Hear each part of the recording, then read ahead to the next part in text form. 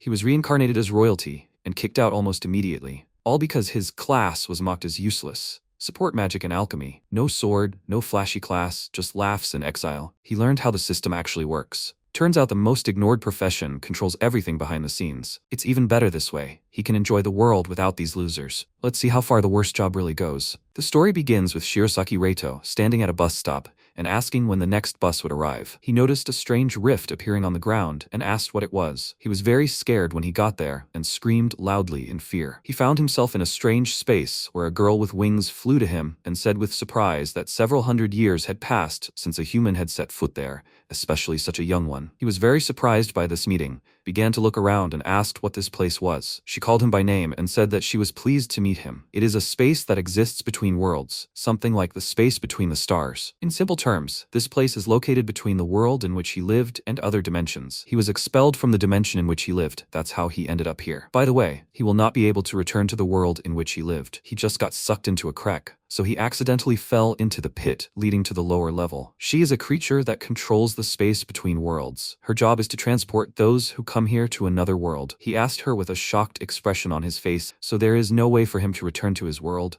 She said that there is no way to do that. I guess you could call it failure. He can consider it an accident. He must try his best in another world. He couldn't believe it and thought that he couldn't even say goodbye to anyone. Suddenly, transported to another world, he clenched his hand into a fist and asked loudly, "What kind of another world is this?" She looked a little surprised by this and asked, has he already made up his mind? Simply put, it is a fantasy world. Does he like RPG games? There are real monsters and different races like dwarves and elves in this world. One more thing. When he is transported to another world, his body will be rebuilt. He started to get very nervous about this and asked loudly what would happen to his body. She said that his soul and memories would remain intact. It was very important that his body adapted to another world. The protagonist felt that something was happening to him and wondered what was happening to his consciousness. She said that if he wanted to know something else about this world, he could call it mentally. She knew everything about it, so he could ask whatever he wanted. He looked at her and asked if he could ask anything. Then what was her name? She introduced herself as Iris and said that she was the one who controlled the space between worlds. If any problems arose, he should not hesitate to contact her. She was usually free, so she could answer him at any time. He lost consciousness, immediately moved to another world, and thought that he heard something. Was that a human voice? He heard people ask loudly, what was that? He should calm down. She should shut up. He got so hopeful when she said it was a boy. However, what kind of rubbish is this? He threw the baby aside, and MC, who had just been reborn, thought his body had shrunk. That's not the case at all. Did he become a baby? The girl caught him and asked loudly and discontentedly, what is he doing? This is his child after all. The man loudly said that it was his fault for putting his hopes on someone like her. She should take the damn child and leave here. She agreed with tears in her eyes, said goodbye and said that she loved him very much. He said in a displeased tone that it was enough. She should leave here. After some time, they were flying on an airship and she asked where they were taking them. The guard standing nearby said that he was asking for forgiveness, but they could not answer. She cried and asked why this happened at all. The guard said that His Majesty said that this child could not become king. He even stated that he did not exist. She said that, however, this is their son. Reito looked at her and thought that so, this means this is his mother. He extended his hand to her and made sounds. She hugged him, asked for forgiveness, and said that everything will be fine. He can go to sleep. He began to fall asleep and wondered what was going on. After some time, he woke up. She noticed this and asked, did he see this? They almost arrived at their new home. Servants met them in front of the house. The butler called her mistress and said that they were waiting for their arrival. She asked with a slightly confused look who they were. He said that they were the ones who were entrusted with this mansion by the king's order. They swear to serve her. She was surprised by this and asked if he really fell in love with this child. He said that he did not know that. They take care of children like her, so she should not worry. No one here will oppress him. He asks her to follow him. They have already prepared a room for him. He fell asleep again, woke up in the morning, and his mother wished him good morning and called him Reito. She said that was his name. He likes it, right? He waved his hands happily and thought that he had the same name as in the previous world. She kissed him on the forehead and said that now they could live peacefully here. She put him in the crib and said that it was time to eat, so he should wait a little. He looked around and thought that it seemed like he had safely moved between dimensions. He still didn't know a lot. He remembered how Iris said that he could ask her if he had any questions. He needed to mentally call her. He did it. She immediately said hello and asked if he could hear her. The protagonist was very surprised by this, and she said that it seemed like he had successfully reincarnated as a human baby. He, with a shocked look, mentally asked where this voice was coming from. She said that he didn't need to worry. They were now in communication mode. Time stood still, so there wouldn't be any problems even if the conversation took a long time. He thought it was now clear why his body wasn't obeying him. He asked where he was now. She said he was in a kingdom where ordinary people like him lived, and this mansion was located on this territory. He was born into a royal family, so he was born in rather difficult circumstances. His father, the king, disliked him and kicked him out of the palace. He asked what would happen to him now. She said she didn't know that at all. He became very worried about this and said loudly that when they first met, she said she knew everything about this world. She said she must have not explained everything properly. It was true that she knew everything about this world. However, he came from another world, so she couldn't see his future with her powers. He calmed down a bit and said that everything was fine because no one knew the future. By the way, why did he understand the speech of this world? She said it was because of a skill called translation. He should try saying the word status. He did this. A system window appeared in front of him, and he asked, "What is it?" Something like a game menu popped up. Iris said that it was a spell called status. All people in this world can use it. He can use it to check his status. The system window showed his name and that his main job was support mage. His secondary job was alchemy. His status was normal, specialized skills,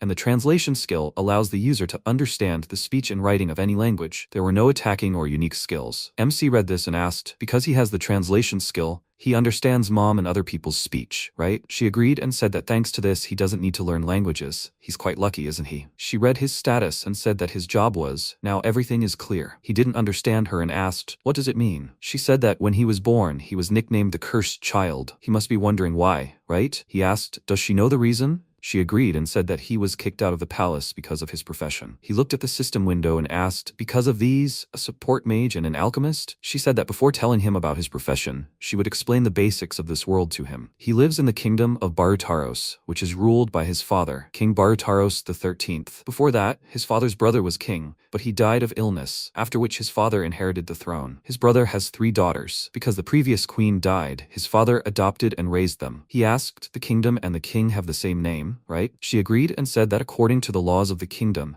the heirs of royal blood bear the name Barutaros. It's not just a name. In the future, he will become the representative of the crown. Moreover, if the king does not have a son, the dynasty will end. All because, according to the laws of the kingdom, men rule it. That's why, when he was born, the king was incredibly happy. The problem lies in his profession. He asked what the problem is. Is it too dangerous? She denied it and said that his profession is too weak. It is too difficult to hone these skills, which is why no one has succeeded. Moreover, compared to other professions, the rate of growth and skill development is incredibly slow. None of his professions have offensive potential, so he can't defeat monsters alone. Even if he joins a party, he won't gain experience. However, everything will improve as he matures. If he tries hard every day and improves his skill, he will be able to take an active role in battle. However, no one has yet managed to reach this level, so such people are labeled as having no profession. He said that his path and bad profession are bad because the king kicked him out of the palace, the heir of royal blood. Isn't that unreasonable? Iris said that it's all because professions play a huge role in this world. In this world, those without a profession are not even considered people. They are humiliated, mocked, but in this world this is normal. What would the inhabitants think if he became king? There would be a rebellion and the kingdom would be destroyed. She's very sorry, but that's the reality. However, he's quite lucky because usually children like him get killed. He said it's good that he knows why his father hates him. He won't worry about the past and will only think about the future. She was surprised by his spirit, and he said that she herself said that people without a profession are not considered human. Do you think he can survive if he doesn't think about the future? She said that it's impossible. Reito asked if she could tell him what to do then. She said that she was waiting for him to say those words. In this dangerous world, it's impossible to survive without strength. She suggests that they study together from now on. He asked if he could become strong. She said that it was up to him. She will give him advice so he can rely on her. He thanked her and said that he relied on her. By the way, he's a child now, so what about food and the toilet? She said that his mother or a nanny would take care of it. He was a child, so he couldn't do it himself, right?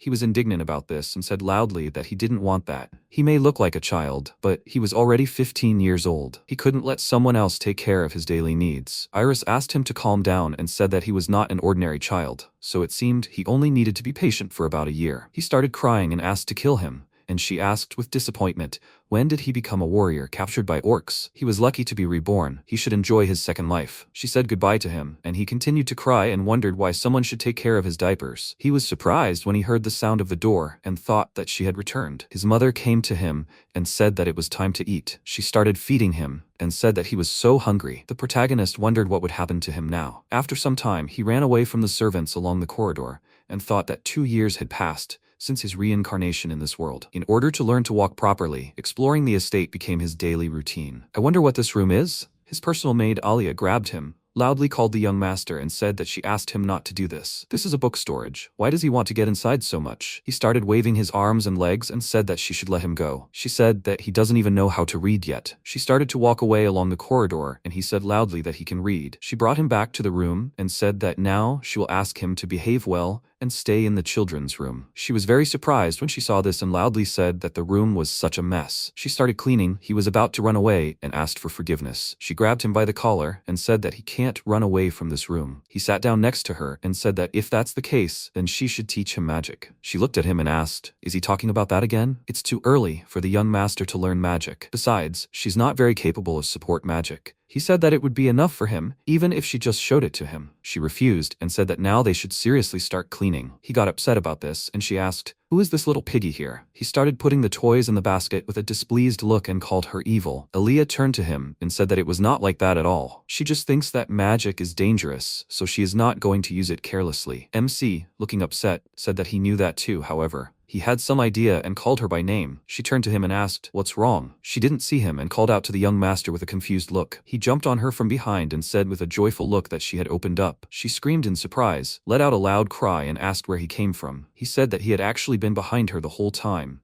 However, she didn't notice it. She said it was funny, but definitely not. He apologized and said that he just wanted to play a prank on her. She said with a thoughtful look that even if for some reason she hadn't noticed, it was strange. She left the room and he sat down on the bed and mentally called out to Iris. She said that, even though she thought he was terrible at impersonating a child, in the end he was having a good time. He used the stealth skill as a joke so that she wouldn't notice his presence, right? He agreed and said that it had actually been a lot of fun. Because of this wretched class, he was exiled from the city, as a result of which he moved here with his mother, Ayla. He doesn't know what will happen next, but one way or another, he got to know this world. Moreover, thanks to her help and advice, he awakened several skills during these 2 years. He looked at the skill system window. It said that Observer increases the limits of his observational abilities. Endurance increases physical endurance. Falling Art reduces damage received by the physical body. Night Vision allows you to see in the dark. Stealth allows you to reduce the user's presence. She said that it was all because skills are simply necessary for life in this world. They must awaken even more skills. He raised his head and said with a tired look that, however, he should always stay in the mansion,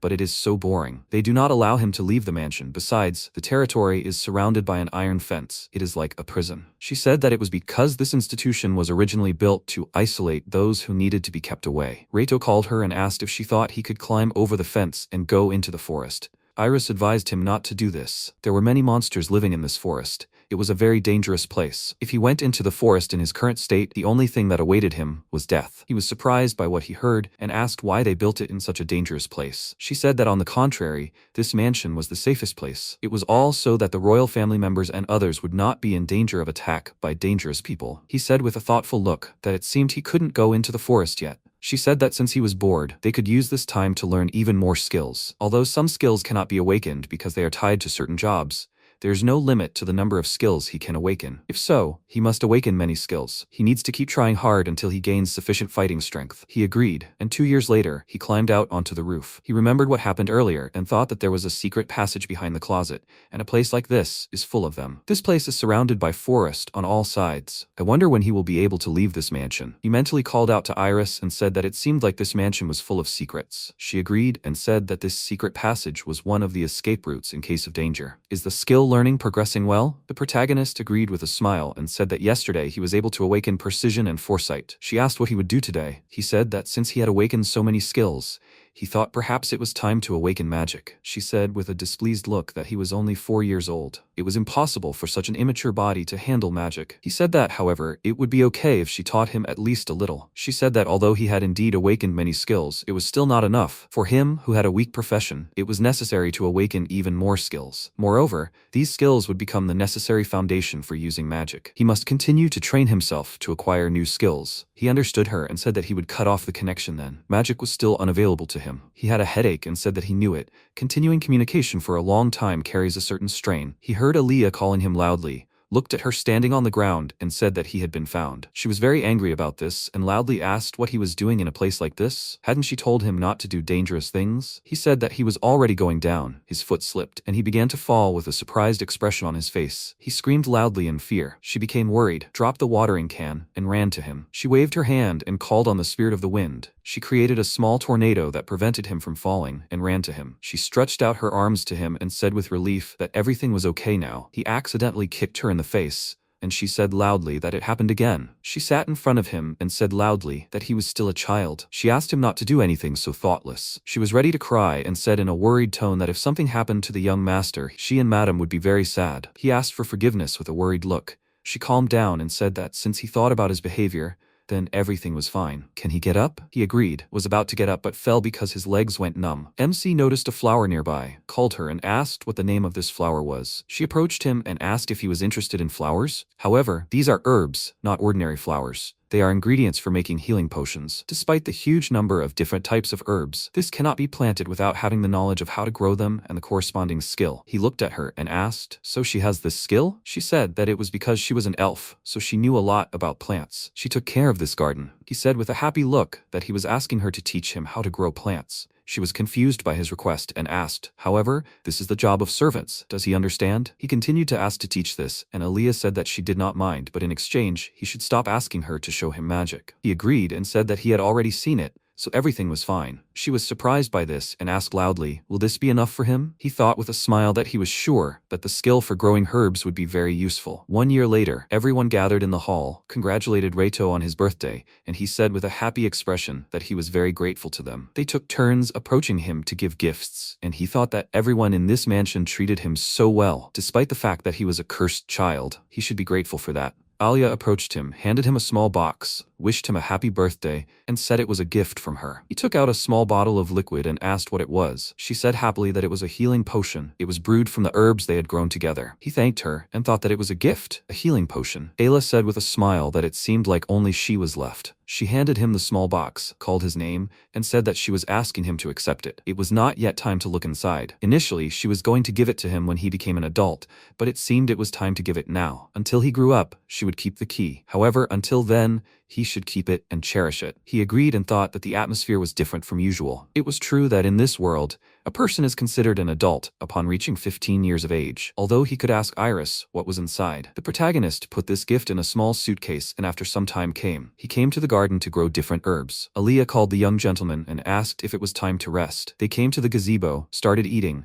and she said that considering everything, it was surprising that he tirelessly took care of the herbs every day. He said that it was because growing herbs was fun. He wanted to grow even more different types of herbs. She said that he was trying hard. That's right. She was asking to be allowed to reward him for his hard work. Does he want to learn the elven game? She played it a lot as a child. He asked what kind of game it was. She drew a triangle for him to stand in and said that the rules were simple. He would win if he could stay inside the triangle without leaving it. She would make it difficult for him, trying to push him outside the triangle, so he should be careful. He needn't worry. The one trying to push him out has no right to physically touch him. She can't use objects either, but she can use magic. She released a stream of wind, which pushed him out of the triangle, and he fell to the ground. She extended her hand to him and said with a joyful look that the young gentleman lost. How did he like this elven game? He took her hand and said that he was against it because he could not do anything. She was using magic, which she did not want to show him. What a child she was. She was embarrassed by this and asked what he was talking about. She had already treated him so easily. MC had an idea. He stood in the triangle and said that he wanted to try again. She agreed, and he thought that this game could serve as special training. He continued to fall because of her magic until the evening, but still continued to ask to play. Alia, with a worried look, told the young gentleman that they should stop there. She apologized for unexpectedly blowing him the first time. He still asked to play again, and she said in a dissatisfied voice that, however, this was the last time. She released a stream of wind. He remained on his feet and thought that after the first gust, he could gradually redirect the wind. She continued to use magic and said that he was quite persistent. In that case, she did not finish her sentence and began to release a stronger stream of wind. He saw a system window in front of him, which said that the combat skill circle block had been learned. He was happy about this, used the skill and reflected the magic back at her. He said with a joyful expression that he succeeded. He was able to reflect the wind. She looked at him with a shocked expression and asked, "What just happened?" Reito said that he was trying to see if he could awaken the skill circle block. She said with surprise that this skill is awakened by fighters. He asked with a puzzled tone, "Is that strange?" She indignantly said loudly that it was very strange. How can a young master with a pathetic profession awaken such skills? He was shocked by her words. Alia realized what had happened. hugged him and said loudly that she was terribly sorry. She didn't know why she said something like that. He hugged her too and said that she didn't have to worry about it. If she continued at the same pace, her clothes would get dirty too. She started crying and said that she was very sorry. He thought with a sad expression on his face that he understood that she didn't mean anything bad. Besides, he understood that she didn't look down on him. However, he also understood that it was difficult to change this situation. The night after that, he lay in bed, called Iris, and said that in the end, she treated him well because he was the king's only son. She said that although it was terrible, it was understandable. If he lost his current position, then no one would vouch for their lives. However, it didn't matter what happened because she would always be his ally, so he didn't have to worry. After these words, he closed his eyes and began to fall asleep. The next day, he was sitting sadly in his room, remembering what happened with Ilya, and called Iris again. She called him and asked if she was okay with giving him advice, but was he sure he wanted it? He said that, to be honest, he was still upset, but he was thinking about something else right now. He needed to become stronger as quickly as possible. She said with a happy look that then she suggested moving on to the next step. The protagonist was inspired by this and asked if by the next step she meant magic. She refused and said that at the moment he still couldn't use magic. However, they should learn the skills that match his profession. She was going to teach him alchemy. For starters, the ability to turn one type of metal into another, transmutation, the ability to freely change the shape of an object, shape-shifting, finally the ability to increase the strength and hardness of objects, material reinforcement. He needed to learn these 3 skills. He was surprised by what he heard and asked if he needed to learn 3 abilities at once. Iris said with a smile that he didn't need to worry. It seems like he'll learn it with ease by the end of the day. He picked up a fork and knife and said how lucky he was to have some metal cutlery in his room. After all, he wouldn't be able to practice alchemy in front of everyone. He thought that besides, he couldn't look Aaliyah in the eye. He needed to start by transforming the material. He closed his eyes, concentrated on the knife,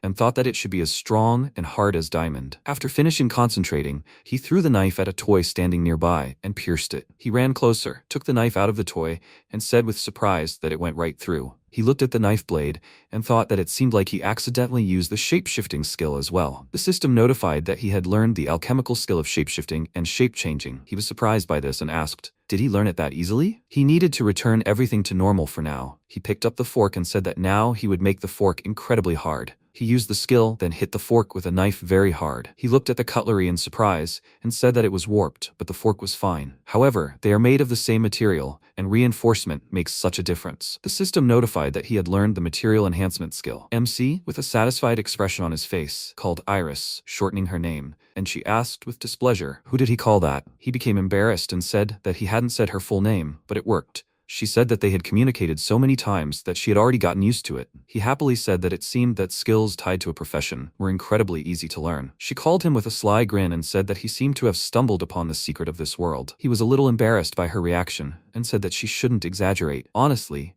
he simply couldn't imagine that this power was as useless as they said. Why are these skills so underestimated? She said that it was true that alchemy-related skills were exceptional, but this power was only temporary. After a certain amount of time, any object altered by him returned to its original form. In his case, the upper limit would be about a minute. In this world, steel is the hardest metal known to man. In other words, the people of this world are capable of creating metals as strong as steel. Reito's attention was drawn to her words, and he said that in the world he lived in, there were many things stronger than steel. She agreed, and said that he, after all, possessed knowledge from another world, and was able to easily create metals stronger than steel. He said with a happy expression that then it was a wonderful profession. She said that, however, magical metals were common in this world. It was much stronger and more durable than steel. Besides, alchemy was based on magic, so the physical abilities of alchemists were weak. In other words, even if he could make a strong sword, he wouldn't be able to use it. He thought that material transformation was much weaker than he thought. He asked, what about shape-shifting and material enhancement? She said thoughtfully that from now on, mastery would become very important. He should open the status window. He did so,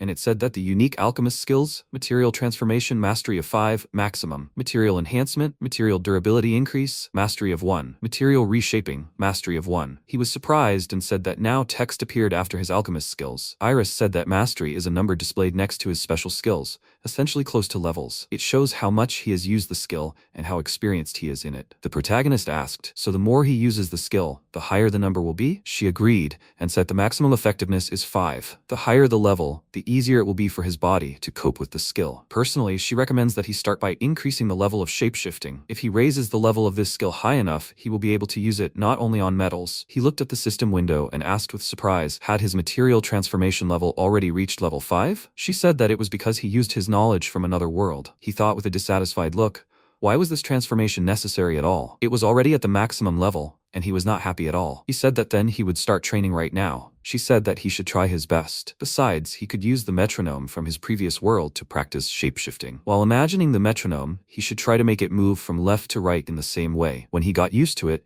then he needed to try moving it faster and with more precision. She was sure that it would help him a lot. He said with a happy look that he would do it now. He closed his eyes, began to concentrate on the knife, and thought that he needed to imagine a metronome and move it from left to right. He noticed that nothing happened and said that he was sure he had imagined everything correctly. However, why is it still smooth? That's right, he will change the material of the knife to aluminum. It is softer and it is easier to bend. He did it and said that everything went as expected. Now, if he continues to imagine a metronome, the knife in his hand suddenly broke, and he said with a worried look that his mother would punish him for it. Wait, can't I use shape-shifting in a situation like this? MC took the broken pieces of the knife in his hand, used the skill, and the broken pieces began to move. He really didn't like this feeling. He put the handle of the knife to it and thought that now, if he put the pieces back together and imagined the knife as it was, he was happy when he managed to restore the knife, and the system notified him that he had learned the special skill correction. He said with a happy expression that now he can break anything and not get caught. And he can also practice on things in the room now. Later, he went out into the garden and put his hands on the ground. Aaliyah noticed him and called out to the young master. He turned to her and she asked if he could go out yet. He happily agreed and said that he was okay now. She went to him and said that she was glad to hear it. He asked her to wait in a worried tone and said loudly that she was not allowed in there. She ran closer, tripped, and fell to the ground. He thought with a worried look that he had dug a hole using shapeshifting, but he could not tell her about it. He came closer and worriedly asked if she was okay. She became very angry and loudly called out to the young master. At the same time, Ayla entered his room, saw his toys, and said that they were all so strange and twisted. She looked out the window and thought that this child must have a lot of weight on his soul. It was quite disturbing. For the next 6 months, he continued to practice his skills. When night fell, Reito approached the locked door and took out a fork. He transformed it into a key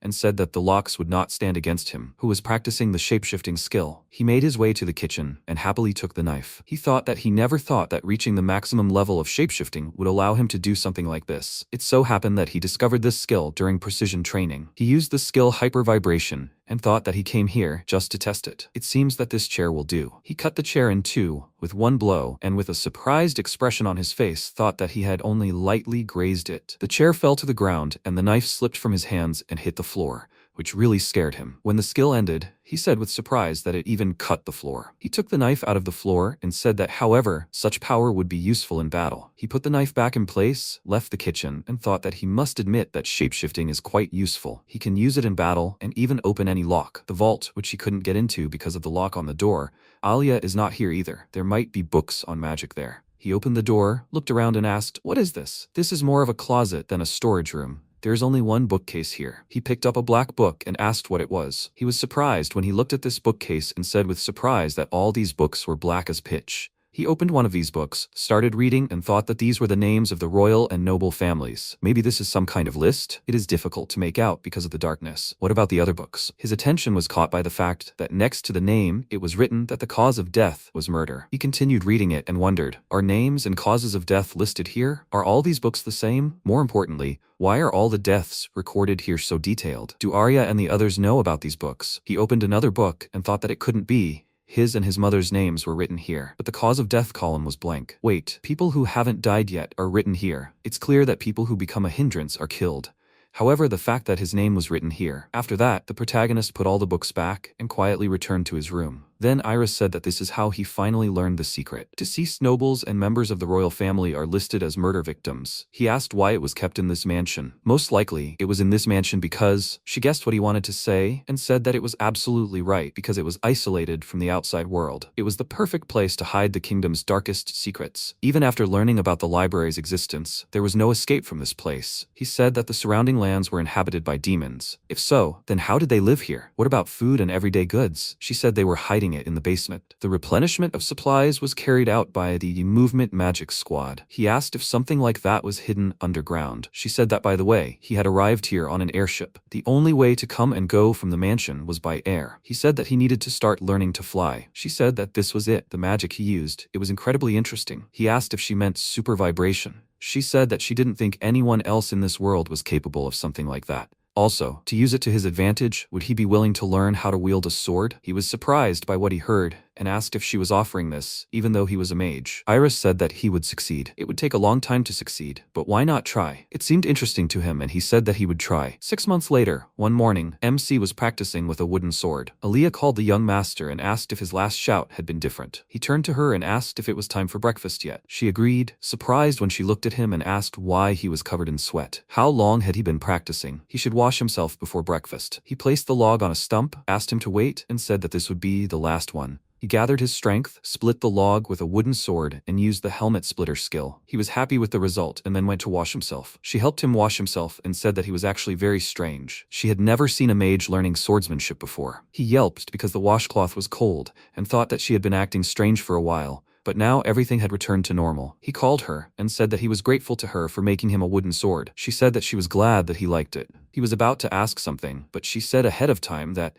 unfortunately, she couldn't teach him fencing because she was a mage. She also couldn't do something so unsightly. They should go to the dining hall. He changed his clothes with a dissatisfied look, followed her, and said that he really wanted to fight. He wanted to test his strength. She turned to him and said with a dissatisfied look that she was asking him not to act like a maniac. After breakfast, Rado returned to the room and said that he was full. How nice to have a good meal after hard work. He called Iris and said that he wanted to ask her about something. He mentally mangled her name, and she asked in a dissatisfied tone, what was he even thinking about? How could he address her like that? He thought with surprise that, indeed, the inhabitants of this world might not understand. She laughed and said that she was a goddess. All the worlds were at her fingertips. She knew a lot about the world he came from. By the way, he seems to be serious about training with the sword. He agreed and said that although he had obtained fencing and helmet splitter, he couldn't seem to improve on it. It felt like he was stuck. She said with a thoughtful look that it would definitely be difficult to practice in the future if there was no suitable opponent. She had an idea and said that until he found a suitable opponent to train with, she suggested learning a new skill. He said that he had thought about it too. What skill should he learn next? She laughed again and said that in that case, since he couldn't wait any longer,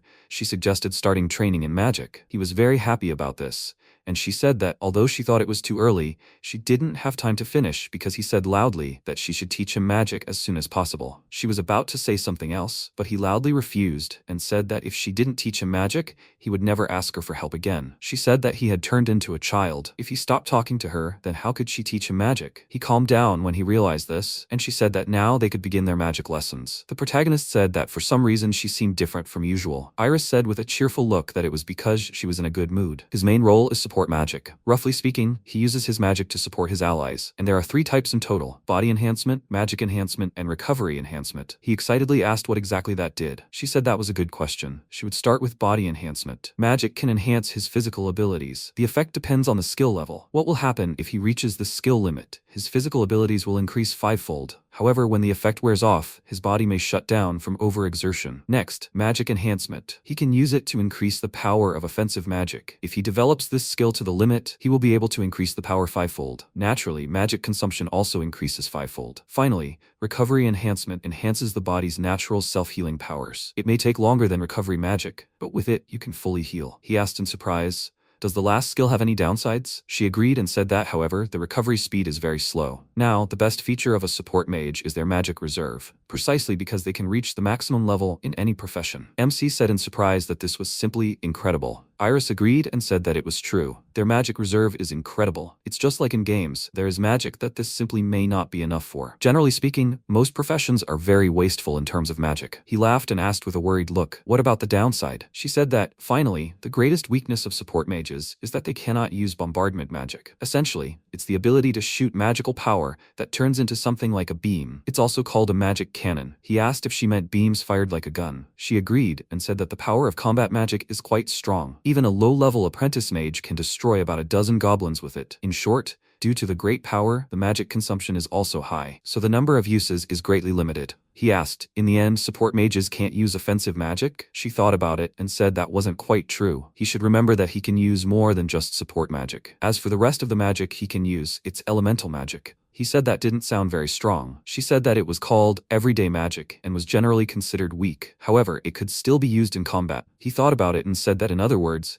support mages could only use magic that wasn't very useful. However, they are unable to use offensive magic, which is the primary strength of mages. so he can't expect much combat power from the elementary magic available to him. Iris agreed and said that although one of the downsides of support magic is the strain on the body, there is a way to cope with it. He happily said that he now understood it. It's a boost. She agreed and said that he could use a recovery boost on himself to reduce the strain on his body. Reito said that he then suggests starting from that. Support magic seems quite useful. She, looking slightly disappointed, said that maybe so, but support mages still can't handle bombardment magic. This unfortunate fact cannot be changed. In this world, support mages are criticized much more than ordinary mages and swordsmen. He said that despite her words, it's not that he didn't have abilities, he still had hope. He thought that the power of a support mage, he was still going to master it. After some time, when he was 7 years old, Alia came to him with a lot of books and said that it was time for a lesson. First, they would begin practicing the alphabet. He called her with a worried look and said that she knew that he already knew how to write. He thought that besides, he had the skill of translation, so there shouldn't be a problem. She said with a serious expression that just because he could write more beautifully than her didn't mean he could slack off. He thought with a dissatisfied look. Didn't she see how much he wanted to learn more about support magic? She said that after he finished with that, they would begin studying the differences between the 6 races. She was about to start reading the book, but the protagonist interrupted her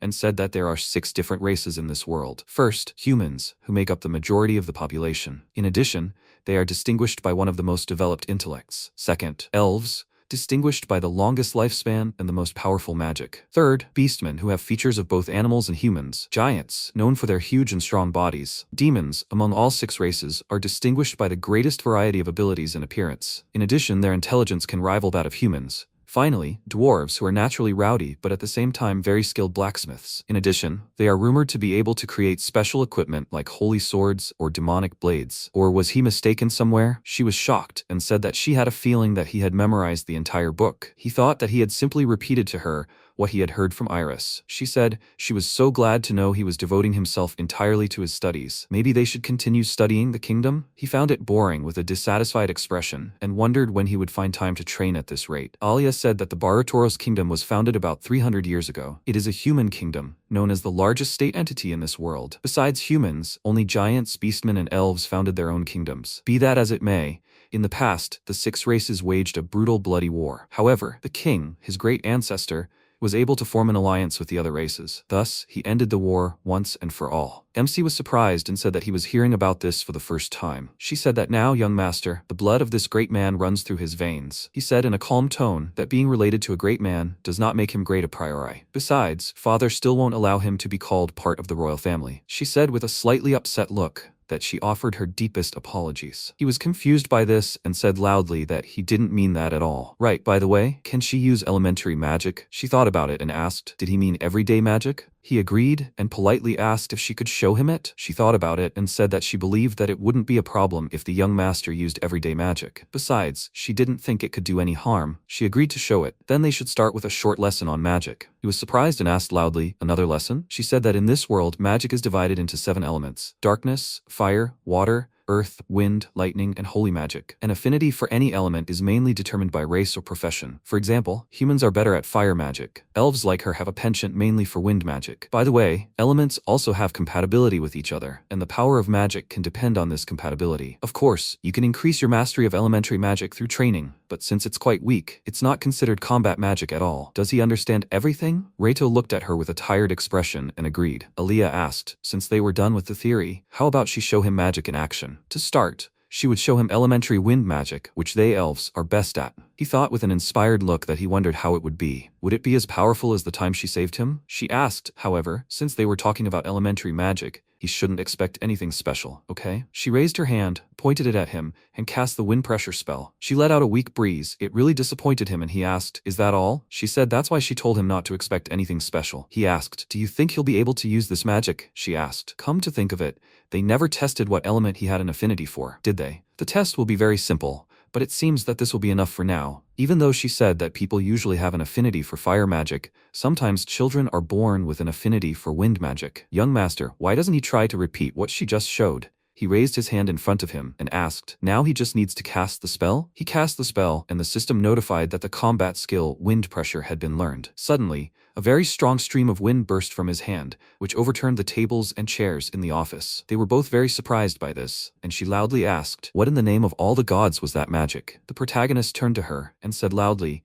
that she hadn't told him that even elementary magic could be so powerful. Aaliyah, with a confused expression, said that usually such power couldn't be achieved even with the inclination, but this magic was no less powerful. He, looking excited, said that now he wanted to see other elements as well. She, looking confused, said that she was sure that the mistress was capable of using fire magic. He ran out into the corridor and said that this was excellent. They would see each other later. She loudly called the young master and said that he should wait. His lesson was still in progress. She didn't have time to finish because she bumped into the closing door. He came into the room where Ayla was and called her. She turned to him and asked what he was doing there. Shouldn't he be in class? He, looking excited, asked if she could show him her elementary fire magic. They were just going over this in class. He was about to say something else, but she understood him and said that it seemed like nothing could be done then. She agreed. She raised her hand in front of her and used the fireball spell. She controlled 2 fireballs around him and asked, he sees it, she can even move it. He also raised his hand in front of himself and said that now it was his turn to try. He also cast the spell and was very surprised when he managed to summon a fireball. She was very surprised by this and asked, can he use it too?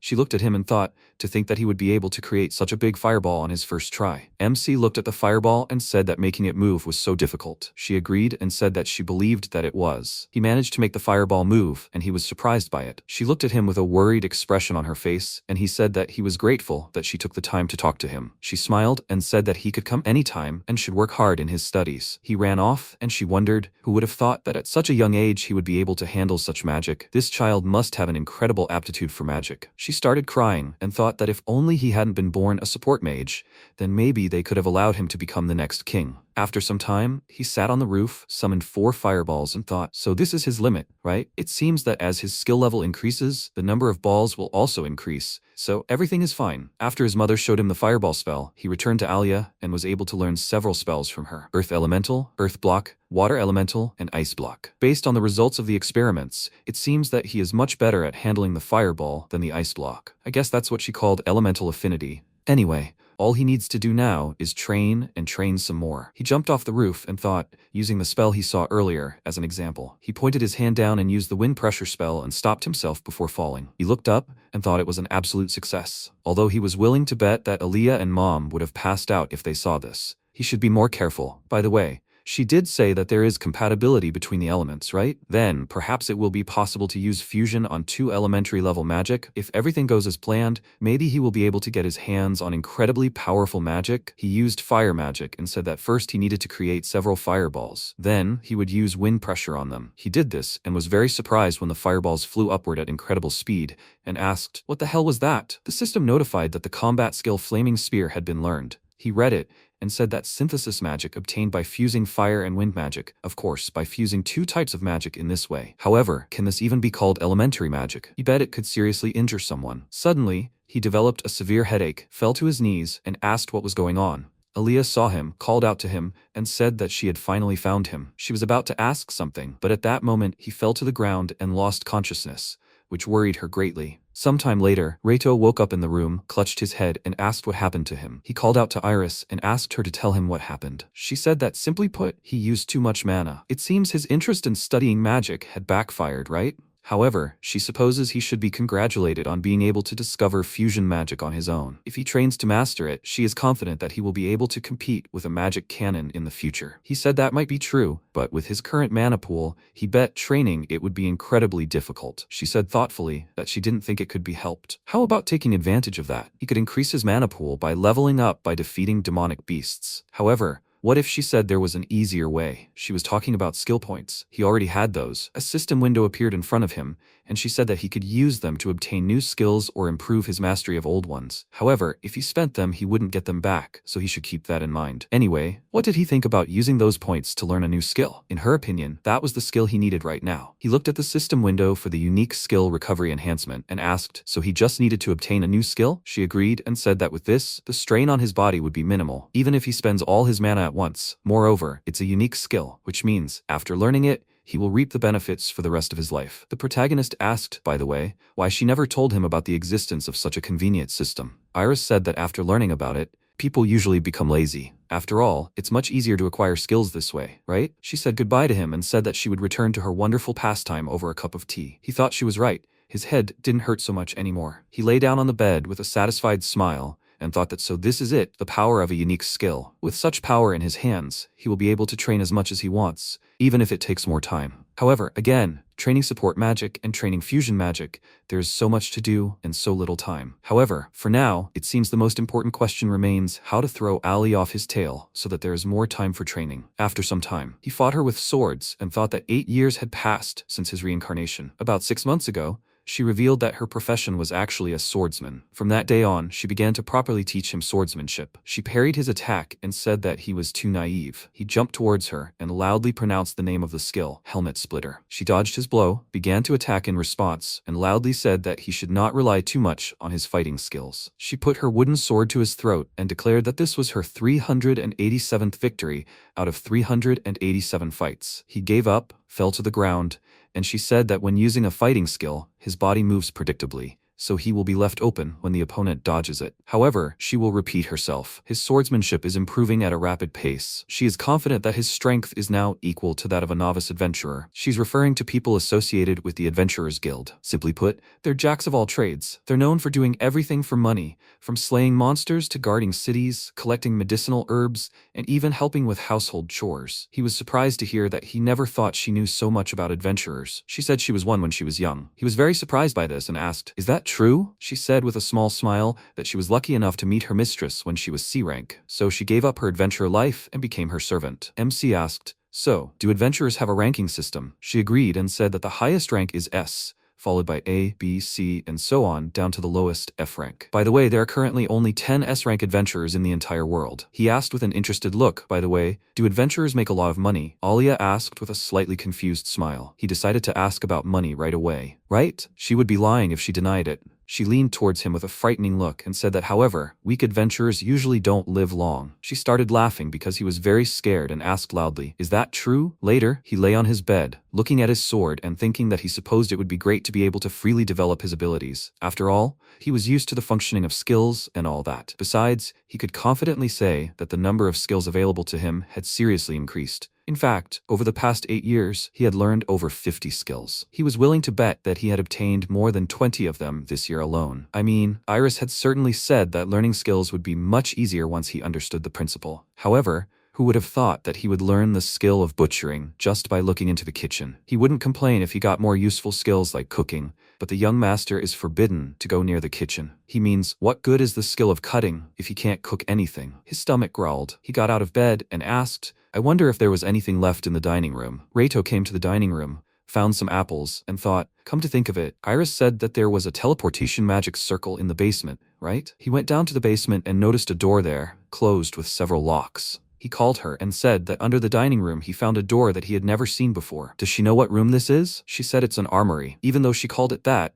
in reality, poisons and murder weapons are stored there. He was surprised by this and asked why such dangerous things would be stored here. She said it was all simple, so they could get rid of the royal family members who were deemed useless here without much difficulty. Now that it had come to this, she felt she was forced to reveal everything to him. There was an assassin among the servants living in this mansion. He was very surprised by this, and she said that when the kingdom decided that his existence was more trouble than good, they would send her an order to get rid of him on the spot that very hour. He understood everything immediately and thought that this couldn't be true. There was only one girl among the servants living in the mansion. He couldn't believe it until the very end and asked if it could really be Alia. She agreed and said that her real professions were a spirit mage and an assassin. She believed that the only reason she said she was a swordswoman was to make him lower his guard. He said that, however, she was supposed to be mother's servant. She agreed and said that, however, she is also a member of the Black Shadow, an organization of assassins who serve directly under the throne. She asks for forgiveness, but she is afraid that in the future she might become his enemy. He asked, however, why is this so? There is no reason for her to become his enemy. She said that unfortunately, the situation would be that his first wife, who was the queen,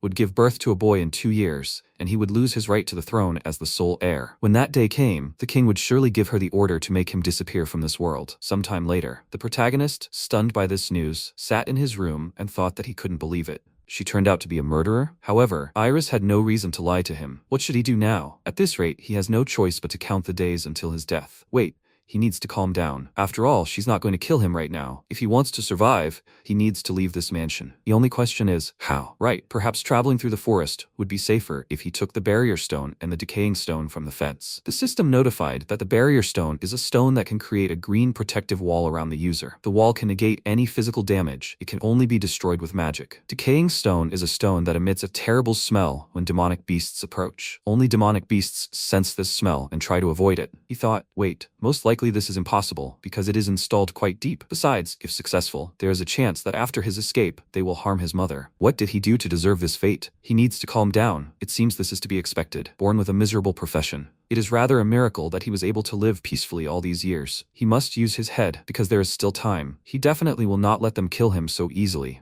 Late at night, MC approached the fence, lit his way with fire magic, and used shapeshifting on the fence. He moved the bars, climbed outside, and thought that now with his skill, he can bend the bars. Besides, he studied and trained enough skills to fight demonic beasts. So tonight, he was going to explore the forest to prepare an escape route. When he had walked a long distance from the estate, he used the night vision skill, which allowed the user to see his surroundings even in the pitch-black night. He also used the silent steps and stealth skills to reduce the sound of his footsteps and conceal his presence. He said that now he really wanted to acquire the presence search skill. He used a skill that increased the user's jumping power. He began jumping from tree to tree and thought it was quite ironic. Who would have thought that the jumping skill he learned to escape from Alia could be used in such a way? He slid off a tree branch, but immediately used the ice block skill to create a foothold for himself. He sighed in relief, looked down, and wondered, is that a goblin? Wonderful. This is an opportunity to gain experience in a real battle. It was just about time to try out his new weapon. Using ice block together with his unique alchemist skill, he would create a weapon that suited him perfectly. He created an ice sword, jumped at the goblin, used the helmet splitter skill, and thought about attacking before it noticed him. He delivered a very strong sword strike as he fell and killed the monster. He was breathing heavily from excitement and asked, so that was a demonic beast? To think that such a creature actually existed in this world. An unpleasant feeling was still crawling on his hands, but fortunately, it didn't interfere with swinging his sword. He heard a sound nearby, turned around, and saw 3 goblins emerge from behind the bushes. They started making loud noises, and he immediately grabbed his sword, looking at them. They began to surround him, and he remembered what Iris said.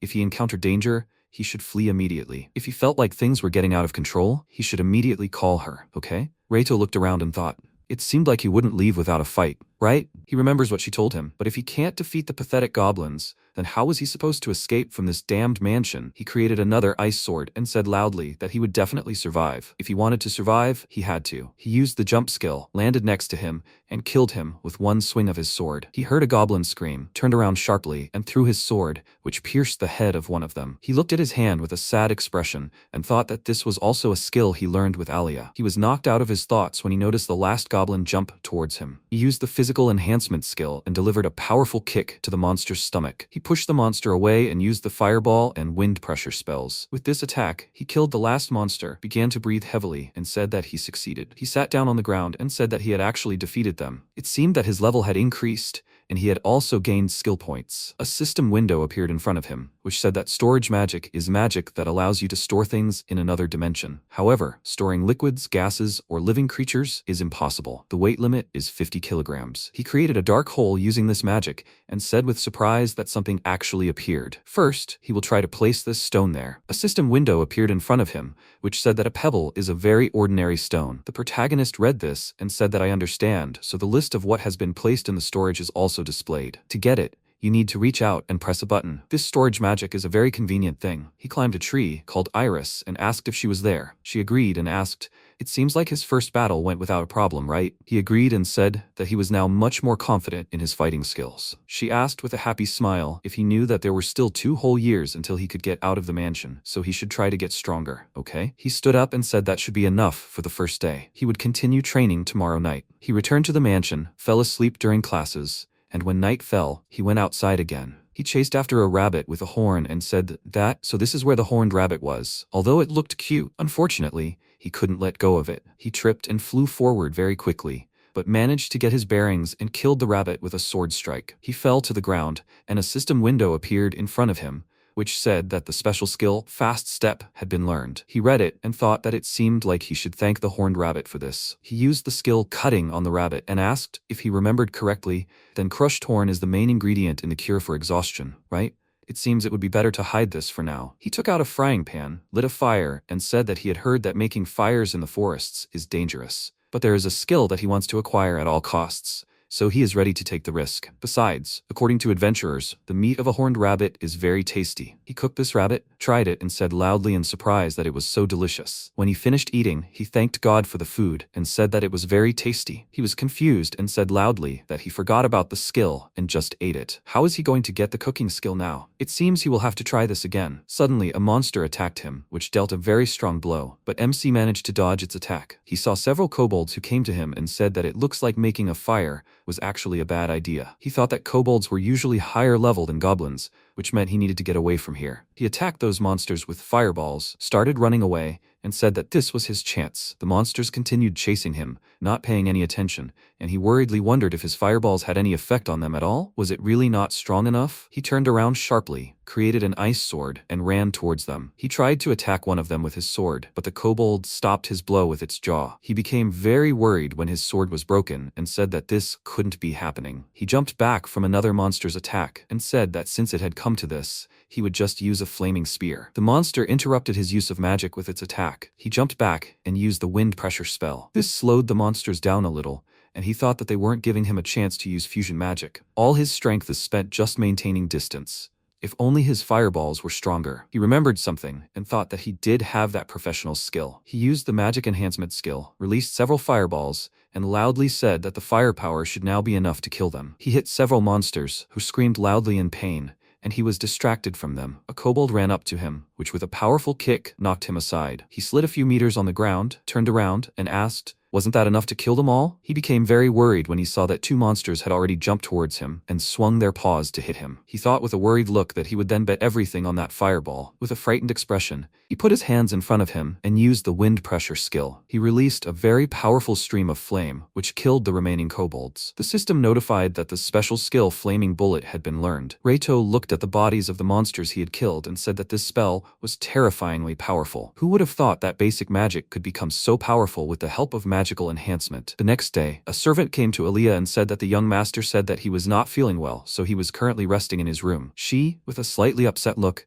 said that she understood and was very worried because he had been acting strange yesterday too. She suggested that they just let him rest today. At the same time, he was in the forest and using the Windblade spell. He looked at the system window with a happy expression and said that it was wonderful. Everything was as he expected. Wind pressure actually evolved into Windblade under the influence of magical enhancement. Now he will have more attack options. So now only Earthblock remains. I wonder what skill it will evolve into? Perhaps into something that allows you to create a deep hole in the ground? He used an enhanced version of this skill, placing his palms on the ground. Suddenly, his hands sank into the ground. He got out and asked loudly, "Are his hands being sucked in?" He looked at his hands in surprise and wondered if this magic really enhanced the gravity of his palms. If that was indeed the case, then using all his strength from the start would probably be a bad idea. He should try something lighter first. He slammed his hand into a tree and was very surprised when he pierced it completely. He looked at the system window and asked, did he learn the punch skill after that? He walked up to a larger tree and said that it seemed like it was time to try out a strengthened version of the earth block without holding back. He broke the tree in half with a powerful punch and was very surprised by it. The protagonist learned the heavy strike skill and said that he had gained another skill. It seemed like he should train this one too then. He started punching a large rock, leaving deep dents, but it wasn't enough. He delivered a very powerful punch and pierced the boulder, leaving a large hole. The system announced that the special skill, Cannon Punch, had been learned. He was happy about this and said that he had acquired another skill. He felt intense pain after this blow and immediately used the skill, Recovery Enhancement. He asked with a dissatisfied look, "So this is what it feels like when muscles hurt?" He never thought that he would punch his own body too. It seems he needs to train even more if he wants to learn all the martial arts skills. Wait, shouldn't he be a support mage? A few days later, he was running around the mansion grounds when Aaliyah called out to him loudly and told him to speed up his pace. He continued running and thought that his life had changed, especially dramatically, after he learned those new skills. The biggest change was that she agreed to train him in martial arts. When he asked her about it, she said with a slightly displeased look that she had already told him that it was for his own good. He was a mage in the profession, so no matter how hard he tried to imitate professions related to martial arts, he would never reach their level. That was why he had no reason to force himself to learn any martial arts skills. He asked if it would be better to train his body so that he wouldn't get sick so often in the future. She said that he was right about that. She understood. Then she would train him the best she could. He thanked her, and now, with a very tired look, he thought, who would have thought that it would be so difficult? Aaliyah called him and said that to start with, she would make him run to train his lower body. So he should run 100 laps around the mansion every day. At the same time, she suggested training his muscles as well. That's why he should constantly wear these weights on his arms and legs. MC took it from her and said that it was quite heavy, but he would do it. She said that he also should not forget about practical training. So he should have a mock fight every day after their classes. He agreed and asked, however, what about her work? She happily said that her main job was to help him in everything she could. This went on for several days, and when they were fighting, she kicked him aside with a strong kick and he fell to the ground. She said that it was great, that's enough for today. He said that their training in the last few days had been a lot of fun for him, so he was very grateful to her. She started to leave and said that they would have another training tomorrow, so he should look forward to it. He watched her leave with a smile and thought that for some reason now, it didn't seem at all that they would have to go their separate ways very soon. She turned around, called him, and said that then they should go back to the mansion. He agreed and ran after her. After some time, he lay in his room and thought that 6 months had passed since their training began. During this time, he somehow miraculously learned 2 more special skills. Now, 10 years after his reincarnation, the day that would greatly change his life was getting closer and closer. Later, many people ran around the mansion and asked, have all the ingredients for the banquet arrived? We need to bring more decorations. We need to place colorful flowers here. Then how about this? He hopes that he will really like the gift this year. I mean, it will be tomorrow, right? The young master's 10th birthday. At this time, Reito was sitting in his room, finished writing a letter and said that it was great. This is just right. I wonder if it turned out well enough? He called Iris. She read it, agreed, and said that everything seemed to be in order. He started packing his things in another space and thought that after discussing everything with her many times, they decided that in order to escape from this mansion, he should fake his own death. He would leave his last will and testament, using shape-shifting to recreate his skeleton from the bones of monsters and move the result to the incinerator behind the mansion, then light a fire there. However, to think that he would have to write down his last will and testament to stay alive. He picked up his letter and said that, besides, he had already gathered everything he needed for the escape. So, it seemed like they would pull it off tonight, right? Iris agreed with a serious expression and said that, after all, his father had already decided to get rid of him. Moreover,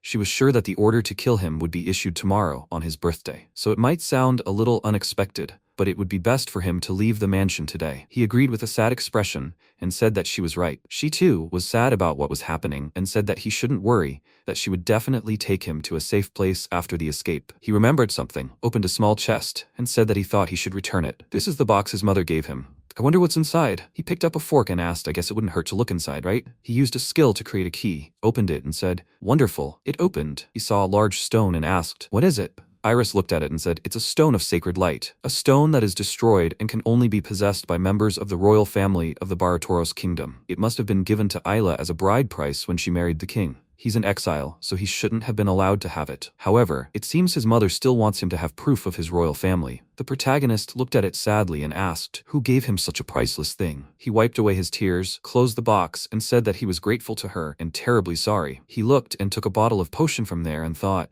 however, was she really going to kill him? He shook his head, trying not to think about it, and said that if he met her now, he would probably start to hesitate. That's why he decided to run away without even meeting her one last time, right? However, this is his last day in this mansion, so it probably won't be a big deal if he takes a last stroll here using stealth, right? He left the room and started walking around and noticed his joyful mother busy preparing for the holiday. He went out to the corridor, noticed an open door and wondered if the door to the vault was open. He got closer, looked inside, and saw Alia there. She stood with her back to him and said in a frightening tone that the order to kill the target had been received. She was starting the mission. He was very scared because of what he heard, looked at her, remembered the past, and wondered if this was really her real personality. He covered his mouth with his hand to hide his presence and ran to his room very quickly. He gathered his things, jumped out the window and mentally called out to Iris. She was also worried about this and said that it was bad. Who would have thought that they would make their move before his birthday? She apologizes.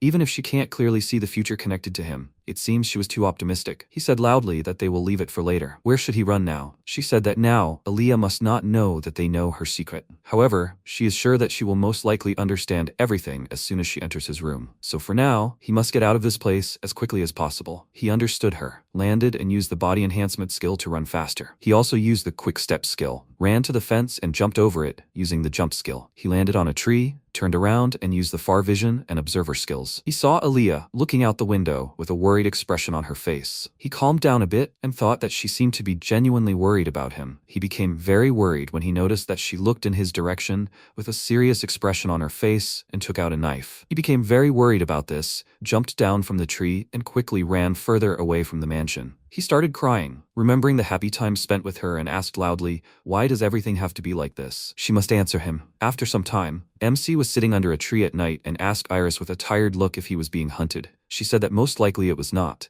They knew that he ran away into the forest. It must have already caused a big commotion. He lowered his head and said loudly that I understand. Aaliyah had already told him the truth. Now he was in the forest and would be able to escape if he was pursued. What should he do now? She said that no matter what, he needed to find shelter for the night. It would take 3 or 4 days to get out of this forest. He thanked her and started to leave. He remembered something, took a potion out of his bag, used it, and thought that if he used this remedy, the chances of encountering monsters would decrease. He looked up and said that it looked like it was going to rain soon. He needed to hurry. At that moment, a heavy rain started to fall. He went to a large tree and said that he would hide here. He used the shape-shifting skill to create a shelter and said that he easily created a cave. Alchemy skills are of course a very handy thing. A white wolf came to him, which surprised him very much. The wolf sat down next to him, began to shake off the water, and barked with a friendly look. The wolf began to lick Rado. He laughed and said that he was so friendly and not at all scary. He called Iris and asked what they should do. She said that it was the great white wolf. He was the son of the Lord of the Forest and lived alone since his parents were killed by monsters. He doesn't show caution at all because he doesn't show hostility. Basically, all the living things in this forest, with the exception of hostile creatures, are one big family. Weak creatures are forced to band together and coexist in order to be able to fight back. It seems that because this little one lost his parents, he was raised by elves. He said that even in the forest of monsters, the elves tried their best. She said that even so, the elves disappeared from the forest. By the way, they lived nearby. He was inspired by what he heard and asked if there was at least one house left there. She thought about it and said that it was more of a converted cave than a house. He asked if it should be better there than here, right? He offered to take a look at it. He looked outside and said that it seemed like the rain wasn't that heavy. He put on his hood, walked in the right direction, noticed that the wolf was following him, and thought that it was following him. They came to a waterfall, and the wolf immediately went to the water. He followed him and thought that there was an entrance behind the waterfall. They entered a cave and saw that there was a lot of different furniture inside. The protagonist looked around and said that people actually, or rather elves, lived here. He lit a lantern, sat down on the bed, and said that it was not so dusty here. They must have lived here not so long ago. He likes it. It would be nice to make this cave his base. The wolf barked and threw the plate near his feet. He asked, "Is this his food bowl and is he hungry?" He opened subspace and said that he had something wonderful. He put the food in the bowl and said that he can take some. It is dried meat. He watched with a smile as he ate and thought that he was remembering his dog from a past life. He started stroking his head and said that they were both lonely. It was very sad to be alone. He really couldn't go back. He sat down on the floor. Tears started flowing and he asked if he would stay with him. The wolf started rubbing against his face and barked, which made him happy, and he said that was it. He would call him the same. He called him Uru and said that from now on that would be his name. He looked out and said that the rain had stopped. He suggested using this opportunity to get him breakfast. Now he relies on him. They went further into the forest and the wolf chased a boar. MC was sitting in a tree watching this and took out his bow. Uru bit the boar to slow it down. He aimed and hit the boar in the head with an arrow. After that, he came down to him and said that he did well. The boar hunt was a success. He took out a knife and said that he would butcher this carcass and he would guard it. He thought that 2 years had already passed since he lived here. The reason why he still lives here is because, according to Iris, as soon as he escaped from that place, he was declared a criminal and accused of treason, with a large reward for his head. It seems they have already hung a poster with his portrait all over the Baratoros kingdom. Even now, after 2 whole years, they still have not lifted the bounty on his head, so he has no choice but to continue living in the forest. He finished butchering the boar and said that they will leave the rest as food for other monsters. Today, they will have boar meat casserole. As soon as they return, he will immediately start cooking. When they returned to the cave, Uru began to eat meat from a bowl, and Reito was preparing food. He began to eat it and said that the cooking skill is very useful. If they had miso, he would have made miso soup with pork. He thought with a thoughtful look, I wonder if he could make miso soup with this skill? He felt someone's presence and thought that there was someone at the entrance to the cave. He feels the presence of some creature. Apparently his observer skill worked. He feels that there is a monster there. A goblin entered the cave, who brought some fruits in his hands. He calmed down and asked why he came so suddenly. This scared him. The goblin handed him the fruits and he said with a joyful look that today they have Rico and Min fruits. Then he started to take the fruits away and said that he should wait a little. He threw the goblin meat wrapped in cloth and said that this is today's meat. The goblin was very surprised by this and started to say something, and he looked at it and said that this time it is boar meat. He raised it over his head with a joyful look, and with a small smile he remembered the past and thought that he had met this goblin a year ago. That day, he and Uru, wanting to get orc meat, went hunting. They encountered an orc attacking a goblin, and since their goal was to get this meat, they killed him. As a result, this saved the goblin's life. The next day, this goblin showed up with fruit in his hands. He held out this fruit, and he asked with a puzzled look if he should take it. The goblin gave the fruit and ran away. The protagonist thought that he began to come often with different fruits and vegetables in his hands. What to do with this? They only do what they take, fruits and vegetables, and this is bad. If he were bad, he would have smelled it. The next time, he handed him the meat and said that he was giving it to him, even though it was left over. The goblin was happy about this, and he thought that in this way he began to give him fruits and he meat. It looked like they were making an exchange, and he immediately runs away. By the way, in the area, he had never met a single goblin except him. I wonder what this could be connected with? Besides, he only brings fruits and vegetables. When the orc attacked him, he was also alone. Maybe he got lost and leads a lonely life. Perhaps he does this only in order to get the meat of those monsters that he is unable to hunt. Perhaps he is as lonely as he is. He noticed Uru, who approached him and asked if he was already awake, worried. The next day they went hunting again. He finished cutting up the prey and said that this time their prey was a horned rabbit. They returned to the cave and he said that today they would have a feast again. The wolf sensed something and began to growl angrily, and he asked what happened. They entered the cave. He was very surprised by what he saw and asked if their home had been destroyed. Who had done it? He began to look around, noticed a fruit lying on the floor, and thought that all of yesterday's fruit had been eaten before going hunting. Does this mean these are new fruits? Had the goblin really brought them? He looked at the wall and thought that judging by the tracks, it could be assumed that a monster of enormous size had left them. He touched the ground, noticed blood, and wondered if this was really goblin blood. Uru barked loudly, and MC turned to him and asked if he had found the trail of the monster that had caused this mess. He used his skills to run faster, and they ran along the trail together. The wolf stopped in front of a large tree, began to growl, and loudly asked, "Is he here?" He started barking, standing nearby with a serious expression, wondering what kind of monster this was. A huge bear came out from behind this tree. He was shocked and called Iris. She said it was a blood bear. It is also called a red bear, and it is level 3. He asked if monsters also have levels. She said that monsters have a total of 5 levels according to their danger level. Level 3 is the middle level. Unless he is a high-ranking adventurer, it will be very difficult for him to deal with it. This means he must be incredibly strong. This bear is the most disadvantageous opponent for him. However, he has a chance to kill it if he strikes first. He looked at the angrily growling bear and said that he seems to be in trouble. The monster launched its attack and attempted to strike the protagonist. Reito miraculously dodged and exclaimed in amazement, an incredibly monstrous blow, to be expected from a level 5 monster. The protagonist fired an arrow from his bow at the enemy. The bear angrily deflected the arrow, which hadn't even hit him. MC thought, normal weapons aren't working then. He can't escape this battle. He just needs to use that magic like he did back then. He waited for the enemy to attack and activated fireballs, summoning a fiery spear. The monster took the blow and, roaring loudly, barely parried it,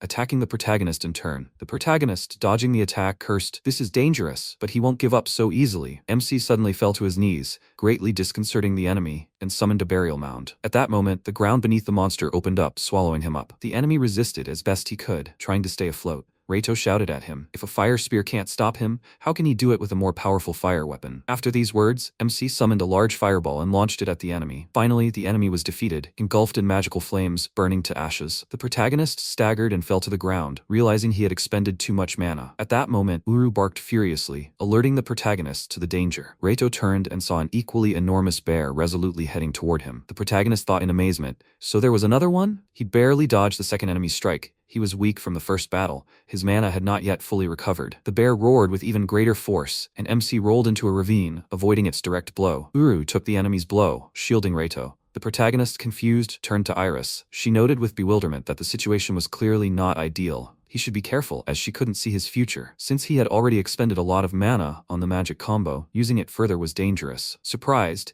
he asked her how she would order him to fight. Iris told him, how about defeating the enemy with the skill he mastered best, swordsmanship. Of course, his sword wouldn't be quite ordinary. The protagonist repeated after her, perplexed. An unusual sword? He rushed toward the wolf, activated enhanced recovery, and told his recovered ally to hold on. The protagonist activated healing the fatal wounds on his comrade's body. After that, MC thought he needed to concentrate his magical power to create this unusual sword. He turned to Uru, begging his forgiveness, and added that he had a favor to ask. Could he help distract the enemy by running around him? He would then deliver the final blow. Could he handle it? Uru barked and rushed toward the monster. Reito thought Uru's speed should be more than enough to evade the enemy's attacks. The protagonist's ally began fulfilling his companion's request, running at high speed around the bear, successfully dodging its deadly attacks. The protagonist concentrated.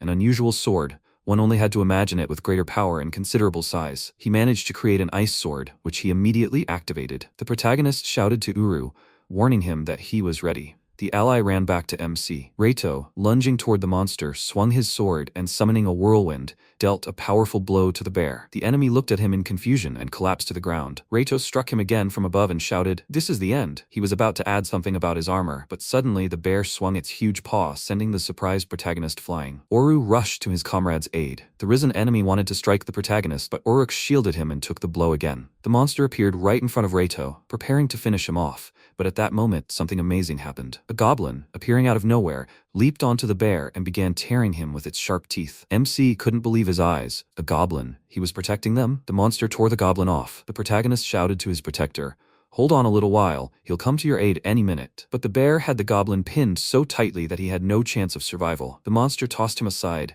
and the protagonist looked in horror at his dead, unexpected helper. Reito was overcome with such rage that he lunged at his opponent, activating his weapon and delivering a flurry of blows, barely even realizing what he was doing. The monster tried to attack him back, but MC was already unstoppable. He deftly dodged his opponent's blows, attacking back. At one point, he felt Uru tugging him from behind by his clothes. When the protagonist recovered from his anger, he was surprised to see the defeated monster. Looking at his friend, he hugged Uru and thanked him. Then they both approached the goblin. MC leaned over, stroked him, and sadly said, "He saved them, and apparently, he saved their home too." Holding back tears, Reito removed his cloak, wrapped the goblin around him, and cradled his body in his arms. Unable to contain himself, he burst into tears and asked the goblin for forgiveness. Because of him, he had lost his life. Uru shared his master's pain. After some time, the protagonist returned home, buried the goblin, and began training. He had to become strong so he would never lose something important to him again. The protagonist practiced swinging his sword over and over again, but at one point, his hand began to hurt. MC cursed and declared that he still wasn't strong enough to use his skills with a large sword. At that moment, Uru appeared, carrying a rabbit in his jaws. Reito exclaimed gratefully. He had caught the prey. This was very impressive. Taking the prey, the protagonist looked at the goblin's grave and firmly declared that to become stronger, he must eat a lot and gain strength. And so he lived in the forest for 4 years, training vigorously every day. Faced with another opponent, a wild boar, the protagonist raised his sword,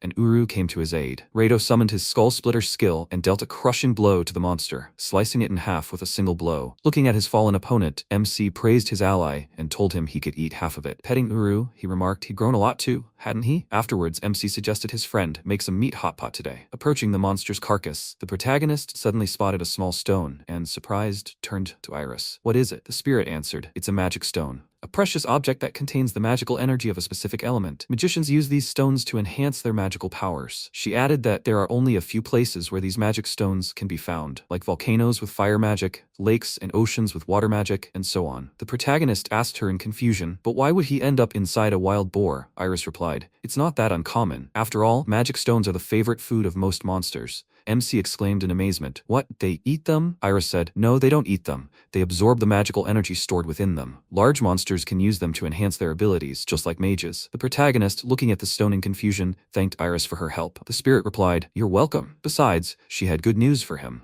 There was no longer a bounty on his head. He was finally free. The protagonist couldn't believe it. Could it really be true? Iris continued, "It seems the kingdom has declared him dead, as he had been missing for 4 years. MC happily thought, now they can finally go down to the village. Suddenly he remembered and exclaimed, "He has no money at all." Iris asked him, why doesn't he just visit the nearest village and sell the monster materials and herbs he'd collected? Since he has the skill to mix ingredients, why doesn't he make a healing potion or something? He repeated in surprise, "Make medicine." Reito hesitated. Iris told him not to worry, he could take Uru with him. If he put a collar on him, he'd look like a normal dog, right? The protagonist exclaimed in relief. Right? He shouldn't abandon him? He was so glad about that. The protagonist turned to his friend and suggested they prepare for the trip to the village. After getting the necessary items from storage, MC and his ally exited the cave. They approached the goblin's grave, recited a prayer, and set off. MC mounted Uru, and they raced forward. After a while, Reito exclaimed in both surprise and joy. They had truly emerged from the forest. Iris said there was a village somewhere around here. They should go there first. Uru expressed his agreement with his decision. After a while, the protagonist said, "Here's the settlement." Upon entering the village, he muttered in confusion, "It's completely devastated." Iris was right. This village had been destroyed by a squad of goblins,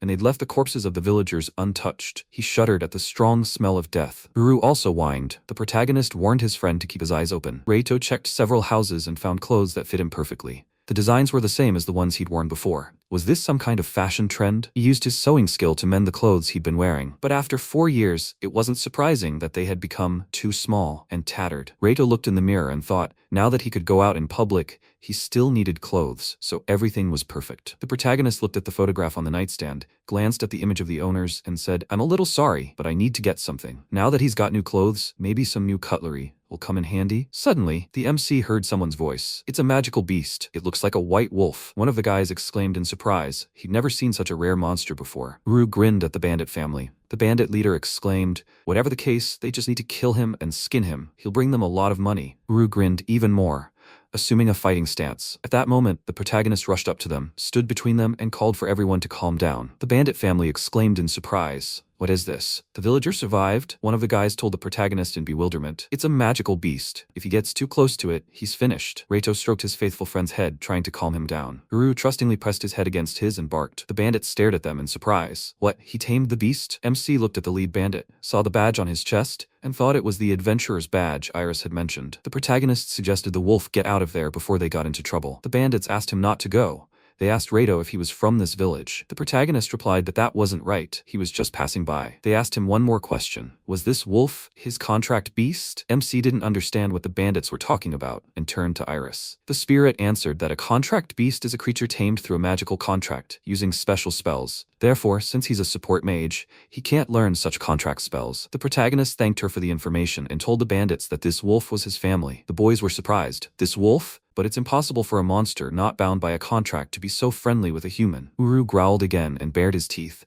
The bandits flinched and retreated to a safe distance. The protagonist began to calm his comrade again, and Uru whined pitifully. He told the bandits out loud that he thought they were done here. The bandit leader stopped him and clarified. He meant to say that he wasn't bound by a contract with this wolf, right? MC responded impatiently. He'd already said they were family. The bandits grinned maliciously, drew their blades, and the leader said that in that case, he saw no problem in taking the wolf from him. One of the bandits added that the materials from the white wolf were quite rare, so let him give it to them. Reito readied his bow and arrows and assumed a fighting stance. The leader laughed and exclaimed how battered his bow and arrows were. He was a poor man who couldn't even afford a decent weapon, right? It was the first time he'd seen a guy with such a battered, homemade weapon on his back. The two bandits also laughed, noting that he looked weak. If he quietly and peacefully handed over this wolf, they would spare his life. The protagonist exclaimed irritably, "What an interesting development." Uru whined behind him. The protagonist turned to Iris and asked her if she thought he could defeat these adventurers. The spirit replied that they weren't actually adventurers at all, just a family of bandits pretending to be adventurers, so he should be able to handle them without much trouble. The MC was surprised. Bandits? What about their badges then? Iris told him they simply stole them. In fact, there's a bounty on the leader's father's head. If he catches him and turns him over to the royal family, he'll get a reward. Reito repeated in surprise. A reward? He let go of his bow and bowed his head. The gang leader exclaimed maliciously. It looked like he'd given up. The protagonist stretched out his hands and summoned a fireball. The bandit laughed. What did he just say? What kind of fake, entry-level magic is this? He can't do that. The protagonist activated his firepower and directed it at the criminals. The bandits immediately collapsed to the ground. The leader cursed in amazement and wheezed. Isn't that supposed to be entry-level magic? The protagonist told him in surprise. He's pretty tough. The bandit leader jumped to his feet and angrily shouted at him. Is he making fun of him? At that moment, Uru stepped forward and slapped him in the face with his paw. The leader fell, and the wolf pinned him to the ground with both paws, knocking the criminal unconscious. MC praised his friend. He'd done a great job. Then Reito looked at the bandits and said, actually, those three weren't much trouble. Now, how was he supposed to carry these guys? A short time later, the royal party was on their way. A lookout reported to a princess named Nao that smoke was rising from the village ahead. The girl was surprised. Hadn't it been completely destroyed? The lookout replied, perplexed. That's how it should be. The princess exclaimed, then there might still be survivors. She gave her party the order to advance, and they galloped toward the spot where the smoke was coming from. Meanwhile, the protagonist and Uru loaded the bound bandits into a cart. The protagonist said, now they'll be able to get them all to town. It's good they found a cart. He turned to his comrade and said, the cart looks pretty heavy. Will he be able to handle it? The wolf barked happily, letting his master know he would do it. MC shared with his friend that Iris had told him there was a fairly large city to the north, where he could hand the bandits over, so they needed to get out of here. At that moment, he heard a strange sound and was surprised to notice it sounded just like horses. Now and her squad approached them, and the knights surrounded MC. Reito was confused. The princess had ordered him not to move. She pointed her sword at him and sternly asked him what he was doing here. And why were those people in the carriage tied up? MC and Uru looked at her in surprise. The girl impatiently exclaimed, "Hurry up and answer her questions. Depending on his answers, they might even arrest him." The knights immediately pointed their swords at him. The protagonist turned to Iris. The spirit answered,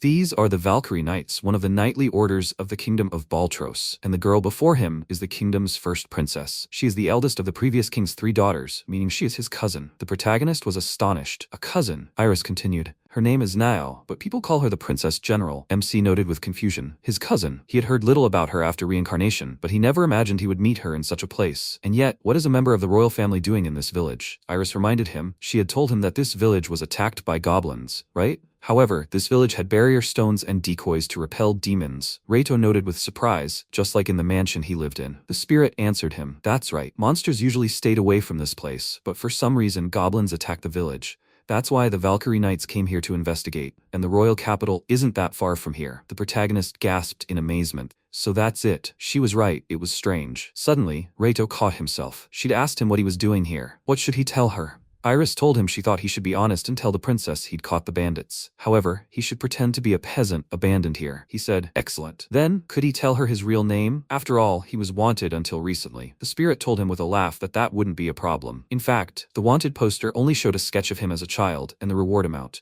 His name was never mentioned. As a member of the royal family without a proper profession, his birth was a well-guarded secret of the kingdom. Even the daughters of the previous king were not informed of his existence. And since there are no surviving villagers here to disprove his alibi, the knights won't know he lied to them. If he gets into trouble again, let him call her again. The protagonist sighed and told the princess his name, adding that he was from this village. Now repeated his name and asked him if he was the only surviving villager. The protagonist replied that he was. A few days ago, their village was attacked by a band of goblins. He narrowly escaped, but with nowhere to go, he was forced to return to this village. The princess said, "Okay, so what can he say about the bound people?" Reito exclaimed, "They're bandits. They were trying to steal something from the village, so he had to stop them." Nao looked at him thoughtfully and chuckled. Her lookout turned to her and whispered something in her ear. After this, the princess spoke to the protagonist. He said he was a peasant, but what was that wolf next to him? The protagonist replied that the wolf was his family. He'd taken care of him since he was a puppy. He would never attack anyone. Uru whined and pretended to be happy. Nao said, "That's understandable. It's just that he's a pretty big wolf." MC buried his face in his friend. The princess looked at them intently and asked the protagonist, "But he's the only remaining peasant, so how did he manage to survive?" He replied that he was wandering the steppes. The princess was surprised. The steppes? And no monsters attacked him? The protagonist pointed to Uru and said he was protecting him. The girl persisted. Couldn't that big wolf have taken care of a squad of goblins? Just don't let him tell her that he didn't even fight, abandoned the villagers, and simply ran away? MC, taken aback by her insistence, turned to Iris. The spirit prompted him to explain everything exactly as she'd told him. Reito explained that there was a small cave near the village.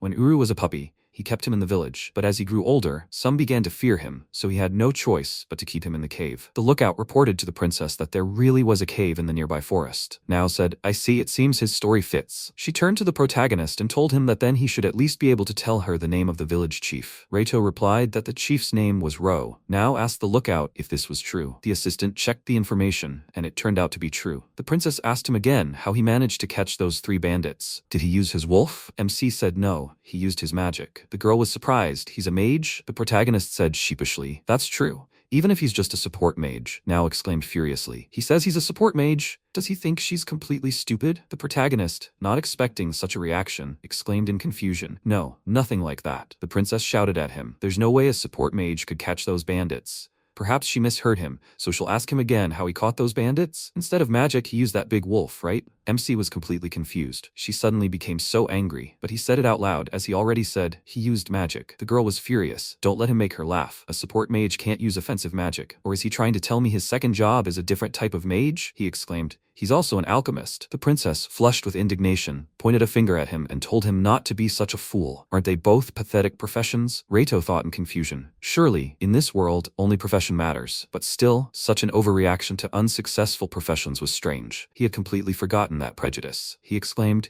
even a support mage can use magic. He might not be able to use volley magic, but he's capable of basic magic. The princess became embarrassed and more calmly said, Of course she knew that, but what good was everyday magic? Reito replied that, in fact, everyday magic could be used offensively too. If he proved it to them, would they finally believe him? The princess smiled and said, very well. Let him try demonstrating it on the barrel lying around here. He turned to Iris and asked her how much magic he'd have to use to convince them to trust him. The spirit told him not to use anything too outlandish, or it would be suspicious. About 10 fireballs would be enough to convince them. The protagonist replied that he understood and activated his fireball skill. Fireballs appeared next to him. The knights were surprised. So many at once? That was ridiculous. The protagonist exclaimed, what's wrong? Nao told him that if that was all he could do, he hadn't convinced her. Reito said, he begins, and launched his fire strike at the target, as the princess had requested. The barrel erupted in a brilliant flame, and Nao stared in amazement. The Valkyries were also amazed by what they saw, perplexed. It was simply astonishing, unbelievable. Was this actually elementary magic? The guard turned to the princess and told her that it seemed this guy was telling them the truth. Nao answered her. She already understood it. The girl turned to the protagonist and said, okay, it's true that with the level of magic he demonstrated,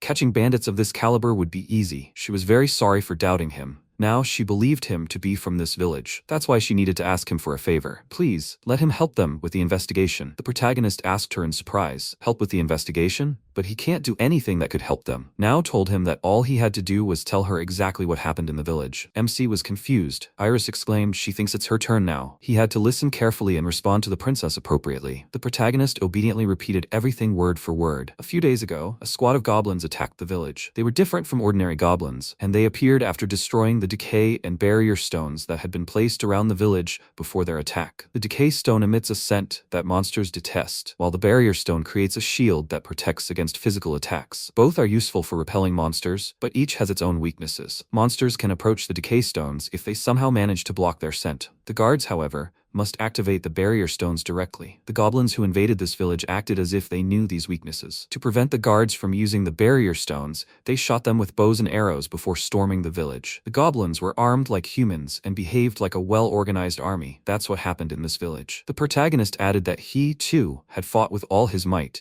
but in the end, he couldn't save anyone, and Uru had saved him. Nao spoke thoughtfully, finding it hard to believe. They'd gotten rid of the magic stones. Goblins simply weren't capable of such intelligent behavior. The guard had told her that there were still corpses of villagers in the village, weren't there? Goblins don't like human flesh, and if there were any other intelligent monsters here, their corpses would have been completely eaten by now, but there would still be teeth marks or some other traces. The princess replied that she knew that. She paused for a moment, thinking hard, and then asked the MC if these goblins had any other special traits. He should let her know if anything came to mind. The protagonist remarked, puzzled. Special traits? Actually, he hadn't seen any, so what could he say? Iris whispered to him to describe it this way. The protagonist repeated the spirit's words again, word for word. He said some goblins were the size of orcs. The princess remarked in confusion. Could these really be goblin knights? If they were leading the party, that would certainly explain the goblins' behavior. MC was also puzzled. Goblin knights? Iris told him they were a more advanced subspecies of goblin. Roughly speaking, an evolved version of the common goblin. Finally, Nao told him, okay. She thought she understood what had happened. But anyway, what was he going to do now? If he had nowhere to go, she could offer him shelter. Reito, taken aback by the unexpected offer, assured the princess that everything was fine. He was going to go with his wolf to another city. After all, he was the only family he had left. Nao agreed with him. That was true. Let him forgive her for reminding him of that. The protagonist thought that they could definitely go with her to the kingdom's capital. The girl suddenly remarked that, come to think of it, he'd shown them some impressive magic. Why shouldn't he try being an adventurer? The MC asked, confused. An adventurer? The lookout, surprised, told the princess that this was a bit hasty, but now continued, with the resources of his worthless profession, surviving in such a situation would be difficult. So whether he survived or not was up to him. She signed the necessary paper and handed it to Reito. He read it. The princess, along with the document, gave him a purse of money and told him that this was his reward as a bounty hunter and identification. They would help him when he reached the city. The protagonist looked at her with confusion, then happily thanked the girl. Uru also barked happily at her. The assistant told the princess that the investigation into what happened in the village was complete and they should return to the capital. Nao agreed and invited the protagonist to accompany them. They would escort him to the nearest city. She turned to the Valkyries and asked them to help Reito onto their horse. MC exclaimed sheepishly, it's fine, he can mount his wolf. He quickly saddled his friend, and Uru prepared for the journey. Nao exclaimed, well great, it looks like everyone is ready to go. So they're heading out immediately. On the way, the protagonist, looking at the knights, thought that if he looked closely, it looked like the entire squad was made up of girls, and they were all so young. He turned to the girl and asked if she could spare him a minute. She looked at him questioningly, and the protagonist noted that she had ears and a tail. Was she a beast man? He asked her why there were no men in their squad. The girl answered him, because the princess hates men. He was very surprised by such an answer, but he answered her, and he didn't think so. The Valkyrie told him that this was the first time in her life that their princess had treated a man so well, but now was the kind of woman who favored strength and talent, so perhaps she saw potential in him. Reito thought in surprise, "Is that so?" The girl exclaimed, "Isn't it because of the amazing magic he showed them? She'd like to learn that too." The Valkyrie said in bewilderment, "She can't use magic." The girl agreed with her. Reito said, "Now he understands why there are no men in their ranks. But why are they all so young?" The Valkyrie answered, "Many of their order are both skilled with weapons and talented with magic. Magic is strongest between adolescents and about 30 years old. That's why their ranks are made up entirely of young women." The girl added with a smile, "She can't use magic, but she was confident in her swordsmanship. So she applied to become a knight, and she was accepted." Suddenly, a noise was heard ahead, and a slight panic broke out among the knights, shouting, "It's a monster!" The protagonist asked in confusion, "What's going on? What's that noise?" Suddenly, a huge worm rose up in front of the squad. The protagonist turned to Iris and asked her what it was. The spirit replied that this monster was called a sandworm, although they are usually harmless to humans. Moreover, they help increase soil fertility and are very popular with farmers. They won't attack unless provoked. MC breathed a sigh of relief. Iris added, however, that they are very unsightly to look at, so most women don't like sandworms, but he should never kill one. If he's careless, his corpse will emit pheromones that will attract even more worms. He should be careful. Reito wondered if she had just said something alarming. He heard now order her squad to form up for an attack. MC was worried. Were they planning a fight? "This is bad. We must tell them not to do this." He turned to the princess and shouted at her not to harm this monster. If they killed it, it would attract even more of these worms. But the princess seemed to be in some kind of trance. Her eyes filled with determination. She told him not to worry. A royal knight would never lose his composure. The Valkyries anxiously shouted at the princess, "Enough! Don't force herself." Reito asked in bewilderment, "Isn't now acting a little strange?" The Valkyrie told him, "Of course she is. After all, she has a fear of insects. When the princess was a child, she was seriously injured by a bug-like monster. As far as he could see, she was completely incapable of attacking." The protagonist was indignant. How could she tell him such a thing with such a stony face? The other knights, meanwhile, tried to stop now, saying they would deal with the enemy themselves. The girl answered them icily, "It's fine. She would fight this monster herself." The princess lunged at her enemy with her sword but missed, landing right next to the monster. The worm touched her, and now fainted. The Valkyries worried about their mistress and prepared to attack him, screaming, "How dare he harm the princess?" The protagonist realized that if he didn't intervene immediately, things would only get worse. He shouted at the knights to stop. As he'd said earlier, if they killed him, more worms would appear, so they better not touch him. He stood between the knights, trying to keep the Valkyries away from the enemy. The protagonist shouted again, telling them once again not to fight him. If they tried to kill the worm, its pheromones would attract even more of its kind, and it would be a scene straight from hell. MC looked at now and realized she was still unconscious. He had to stop the knights somehow. He asked Iris what he should do. The spirit replied that sandworms love to eat monster flesh, and that feeding them made them more docile. He was surprised. Monster flesh? Well, he understood. Mounting Uru, he commanded it forward. In the blink of an eye, the allies stood before the worm, keeping the Valkyries away. They exclaimed in confusion, "What is he doing? Let him back up. It's dangerous." Reito retrieved some meat from their storage and fed it to the monster. The worm, surprised, swallowed the flesh, and MC gave it more meat. After the monster had eaten its fill, it curled up and rested its head against the protagonist. The knights were in shock. What had just happened?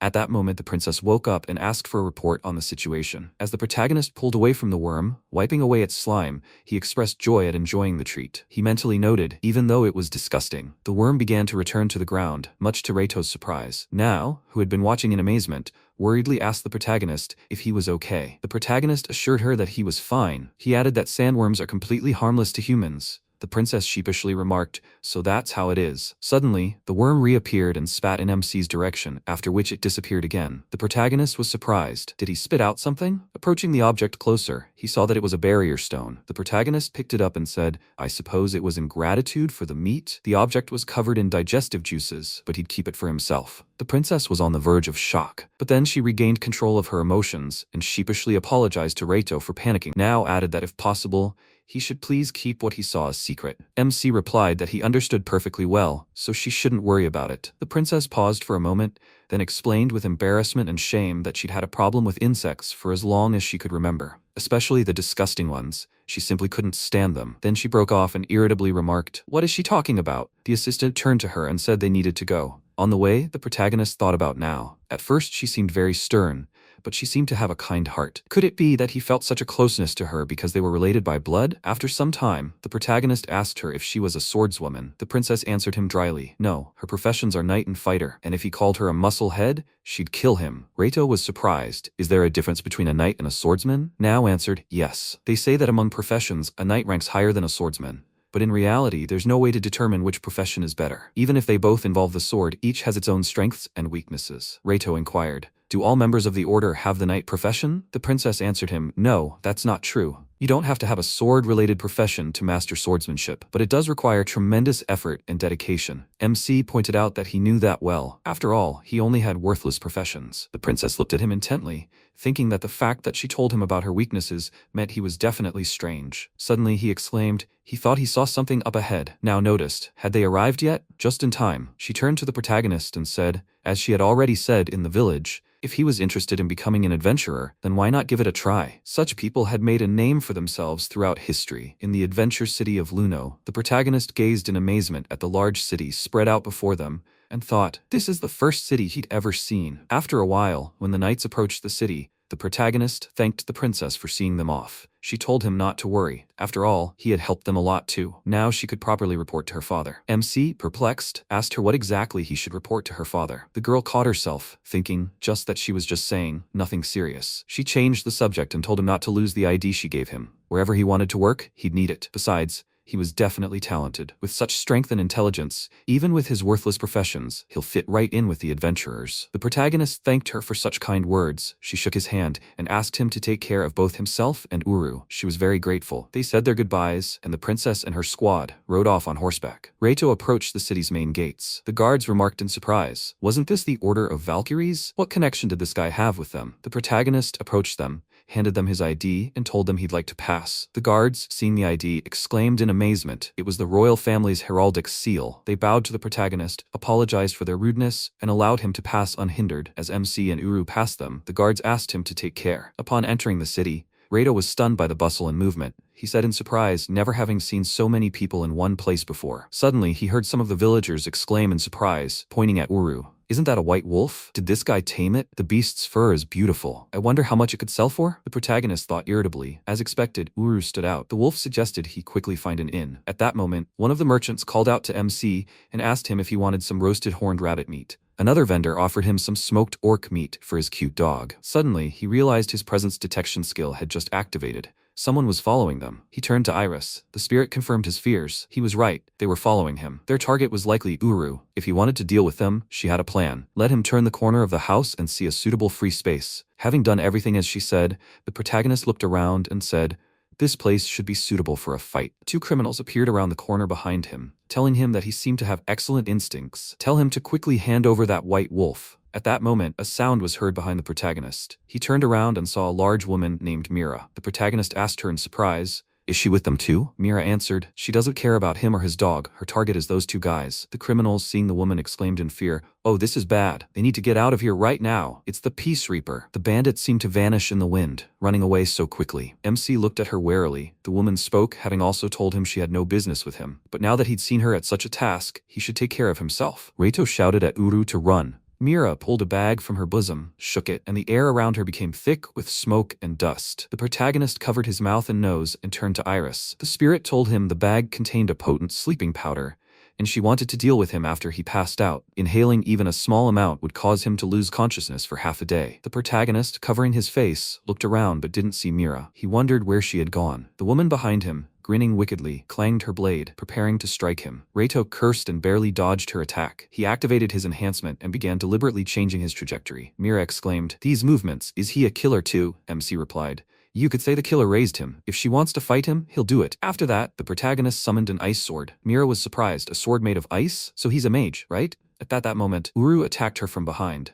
The woman yelled at him to get away and kicked the wolf away. The protagonist anxiously shouted his friend's name. He gripped his sword tighter and attacked her. Mira dodged his blow and told him with a laugh, he won't hit her that way. He'd never really fought anyone, right? Reito answered her, so what? The woman suddenly jumped high and kicked him mid-air. MC flew into the wall and hit it hard, wincing in pain and surprise. Mira laughed and told him, he's so funny. After he pulled out those large swords, she wondered how strong he was. So, he'd only fought monsters before, right? Even rookie adventurers were better with a sword than him. The protagonist thought irritably. She was right. He'd fought monsters many times, but he had almost no experience fighting people. He couldn't believe she could see right through him. She even parried Uru's attack with ease. She was incredibly strong. Her first job must be an assassin, and her second, a fighter, or a swordsman. But even so, he couldn't let her defeat him. He and Uru launched another attack. She dodged the White Wolf's attack, while the protagonist activated a hurricane and swung his swords. Mira fired strings at him with her skill, each tipped with sharp knives. Mira exclaimed angrily, "He's caught." Reito was very surprised. Strings? He swung his weapon and shouted at her. Now she's going to get it. The protagonist severed all the strings. She was surprised. This guy isn't so simple. The woman released the strings again, spreading her arms. The protagonist thought happily, now she's open. Without a second's hesitation, he summoned his ice sword again and struck at his opponent. However, Mira deftly avoided his attack again. She shouted at him.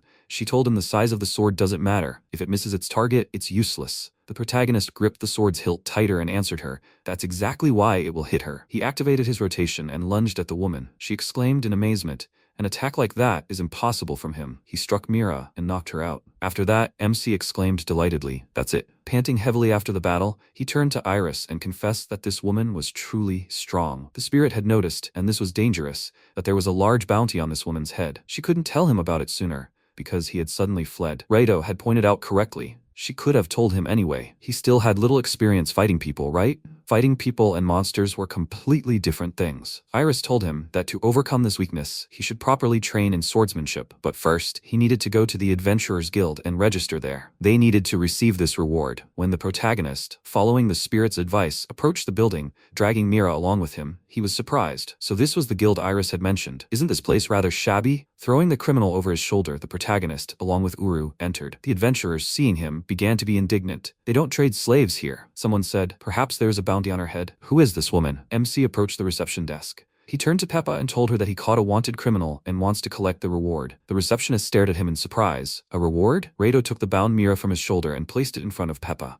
The girl looked at the woman in amazement and exclaimed in surprise, "This can't be. This is Mira. A wanted A-rank criminal? What, is it he who caught her?" The protagonist, perplexed by her reaction, answered her that it was so. The adventurers became worried. What did she say? This is the same famous criminal who beheads her victims? How the hell did this boy manage to pull off such a thing? This is, in fact, Mira. The protagonist was surprised and confused by such a reaction. He turned to Peppa and told her that he'd actually just found her unconscious in an alley and recognized her. Afterward, his wolf hadn't let her escape. The receptionist exclaimed in amazement, "How lucky!" She congratulated him. His reward, 15 gold. The girl poured coins into a plate and handed it to him. Reito, confused, thanked her for the reward. He hadn't expected such a sum. One of the adventurers told him he was very lucky, but he wouldn't be so lucky again. Let him buy them a drink. The second adventurer intervened, cursing his comrade. It wasn't proper for adventurers to take advantage of civilians. The protagonist turned to Peppa and told her he wanted to become an adventurer. Could he register here? The receptionist looked at him carefully, then replied, "Of course, he has his ID with him." MC handed her the document and said, as he had been told, that this document would suffice. The girl took it, asking permission to look at the writing. When she unfolded the paper and read what was written, her astonishment knew no bounds. She exclaimed, "This can't be." The receptionist looked at the protagonist in surprise and asked him to excuse her, saying she needed to step away for a second. The girl turned toward the stairs,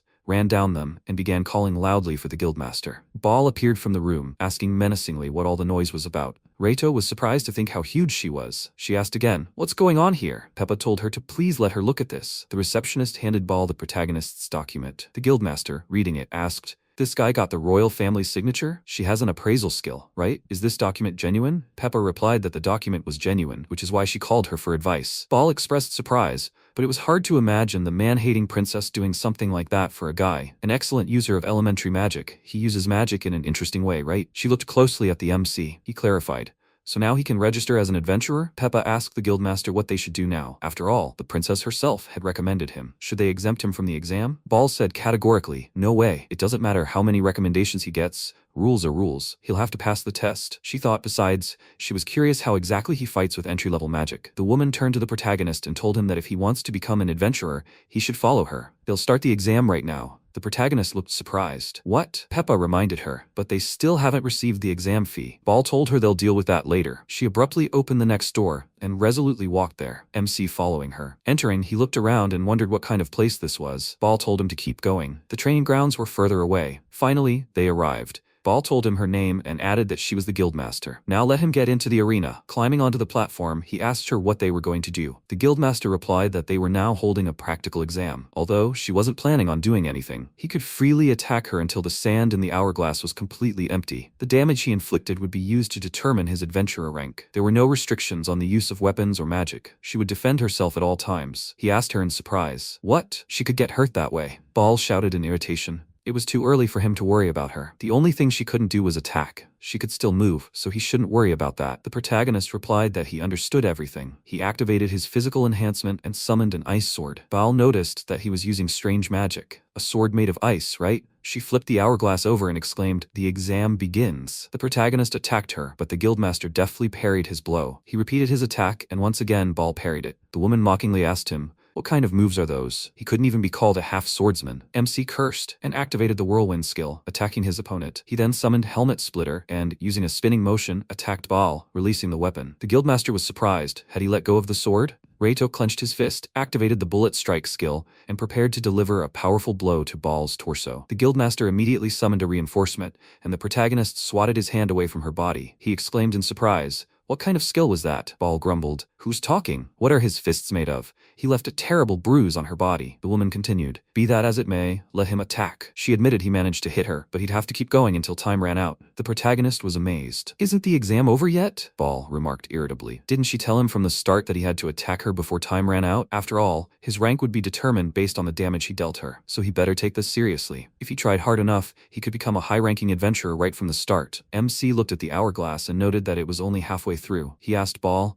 "He can use magic too, right?" To her utter surprise, the protagonist activated a fireball and summoned a firebomb. Baal, parrying his attack, exclaimed, "Who does he think she is?" Without a second thought, he immediately used Helmet Splitter and lunged at her again. The guildmaster deactivated his attack and exclaimed, "That was quite unexpected. He did that well." MC couldn't believe she could cut through magic so easily. He asked her if that was a sword technique too. Baal told him, let him not make her laugh. It was because her great sword was made of mithril. A weapon crafted from a magical metal could repel any magic. The protagonist exclaimed, "Then how about a scattered volley?" He activated a fireball, which disintegrated into numerous small balls of flame and launched the attack at the guildmaster. The woman's eyes widened in surprise and she used Reflect, trying to deflect his attack with lightning speed. Following the scattered volley, the protagonist summoned fiery spears and launched them as well. Baal, parrying, exclaimed, "Spears of flame, how interesting." While she was parrying his attack, MC snuck up behind her and, in midair, activated Helmet Splitter. Baal was on guard and managed to deactivate this attack as well, shouting at him that he was being too naive. Reito activated his Windblade, and the guildmaster realized his intentions. She sarcastically remarked, "He decided to combine swordsmanship and magic, huh?" She parried his blow again, leaving the protagonist completely stunned. He thought this Windblade would have finished off even an orc with one blow. She was so strong. His magic reserves were at their limit. Baal, noticing his state, exclaimed, "It looks like he's more exhausted than she is." What was he going to do now? There was still time left. She saw the protagonist assume a fighting stance again and mockingly asked him, "Is he still trying to do anything?" "Well, that's good. She even likes those kinds of things. Let him attack her." MC turned to her and asked if she could move 3 steps to the left. Baal looked at him in confusion. What did he say?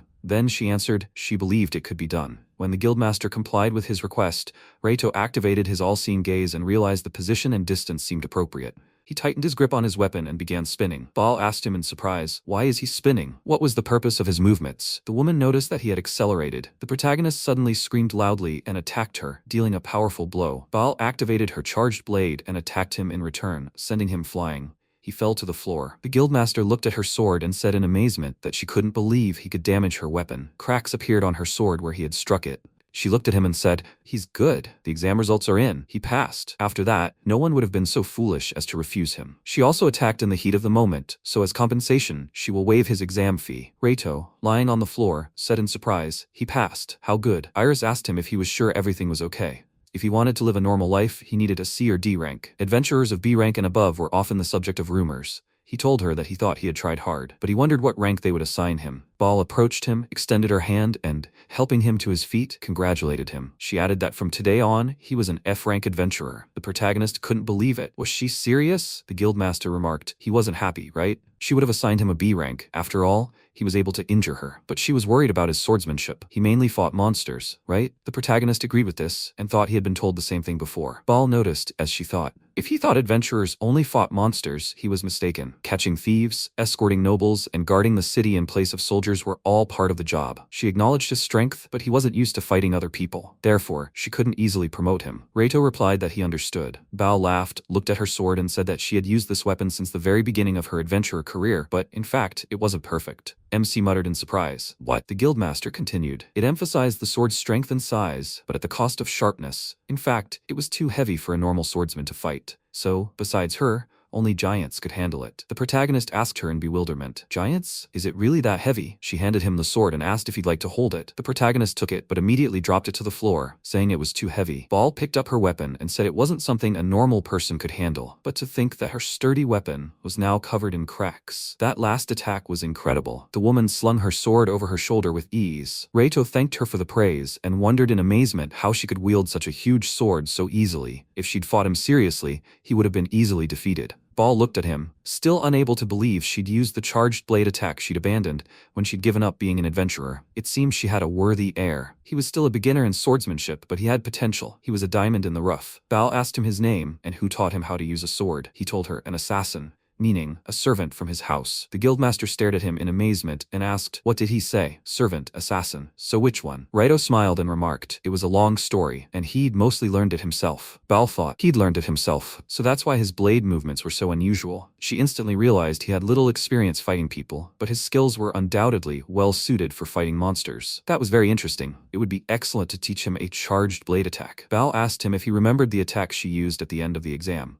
The protagonist sheepishly apologized to her. He'd been so focused on his own that he didn't remember it very well. She noted, well, he swung his sword quite forcefully. Baal reminded him of that blow and said it was a charged blade. The protagonist was surprised. Was that a combat technique? The guildmaster confirmed that it absolutely was, although she was probably the only human who mastered it. MC didn't understand why that was. Baal told him that this technique was often used by two-handed sword wielders from the giant clan. Few humans even use a two-handed sword, let alone wield a weapon superior to such a large and heavy sword. He noticed that was true. He thought the weight of his ice sword had been adjusted to make it easier to use. Baal continued that although giants use a charged blade, it was more like they simply swing their swords with all their might. She wouldn't call it fencing. Reito asked her in surprise, so she does it differently? The guildmaster said that in her case, she doesn't swing it with all her might. But now she will do it. Let him watch. The protagonist exclaimed in confusion. What did she mean? Baal swung her sword, but only her arms moved, her body remaining motionless. He was surprised. It all felt strange. She asked him what he thought. Had he noticed a difference between the attack during the exam and this demonstration? The protagonist wondered in confusion. Had she really just swung with just her arms? The woman answered him. Absolutely right. Most giants fight like that. They're used to wielding swords with just their arms.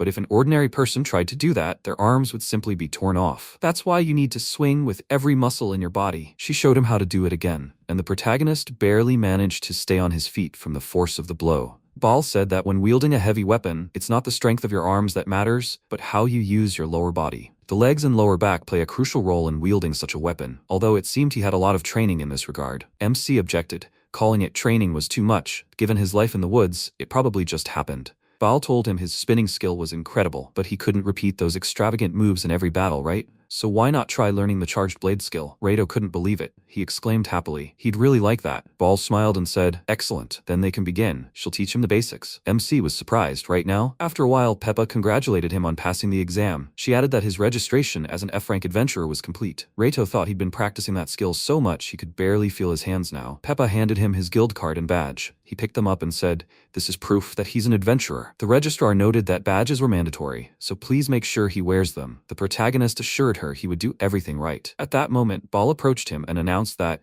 as far as she could see, he had registered. He flinched at her unexpected appearance and asked her how he could accept a quest. The guildmaster pointed to the wall and asked if he saw that notice board over there. He should simply check the posted requests and let the administrator know when he'd made his choice. But as a newbie, he'd have to work his way up through various quests. Adventurers are jacks of all trades. If he wants a good job, he'll first have to earn the citizens' trust. With that, Baal wished him luck and left. The protagonist stared at the request board and mused. Most of these quests are for D and E ranks, and there's only one for his rank. Defeat goblins. That place isn't far, right? He turned to Peppa and showed her the request, saying he'd take it. The receptionist smiled and remarked, excellent. He found himself a job right away, right? Then let him show his adventurer card. A short time later, she returned his documents, telling him she'd confirmed everything. She wished him luck and added that his furry friend was waiting for him outside. The protagonist thanked her and went outside. He happily called Uru for their first quest. Upon arriving, the protagonist was disappointed, as the quest was from the first village he'd visited. He couldn't help them anymore then. He figured they should return to the guild and report this. Uru kept making happy noises. MC told him, yeah, right? He liked the new crown on his head. Now they won't mistake him for a wild animal anymore. The crown was very expensive, but it suited him very well, so everything was fine. Reito hugged his friend and realized that for some reason he was wary. He asked him what was wrong. Uru pressed himself and assumed a fighting stance. The protagonist listened and thought he heard someone screaming. Terrified adventurers rushed out of the village, panicking and shouting that they needed to pack up and get out of here. The protagonist was alarmed. What was going on here? Suddenly, a huge monster emerged behind the fleeing adventurers, with a man dangling from its paw. Confused, MC turned to Iris. Who is that? The spirit explained to him that this creature was called a troll. They may look like goblins, but they're completely different monsters. Trolls possess the physical strength of a blood bear. They're also intelligent and can use weapons. They're very durable opponents, so he should be very careful. Reito asked her how he should fight it. At that moment, the guy dangling from the monster's paw asked him for help. The protagonist remembered his battle with the blood bear, summoned ice bullets, and attacked the troll. The monster was wounded, roared, and released its victim from its paw. Galil thanked him for his help. MC shouted at him to hurry up and get out of here. The troll glared at Reito. The protagonist thought he didn't want something like this to ever happen again. He shouted at the guy, he'll protect him? He promises him that. The protagonist diverted the monster's attention to himself and thought, so ice bullets don't inflict mortal wounds on the troll. Then, how about another skill? MC activated his swords and commanded Uru to advance. The white wolf leaped at the enemy. Reito summoned a hurricane and attacked the monster. He inflicted deep wounds but didn't destroy it. As he thought, he needed a bigger sword. These ones weren't powerful enough. At that moment,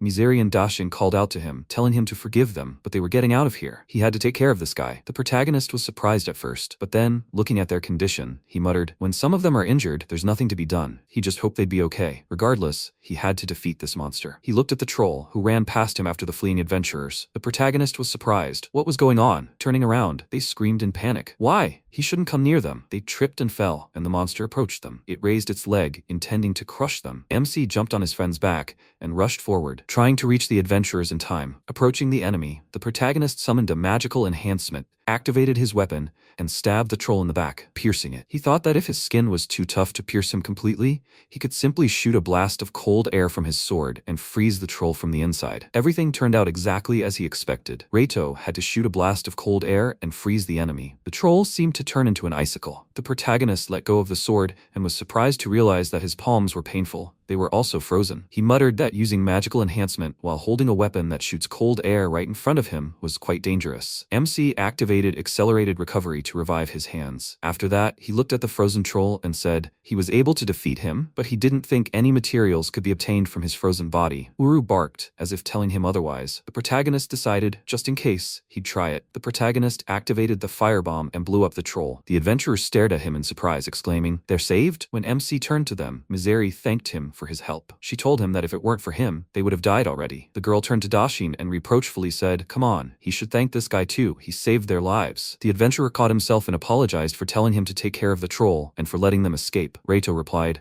"Everything's fine, and more importantly, are they okay?" Mizeri gasped and rushed to Almi, saying she'll help her now. She took out a vial of potion and began dripping it onto Almi's wounds. The protagonist, surprised, asked her what it was. She told him it was a healing potion. Even though it was low level, it could heal such wounds. Almi's wounds actually began to heal. Mizeri exclaimed, "What about Galil?" Dashin told her it was useless. He still hadn't regained consciousness. The girl said sadly that if they didn't do something now, he would die. She burst into tears and begged her ally not to die. MC offered them his healing magic. Mizeri exclaimed in amazement, "Can he heal him?" Dashin added, "Please let him do it." The protagonist activated his skill and used it on Galil. A short time later, the boy came to his senses. The allies rejoiced that he had regained consciousness. Dashin turned to the protagonist and thanked him for healing their comrade. Galil looked at Reito and said, "He saved him again. Thank him very much." MC replied, "Don't worry about it. Is he okay now?" Dashin noted that he had lost a lot of blood. He needs to be taken to town so he can rest. Anyway, what was a troll doing in a place like this? Mizeri said they survived, but the adventurers from their Raging Flame party were completely wiped out. The protagonist asked her in surprise, Raging Flame Party? She pointed to a ruined building and said they'd been resting there with them before the attack. The protagonist recognized the building. It was the village chief's mansion, and it was almost completely destroyed. And all that blood? It was the blood of fallen adventurers. Dashi said they'd take the wounded back to town, but what was their savior going to do now? MC replied that he still had things to do, so he'd stay here for now. Dashin said, I understand, but he better be careful because the monsters might appear again. They were from the Dragonfang Adventurers Guild, and their party was called Red Flag. Mizeri added that if he ever needed their help, they would be happy to assist him. Thank him again for his help. If he needed anything, just let him know. They said their goodbyes, and the protagonist asked them to take care of themselves. After the adventurers left, the protagonist looked at the defeated monster and said he was truly glad they had defeated the troll without much trouble. They would have had trouble facing it directly. It was tougher than a bloody bear. Even with his eyes open, he didn't think they could get anything from its body. Just in case, they should take its head. He had no idea if it was worth anything, but it would prove their victory over it. Having placed the monster's head in storage, the protagonist walked toward the village chief's ruined house. There was blood everywhere, and bodies lay scattered about,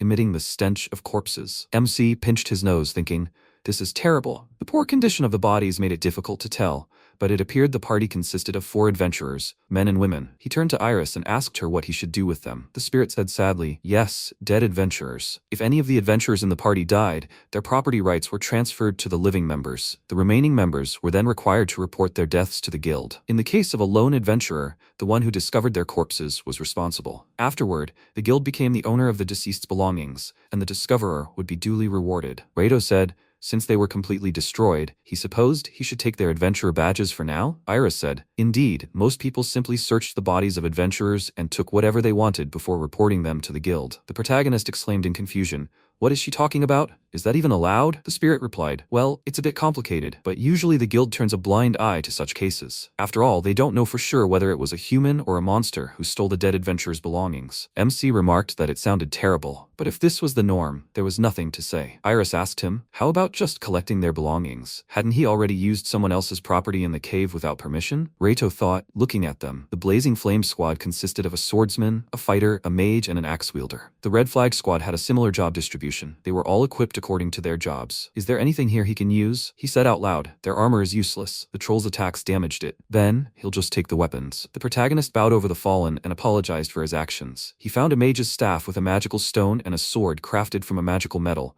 which greatly surprised him. Iris informed him that this sword was forged by dwarves from Mithril. The blade had been used so much over the years that it was now useless. But the sword's hilt was quite rare, being made from the World Tree. The protagonist asked in surprise, World Tree? Iris explained that it was the name of a huge tree said to have existed since the birth of this world. The World Tree is located in the Elven capital, and its branches are used for various weapons. This material is more resistant to magic and much stronger than most magical metals. Reito thoughtfully replied that he now understood. And what was that crack in the floor? It was surprisingly large. He thought it was strange that the troll had no weapon. How come the adventurers couldn't deal with it? At that moment, Uru barked angrily and warningly. Reito asked him in surprise, what's going on? A huge monster appeared before them. MC exclaimed in confusion, there's another troll here? This monster was holding a sword. The enemy swung its weapon and was about to attack the protagonist. The protagonist barely managed to dodge its unexpected attack. The enemy's sword simply cut through the floor. MC jumped, drew his weapon, and summoned an ice sword. He struck the troll, but the monster deftly parried his attack. The protagonist retreated.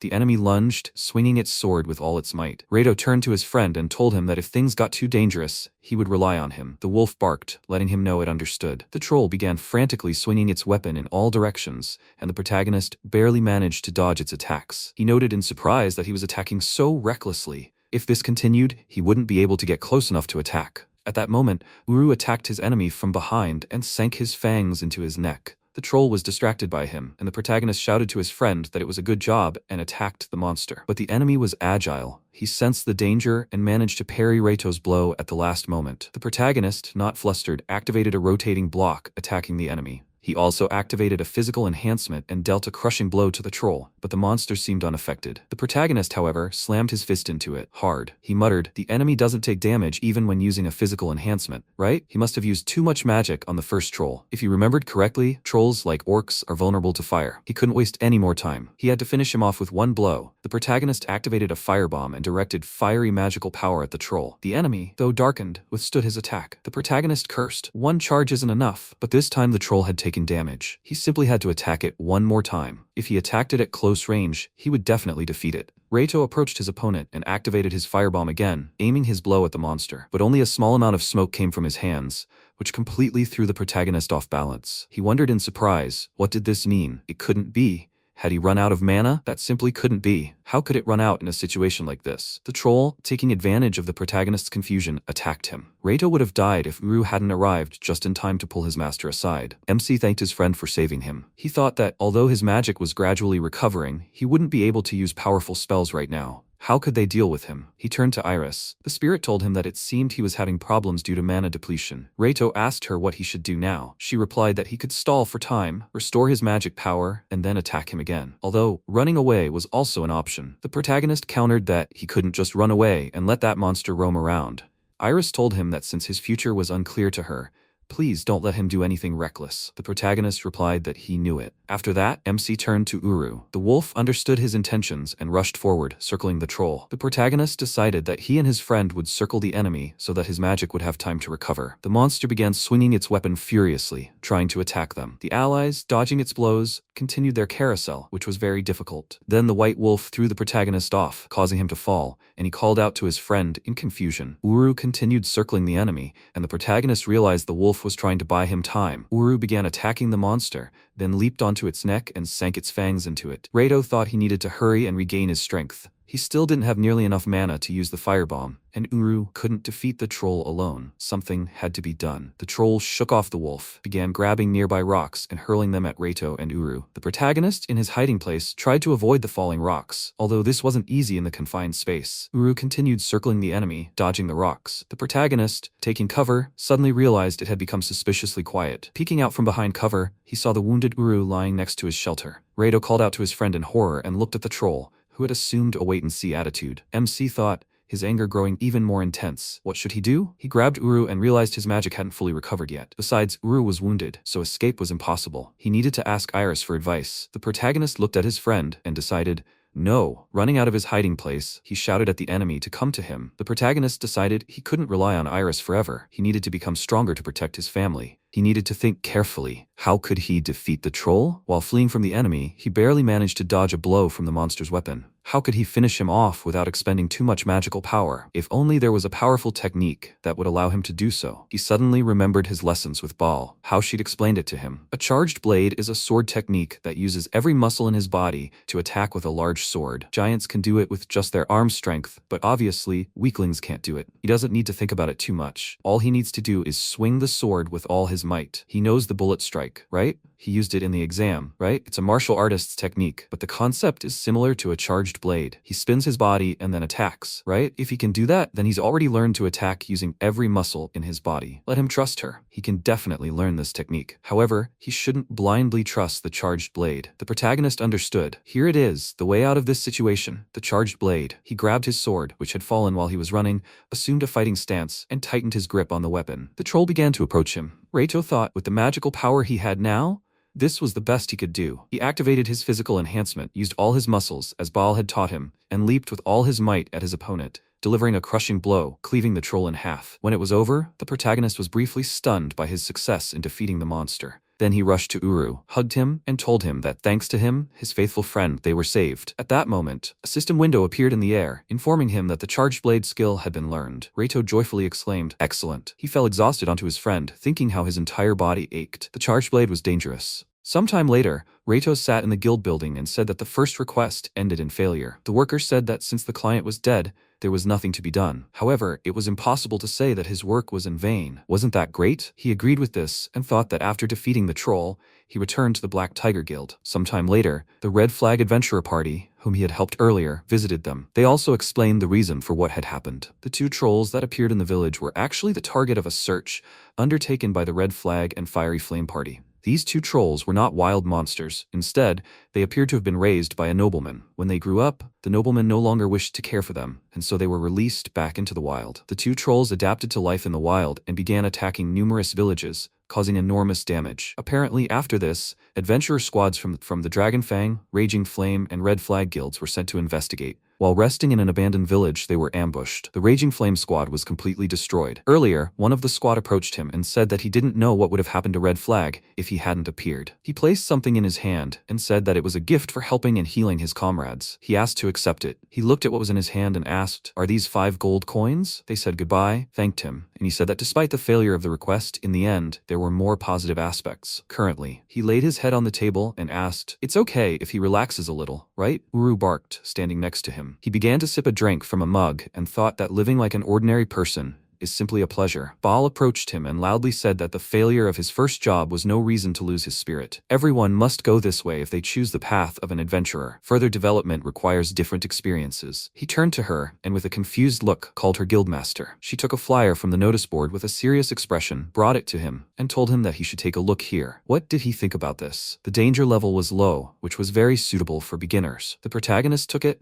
began to read, and said that collecting 30 crescent herbs, payment was 3 silver coins. She said the payment was fair, now he should get ready and go. He got up from the table, started walking, and she said that it had finally happened, but he still got up from the table. He approached the counter and said that he would like to confirm the request. The worker agreed and said that in that case he should show her the required items. He pulled it out of subspace and said there was no problem. She looked at it and said she confirmed it was fine. Here was his payment, silver coins. He thanked her, walked up to Baal, and said with a satisfied look that it was done. She got angry, tried to hit him, and asked loudly if he was looking for a fight. If he had this from the beginning, he should have told her so. He dodged her attack and said he was sorry. She calmed down and asked if he didn't think he needed to approach problems a little more seriously. He said he had thought it through seriously. He had the required items, so all he had to do next was deliver it. However, that was no problem at all, right? She refused and was about to say something, but he bowed and said he had something else planned today, so he needed to go. He apologized and she agreed, saying he was such a strange child. He ran out of the guild building, ran into an alley, and said there was no one else there. He pulled out a large sword from subspace and thought he wanted to try out the great sword he'd gotten after the battle with the trolls. Finally, he's able to move. As soon as he gathers the materials, he'll immediately head back. He placed the broken two-handed sword on the ground and said that the blade was from a troll's two-handed sword. I wonder if he could attach it to the hilt of the sword made from the world tree he'd just mined. Since neither was a magical metal, he could use his skill on it. I wonder if the change would work? I should try it. He managed to connect the 2 parts and he was very surprised by it. The system notified him that the unique skill connection had been learned. He said he succeeded and even learned a new skill. The sword he created back then will now be tested. If he understands correctly, the strongest metal in his world is tungsten carbide. He used the metal transformation skill and said with surprise that even the color changed. Next, he needs to increase the durability of this sword. He used the matter enhancement skill and was surprised by how heavy it was. He was used to the weight of the sword and said that such weight was not a problem, since he could use the great strength skill. His new sword is ready. He is simply delighted with his new weapon. He put it away in subspace and said that if he left it here, the effect of his skill would run out. He must keep it in storage, where time will not have power over it. His hands were itching with the desire to hunt a monster. He was walking down the street, heard some sound from the gateway, came closer and asked, was the noise coming from the box? He began to open this box and asked, did a cat slip inside? In this box, he saw a tied-up girl, whose eyes and mouth were closed. He was very surprised by this, helped her out and untied her. She sighed and said that she thought she was going to die. She thanked him and said that it was close. She was almost sent away. She thanked him again and said that her name is Kotoman. What about him? MC introduced himself with a confused look. She looked at Uru and asked what his name was. He said his name and said that as far as she could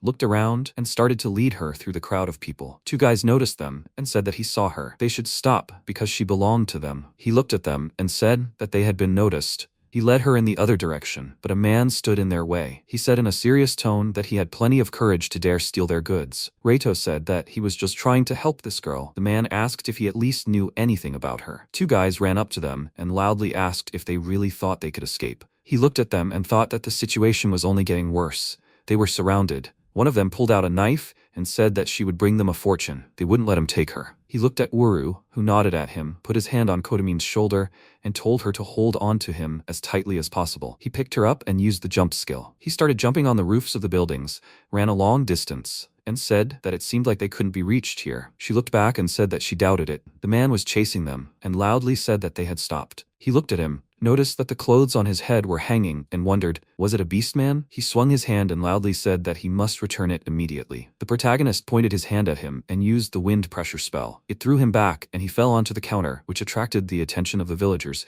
and they asked, "What was that? Did some man just fall from the sky?" He watched it from the roof of the building and said that they need to run while they still can. He honestly admits he couldn't have imagined that they would rush after them. Kodamin said with a smirk that the fate of a popular girl is not easy. He picked her up and asked if maybe for the sake of safety they should increase their gap. She said with a cheerful look that they will continue walking on air. They reached a deserted place. He put her on the bridge and said that it seemed like it would definitely be safe here. She said with a little displeasure that she wanted to fly some more. He laughed and wondered, was this despite what she had just been through? What a strange girl she was. He looked at the river where the fish were swimming and said that as soon as you move away from the city center, the river becomes so clear. There are so many fish here. Uru came up to him and he asked what was going on. Did he want to play in the river? She also looked at the river and said that it looked delicious. She would go for a dip. She dived into the river. He was very surprised by this and looked into it. She surfaced, threw him something, and told him to take it. He saw the fish she threw onto the bridge and said it was her gratitude, asking him to accept it. He took it, agreed to accept it, and thanked her, which made her happy. Kodamin jumped back onto the bridge and said it was a perfect landing. She walked towards them with a happy expression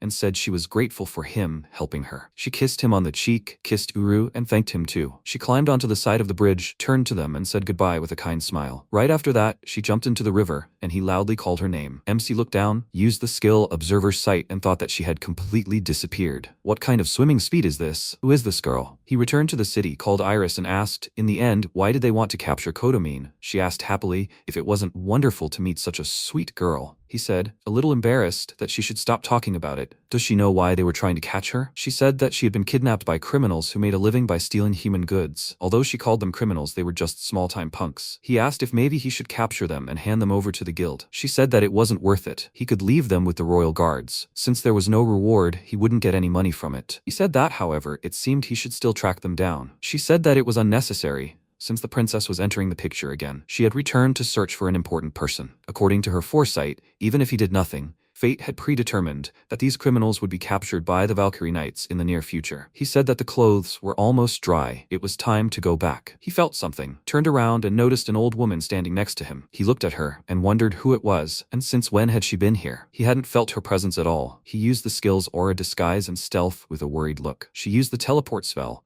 and he looked at it and wondered, was this a combination of magic? He mentally called Iris and asked what just happened. She began to talk about the magic used, and he said loudly that that was not what he asked. Who was she? She said that even if he knew the answer now, he still couldn't do anything about it. He asked why she said that. She said with a serious expression that it was because this was a very dangerous opponent who should not be dealt with unprepared. For now, everything should be left as is. Raito walked through the city and thought that her words only confirmed the fact that it seemed like a lot of things were happening in this city that he couldn't even imagine. However, he was so curious. Later, he came to a deserted place and thought that no one should be here. He took out a greatsword from the subspace and thought that yesterday was filled with many events. However, today, he could check several things with this greatsword. He thought about it and asked, by the way, what should he name this sword? The other sword was called the Ice Sword. He named this one Iris. She heard this and said that she asked him not to do this. Maybe the name Anti-Magic Blade would be suitable? He was surprised by this and asked, they didn't speak directly, but he could hear her voice. Was it because he called her by name? He looked at his reflection in the blade of the sword and asked, would he settle on the anti-magic blade? Now that they've given it a name, he uses shapeshifting to change its size so he can carry it on his back. He looked at the modified sword and asked, did even changing the size not affect the weight at all? If a heavy blow can increase the weight of an attack, then maybe he can use this skill to make the sword lighter. He used magic on the sword, and the system notified that the skill Gravity Blade had been learned. He read it and said that with this skill, it is possible to control the weight of the sword. It's convenient. He needs to try it out. He picked up his sword and started using skills. He finished the test, sat on the ground, and said that his swordplay had improved, but it felt like all the energy had been sucked out of him. His magic power was just incredibly depleted. He mentally called out to Iris and asked if he could ask her something. She asked what was the matter. He asked, he just wanted to know if it was possible to use skill points to get a skill that gives him more magic power or something like that. She understood him and said that this was possible. He should prepare. It was time for a test. What are skill points? He said that they were points received when leveling up, which could be used to purchase skills. She said that was the correct answer. She pointed to the fact that he was level 41 and had 40 skill points, and said that this was his current status. He had reached level 41 after the battle with the trolls. So far, he had only used his points to purchase the unique skill of enhancing magicka recovery. He asked thoughtfully, "Do you mean the skill he acquired when he first leveled up? With that many points, he could acquire many skills." She said that depending on the skill variation,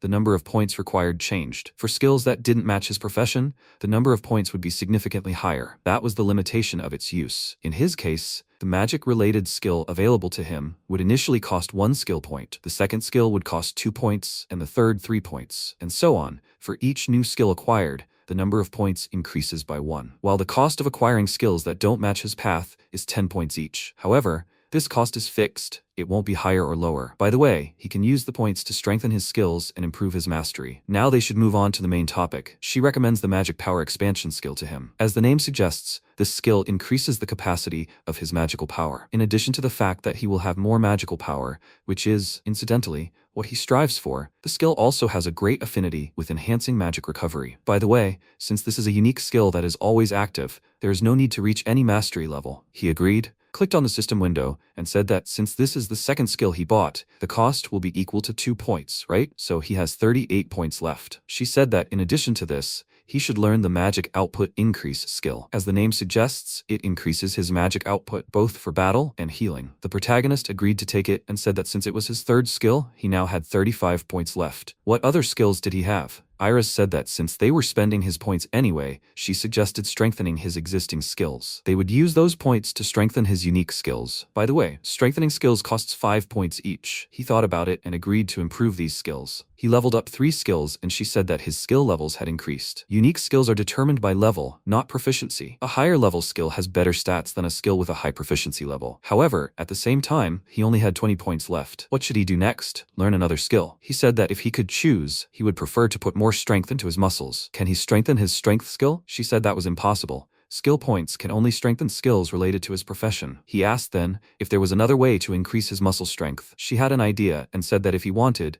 the strong arm skill was just right for him. This skill is part of the combat skill tree and has much better stats than strength. He asked, so he can't strengthen a skill unrelated to his profession, but he can get a new one? Iris said that he could if he was willing to use his points. However, in that case, he would have no more than 10 points left. Was that okay with him? He thought that at the moment he had already passed level 30, and further increase would not be so easy. Maybe he shouldn't spend points on this? He said that he took back his words. First, he would try out his new strengthened abilities. He took the sword in his hand and said that he would begin the test immediately. He used the physical strengthening skill, began to move his hand with the sword, and said that in combination with the gravity blade, the two-handed sword became very light. Next, magic. He used the ice bullet spell and released several large ice crystals. He was surprised by this and thought that the size of these bullets was simply something. Not to mention that he no longer feels fatigue from using magic. It was worth all the points spent. Now he will not run out of magic power so easily. He fully charged his magic, so now he needs to increase his physical capabilities. He still has problems fighting other people. Does he need someone to teach him swordsmanship? If he had to choose between someone, he would prefer to be taught by Baal, but she seems to be very busy with her work as a guildmaster. He sat down under the fence, called Iris, and asked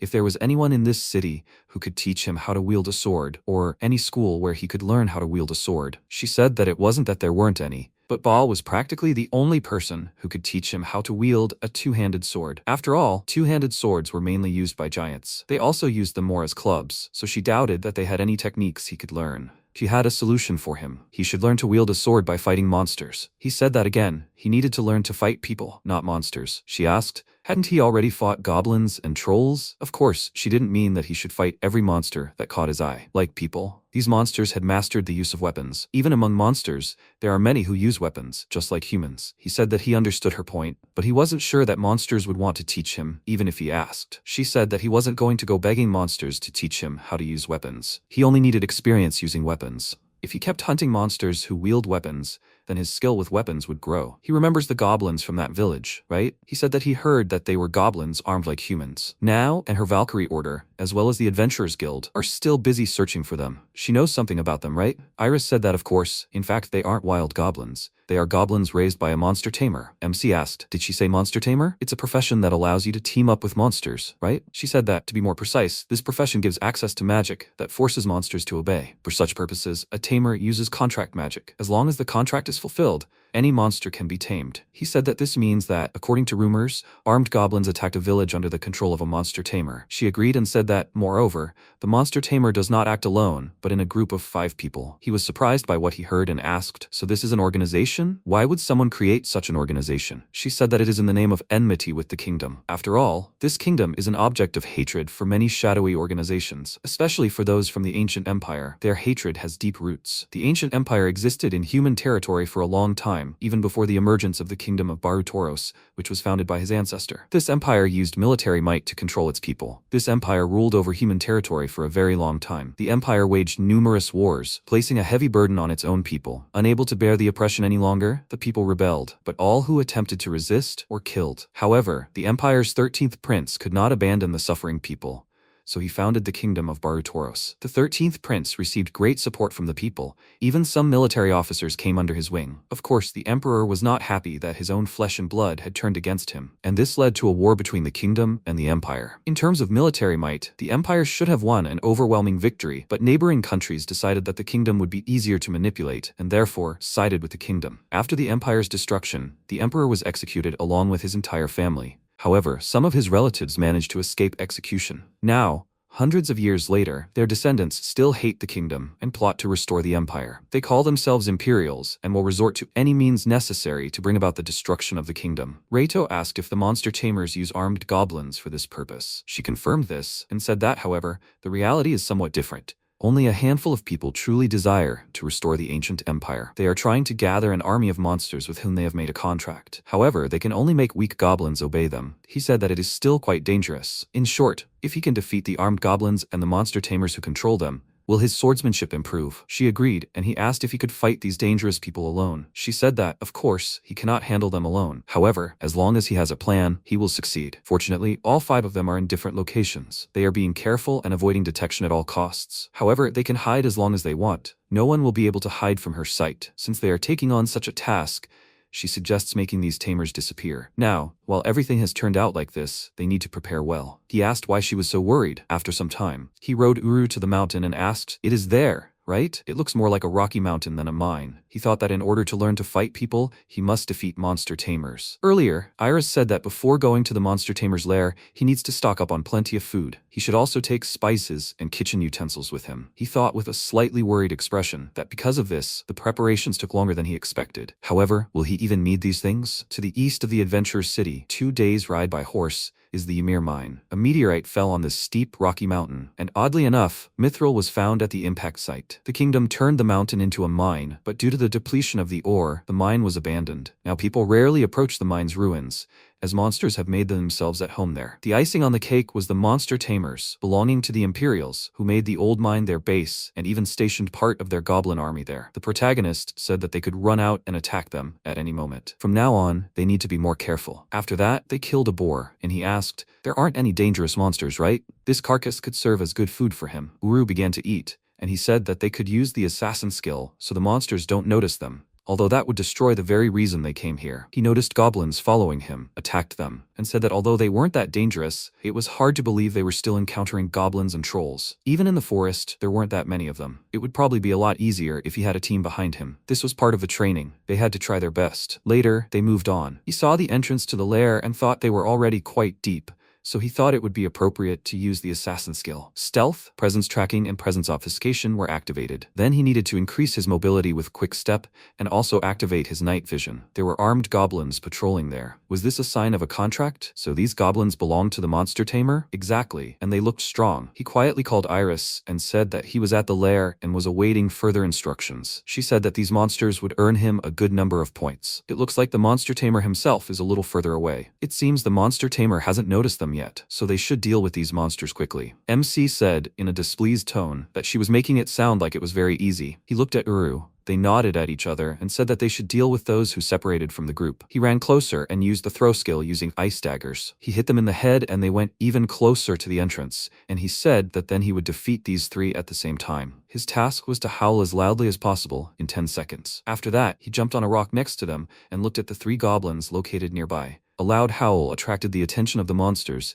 and he jumped behind them. He used the spin skill and attacked 2 goblins at once. Immediately after that, He ran to the entrance, and 2 goblins ran towards him. He attacked with a whirlwind skill and killed 1 monster. He looked at them and wondered, are they forming a formation? These are really not ordinary goblins. He looked to the side and saw Uru attacking 2 goblins. The monster was about to attack him from behind, but he noticed it and killed it with the windblade skill. He looked to the side and noticed a huge monster approaching him. He became worried when he saw this monster and wondered if it was a goblin knight. Besides, this 2-handed sword was made of magical metal. The monster attacked with a sword, and he was able to reflect this attack.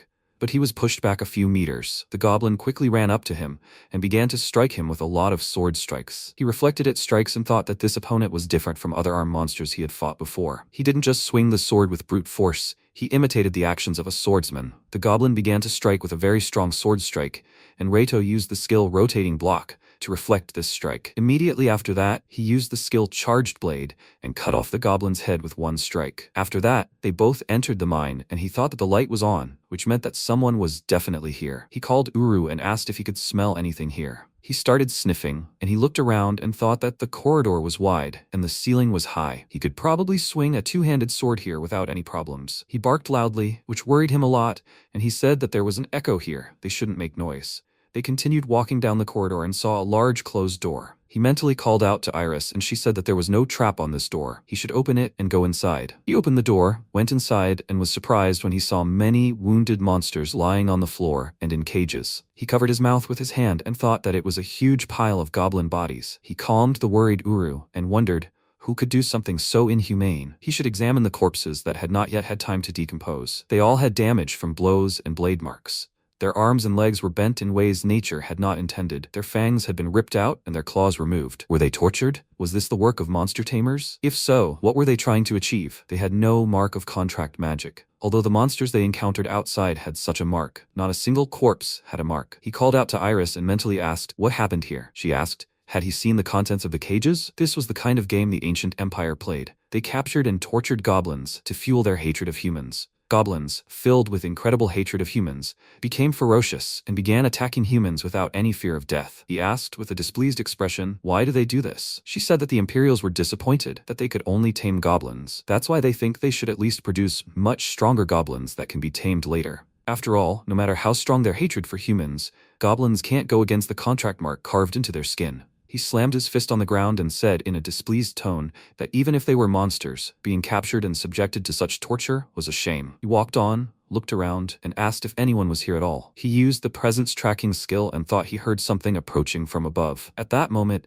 a masked man jumped down in front of him and asked in a frightening voice, who were they? Where did they come from? This is his home. The protagonist looked at the cages with the monsters and asked, is this place his home? The man began to attack with his cleaver, loudly agreed, and said that the entire abandoned mine is his home. Trespassers are punishable by death. Uru was about to attack him, but he suddenly threw something, and the smell made him cover his nose with his paws. He laughed loudly and said that this is the excrement of a land monster. It is best suited for mongrels like him. MC quickly ran up to him, attacked with the bullet strike skill and knocked the man down. He looked at his fist and wondered what that feeling was. He quickly got to his feet and said loudly that he hit him. He wondered if his blow had harmed him in any way. It is too cramped for a sword here, then he will need to use magic. Suddenly, between the two of them, he looked at the monster in surprise and asked, is this a goblin child? The man said loudly that he was just about to torture him, but he escaped. He looked at him and asked, does that mean he did all this? Who is he? His name is Basil. He is a great monster tamer. He looked at him and asked, is he a monster tamer? His attention was drawn to the monster in pain, and he thought that it was suffering,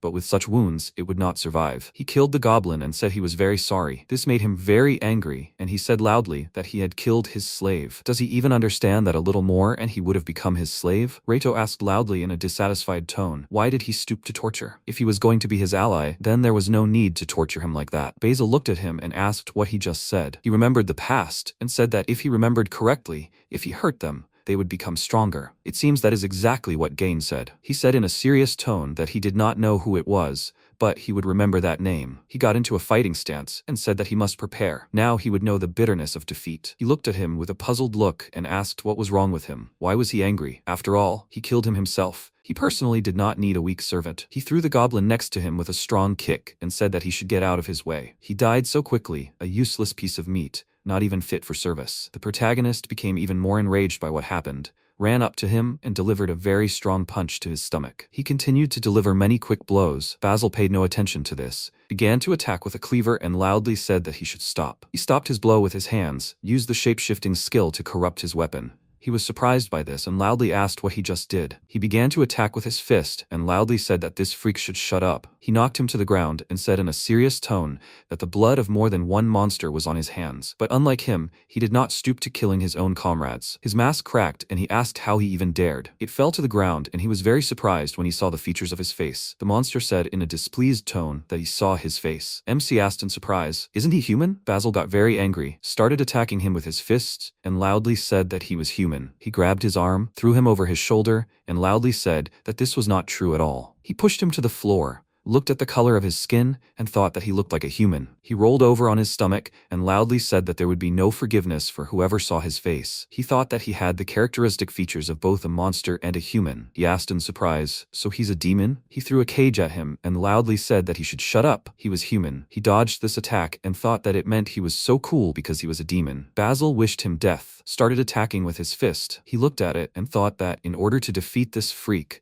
a powerful blow was needed. He would use a charged attack, tense all his muscles, and concentrate all his strength in his fist and hit him with all his might. He delivered a very strong punch and sent him flying back. He flew across the entire room, hit his head on the wall, and fell to the ground. A ladder descended nearby, and he looked at the demon and said that he managed to defeat it with magic. A group of goblins descended from above. He saw them and said that reinforcements had arrived. He saw them and loudly said that they should help him faster. Reito watched what was happening and thought, "Wait, there is definitely something wrong with these goblins." He looked at the goblins lying on the ground and asked why they were looking at him. They should help faster. They wouldn't dare contradict him. He stood in place, looking at the goblins passing by, and thought that these monsters weren't paying any attention to him. The goblins surrounded Basil. He became nervous and asked loudly, "What are they even doing? They should kill him right now." The monsters began to bite him very painfully, and he loudly asked, "What are they even doing?" He called Uru and said that he should come to him. They both started to leave, while the demon loudly screamed in pain and asked the goblins to leave him. He looked at them, loudly asked them to stop, and asked where he was going. He turned to him and said that there was no point in his presence here anymore. Moreover,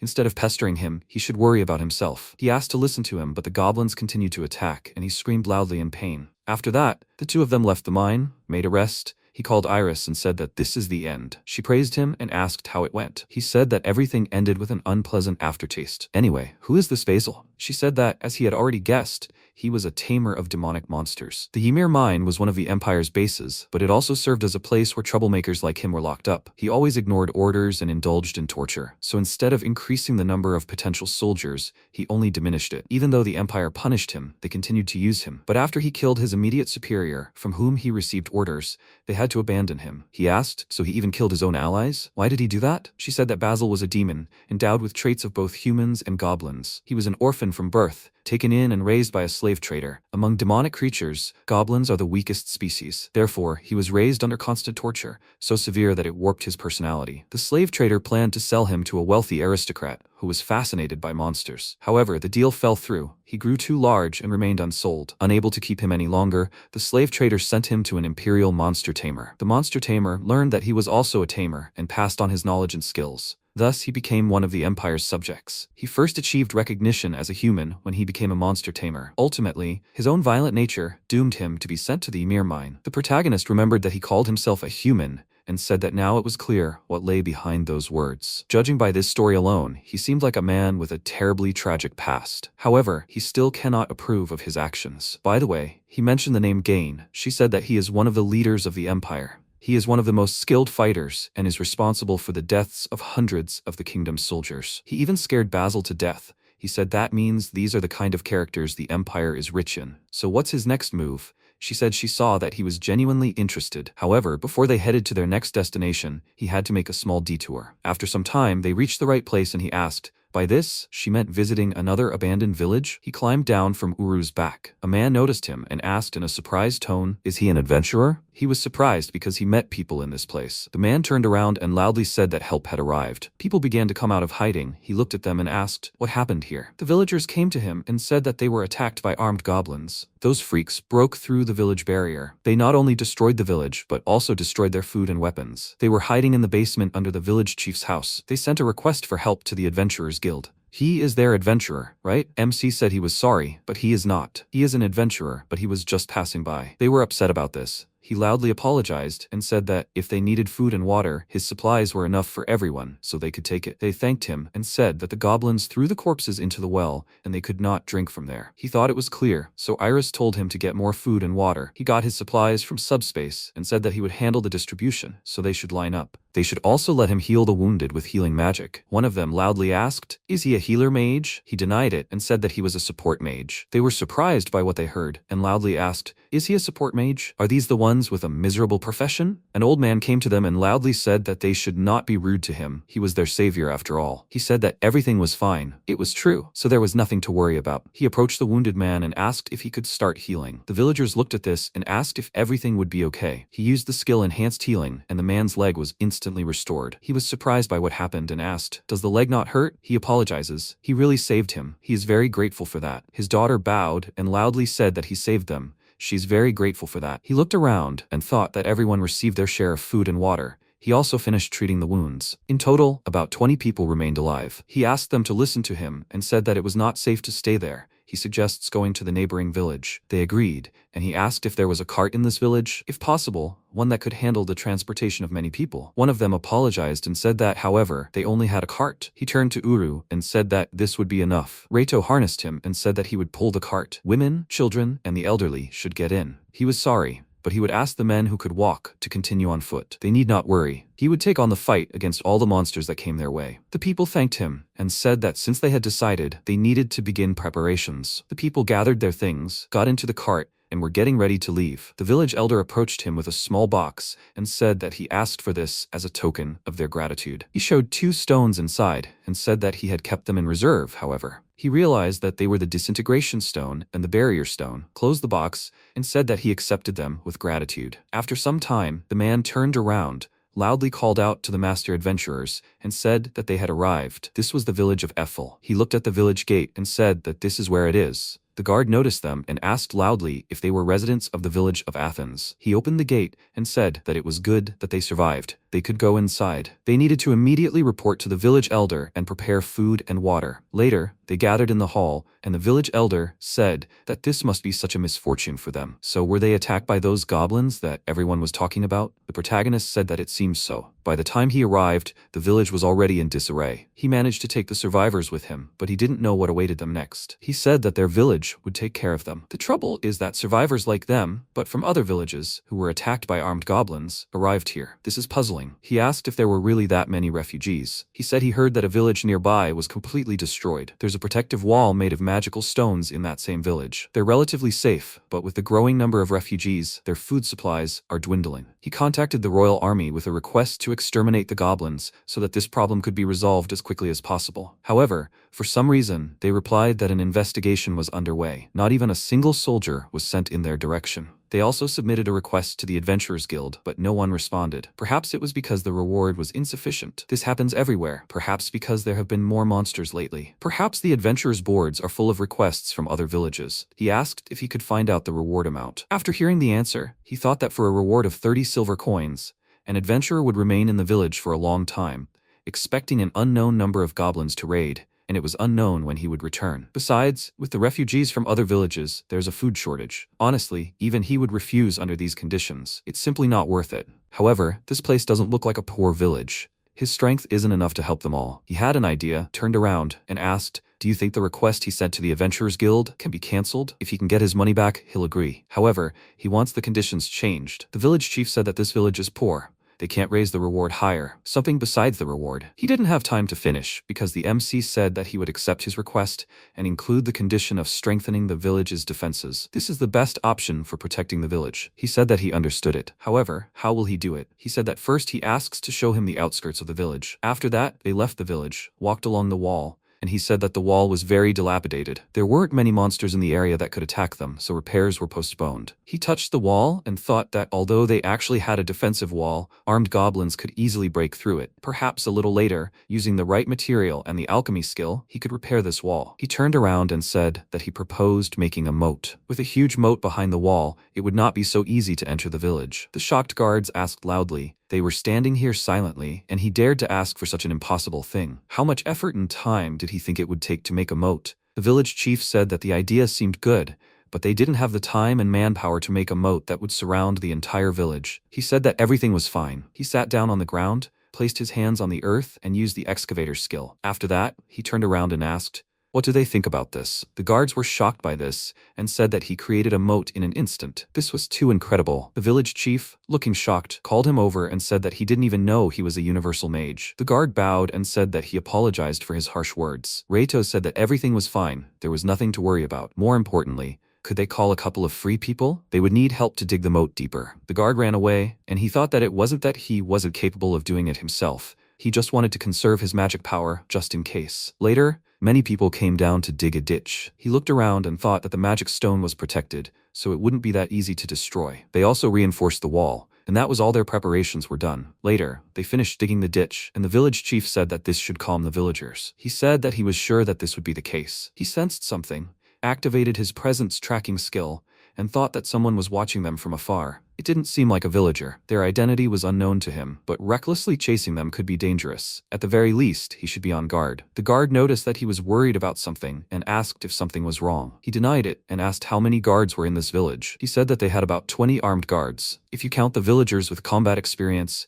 there are still about 25 people. However, there are only enough weapons for the guards. They have wooden weapons for training, however. The protagonist interrupted him and asked then, do they have farming tools, such as hoes and sickles? Even a kitchen knife will do. The guard said that he doubts that these things can be used as weapons to fight monsters. He said that he is taking this on himself. They cannot afford cowardice before the start of the battle. He asks to immediately prepare all the fighters and tools. The guard left. After that, they collected various tools, and he said that he had everything prepared. That will be enough, right? He thanked him and said that this is just right. He went to the tools and started using metal transformation and shape-shifting together. He turned all these tools into weapons, which greatly surprised the people, and they said that with so many weapons, they would be safe. He called the guards, pointed to the side, and said that these villagers would voluntarily join the fight. He asks to teach them how to do it. They agreed, and after a few days, many people were training in the use of weapons. MC looked at this and said that they all looked much stronger now. The guard agreed and said that the combat training was going well. He looked around and thought that, besides, he had strengthened the moat, which meant that all the preparations had been successful. At night, he climbed the wall, and the guards said that they were grateful that he was back on night watch. Did he notice anything unusual? He denied it, and said that he had not seen anything like that. One of them said that, however, something seemed strange to him. Despite the fact that refugees from other villages came almost every day, not a single goblin had been seen here. It was probably because of the protection he had created. The goblins were too afraid to come close. He hoped that was the case. He approached them and said that they should be on guard. Given the presence of villages destroyed by goblins, they would definitely come here. He thought that, even using night vision and a lookout, he couldn't find anyone suspicious. They heard Uru barking loudly, and the guard said that it seemed like he had escaped from the barn again. He was surprised by this, asked for forgiveness, and said that he would bring him back right away. He went to him. The guards looked at him and asked if maybe he didn't feel comfortable staying in the horse barn, since he was a dog. Reito started petting him and said that they should go back. When they walked away from the guards, he said that he was grateful to him for the warning. After that, they came to the building, and he said that he should stay here. He would come to him if anyone suspicious appeared. The headman was sitting in the room and looking at the letter with a worried expression on his face. He entered this room and said that he knew it. He turned sharply to him and loudly asked, "Where did he come from?" He pulled out a dagger and pointed it at him, saying he shouldn't make a fuss. He snatched the letter from him and said he saw it was from the Empire, so it was he who was the traitor all along. He asked what he meant by calling him a traitor. He looked at the letter and asked, "This letter is from the Imperials, isn't it? Was he really a member of that organization?" He said loudly that it wasn't like that. He had no connection with them. He asked in a serious tone, then who was he to keep in touch with them? He found it a little strange. If he was really in such a predicament, then why did his request to the Adventurers Guild contain such strict requirements? He asked around the village. It was he who wrote the request, wasn't it? The village chief said loudly that he was forced to. For the sake of saving everyone in the village, he had no choice but to obey them. He looked at him and thought that, as expected, Iris was right. He remembered how he had called her earlier and said that something was bothering him. The village chief's conditions in the request for adventurers seemed too harsh. She said that he did not disappoint her. That was a good point. The village chief was connected with the ancient empire. He was very surprised by this and asked loudly what she meant. He thought that together they were trying to get to the bottom of the truth and obtain evidence. They decided to follow the village chief's movements, under the guise of working on the village's defense. The village chief was always with someone, and getting close to him was not easy, so he asked Uru for assistance. The stable where he slept was adjacent to the village chief's house, so at his request he was keeping an eye on him. He said that if he was not a traitor, he should tell everything. He said with a worried look that about a month ago, their henchman came to him. The man pointed a sword at him and said that very soon a group of goblins would attack the surrounding villages. Refugees would visit this village. His task was to continuously report on the gathering of refugees. Then this village would not be attacked. The protagonist asked why he told him this.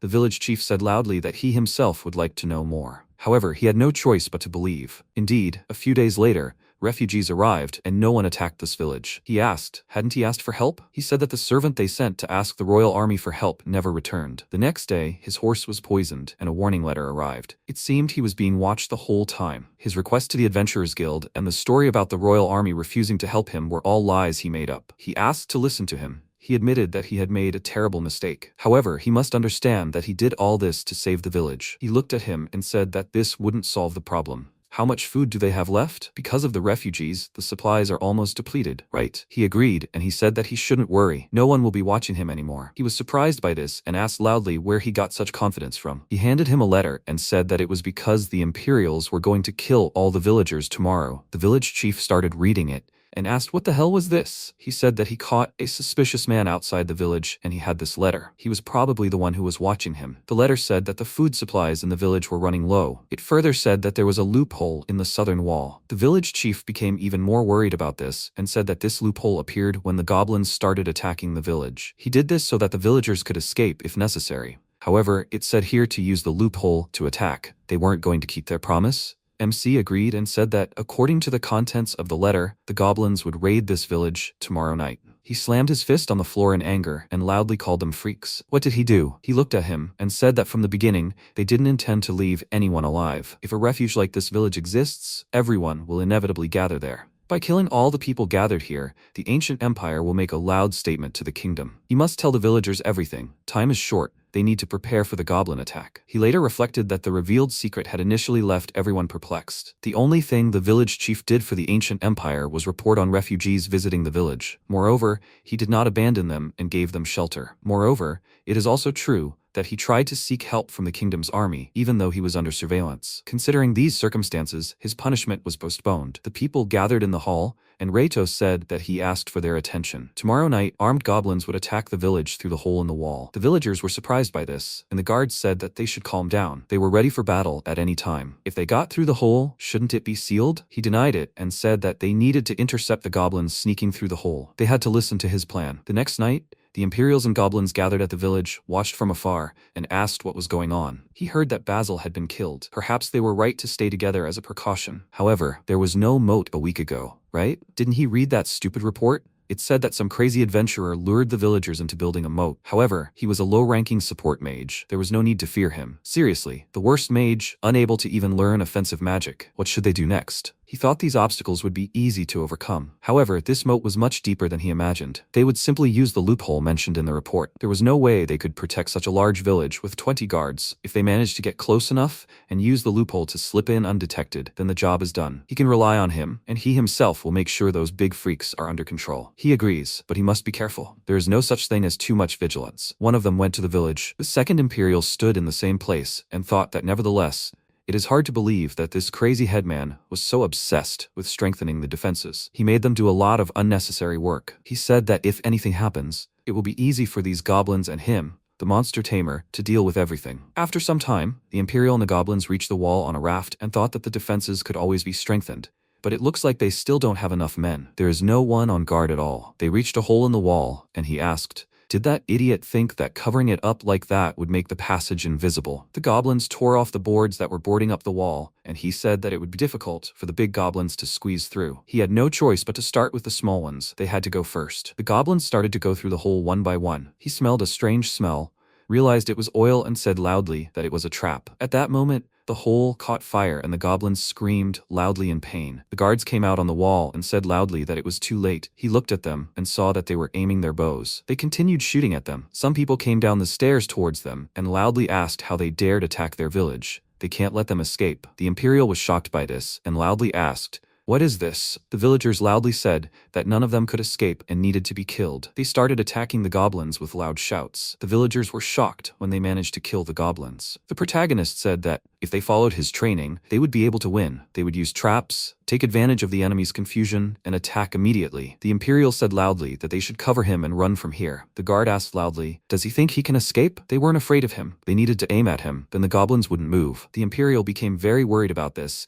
and began to hide behind the goblins, who were throwing stones at them. They said loudly that this was their village and he had to leave here. They would defend this place with their own hands. He cursed and insulted them while they were killing the goblins around him. He became very worried and said that he begged them to forgive him. The body of the slain large goblin fell on him and he screamed loudly in pain. He lost consciousness, and the villagers began to rejoice that they managed to defend the village. At the same time, the second Imperial, with a dissatisfied expression, thought that nothing had been heard from Shu, who was heading towards the village. Whatever the circumstances, it was too late. Initially, he was going to rush after receiving a signal from him, but something went wrong. He felt something and wondered what was going on. He loudly said that they needed to get out of here faster. He made a mistake. Did they catch him? Suddenly, Uru jumped in front of him, attacked his goblin, and he loudly asked what happened. He fell to the ground because of this, and MC said that he was caught. The Imperial raised his head, looked at him, and asked who he even was. He looked at him and said that he didn't need to rush. The villagers had already dealt with his tamer friend. He said that he was that same unsuccessful adventurer. He didn't say anything to this, attacked the goblin with his sword, and used the helmet splitter skill. He was very worried about what happened, turned to the goblins and loudly said that they should attack immediately. Many goblins attacked him, and he raised his hand and used the fire spear spell. Uru also defeated the goblins, and he said that he also tried well. He turned around and said that now he was alone. He was surprised when he noticed that he was not there. He called him and asked if he had missed him too. The Imperial was hiding behind his back and thought he was an idiot. With the help of the assassin's skills stealth, one can become undetected even by a monster tamer. Reito asked,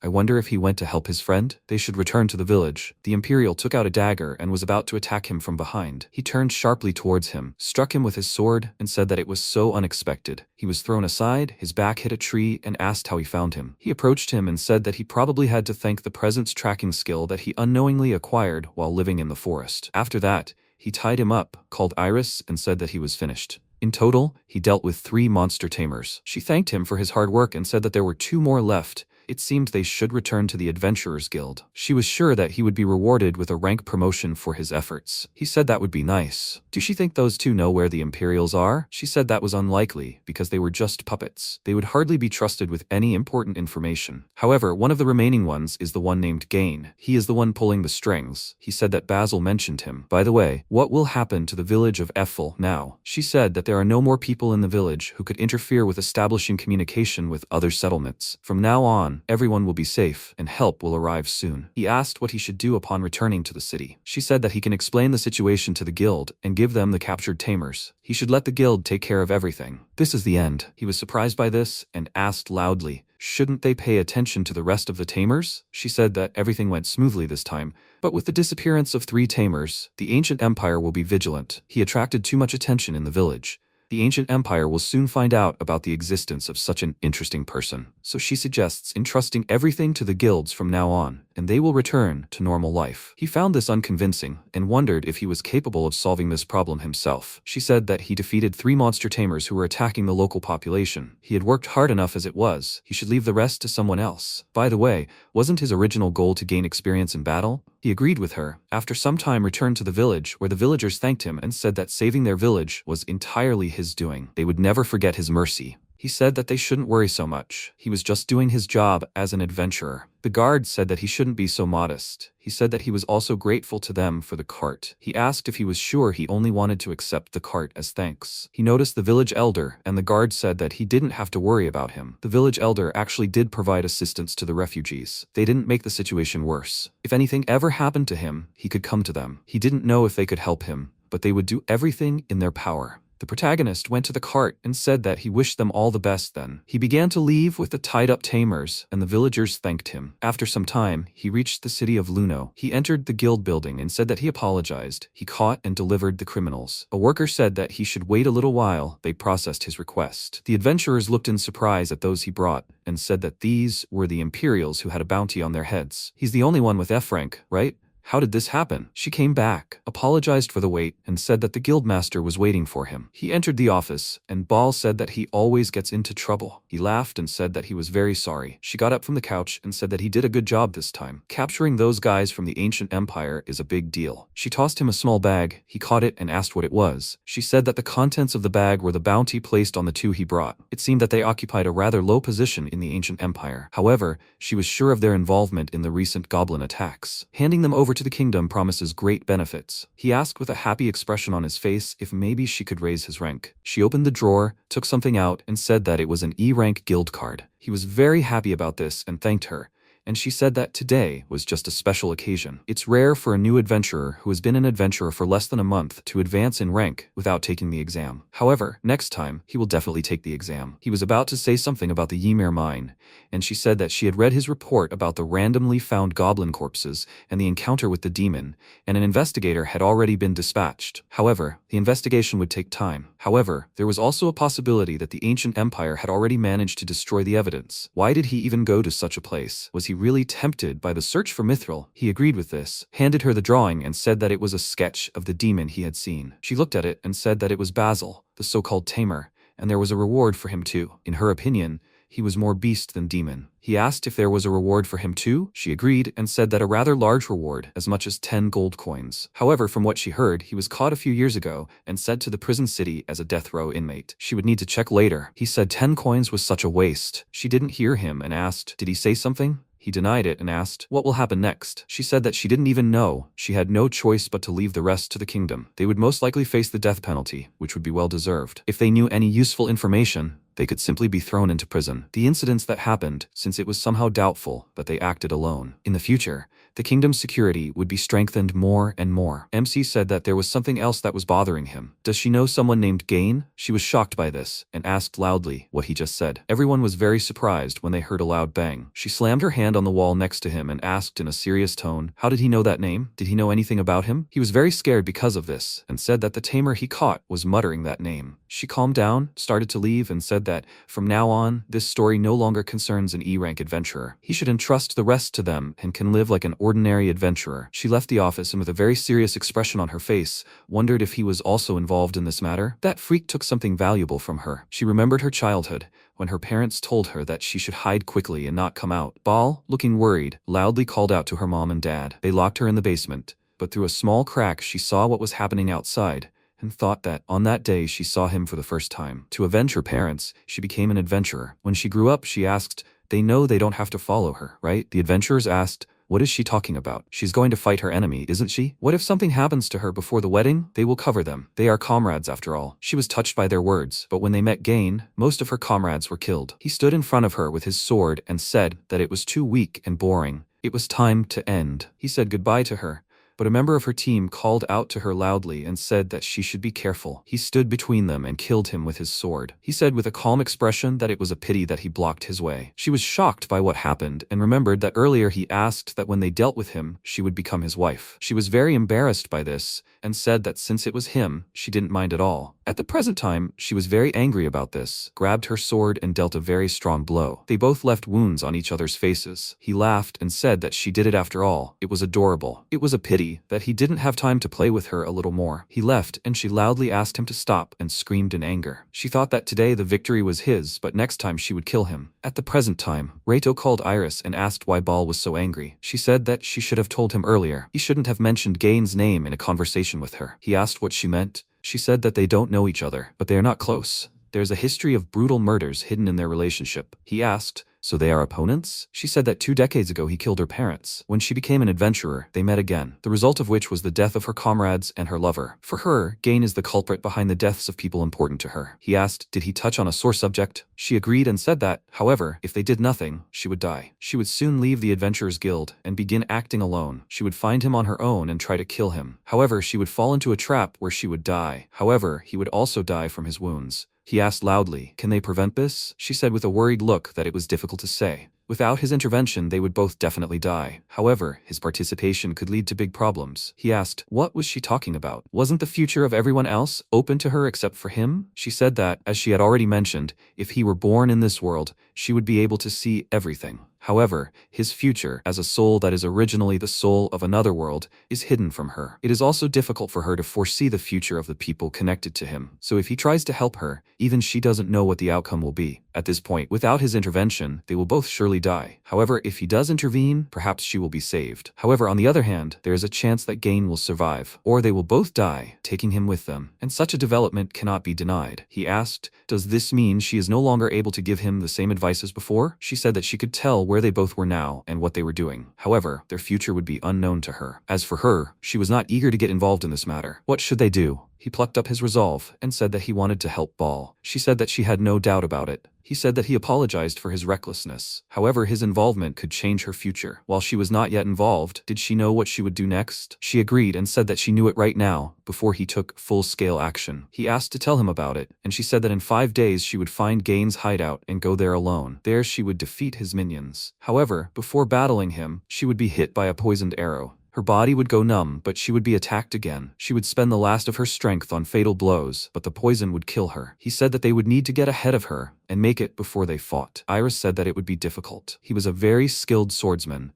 surpassing an A-rank adventurer in skill. The protagonist asked if he shouldn't fight him directly then. She said that in his current state, the chances of winning a fight with him were practically zero. However, if he didn't take action in the next 5 days, Ball would die. Another way to save her, besides fighting Gain, was to either somehow convince her or prevent their clash by any means necessary. He asked how long it would take to reach his location. She said that if he rode on Uru, he could get there in about half a day. That meant he would have about 4 days to act freely. He asked if he needed to catch up with an excellent swordsman in skill within 4 days to win. That sounded pretty difficult. She said that no matter how much he trained with the sword, he wouldn't be able to close the gap in levels in 4 days. He asked then, how should he win? She said that therefore he needed to fight differently. Fortunately, Gain only had the professions of a swordsman and a fighter. In other words, he was unable to use magic. In this regard, he would be at an advantage. He needed to transfer the battle to a plane where the swordsman's skills would lose their advantage, and his, on the contrary, would work to his advantage. He asked, should he fight with magic? Iris denied it and said that this was not quite true. He should simply use magic as one of the means of fighting. Simply put, he should use a sword and magic together. He said that if this tactic worked,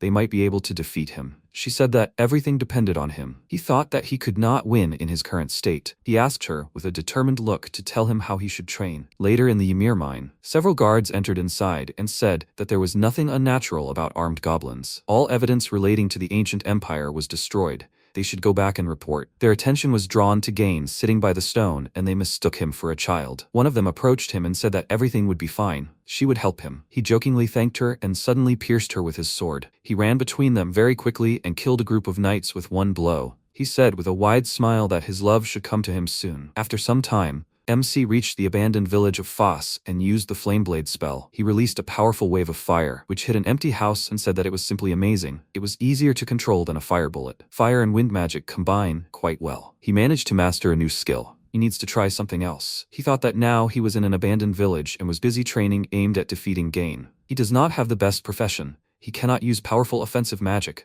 such as bombardment magic like a regular mage. He only has access to the auxiliary magic of a support mage and elemental magic that anyone can use. So he studies everything he has learned so far and will try to create combination magic. He needs to increase the amount of magic he can use in battle as much as possible. He stood up and said that now it is necessary to use an ice and earth block. He created a sword and said that he wondered if he somehow combined the ice sword with a gravity blade. Would he get something similar to the Gain sword? He thought that if he added gravity to the ice sword, it would create a more powerful attack than before and give him an advantage in battle. Suddenly, the sword in his hands broke, and he said that he made a mistake. He thought that the hardness of the ice sword is such that it breaks under the influence of gravity, which means that the gravity blade is useless against a weapon without high magic resistance. It turns out that there is a limit to strengthening weapons. He had an idea and asked if he shouldn't use a weapon, then maybe he should strengthen himself. Magicians usually strengthen their magic with magic stones. He should do the same. He called Iris and she asked if he was thinking of using magic stones to strengthen his magic. In that case, she recommended using a magical tool called a magic bracelet. He should put it on his hand,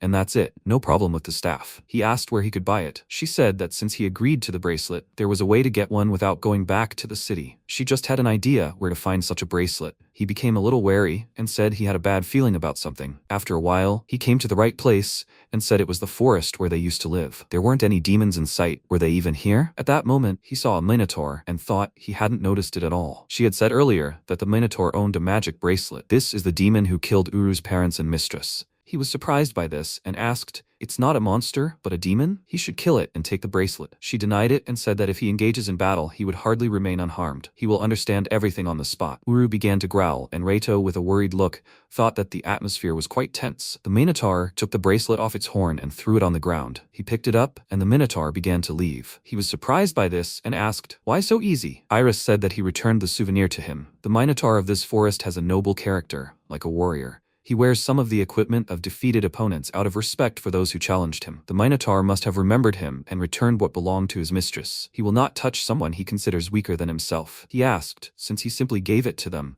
does that mean they are weak in his opinion? She agreed and said that Uru hadn't attacked him because he instinctively knew the Minotaur was stronger. He gave him the bracelet. He looked at it and asked if this thing was important to him. Like a memory, wasn't it? Could he use it? He remembered his mistress and barked in agreement. He thanked him, put on the bracelet, and thought that a magic bracelet was a magical tool for increasing magic. To use it, you need to attach a magic stone to the recess. He said that since Uru didn't like the decay stone, he would try attaching a barrier stone. How could he activate the barrier stone? He mentally called Iris, and she said that with the barrier stone, you need to touch the pattern with your fingertips and cast the shield spell. The protagonist followed the guide. A magic shield appeared in front of him, and he said in surprise that, however, to work, you need to touch it, which is quite difficult in battle. Uru approached him, and he said with a confused look that he shouldn't lick it. It's not jelly. He thought that this magical tool isn't that easy to use. However, it seems to block physical attacks, so everything will depend on how you use it. There are still 3 days. He must do everything in his power to become stronger. At the same time, Gain sat next to the bodies of the slain knights and said that it was sad.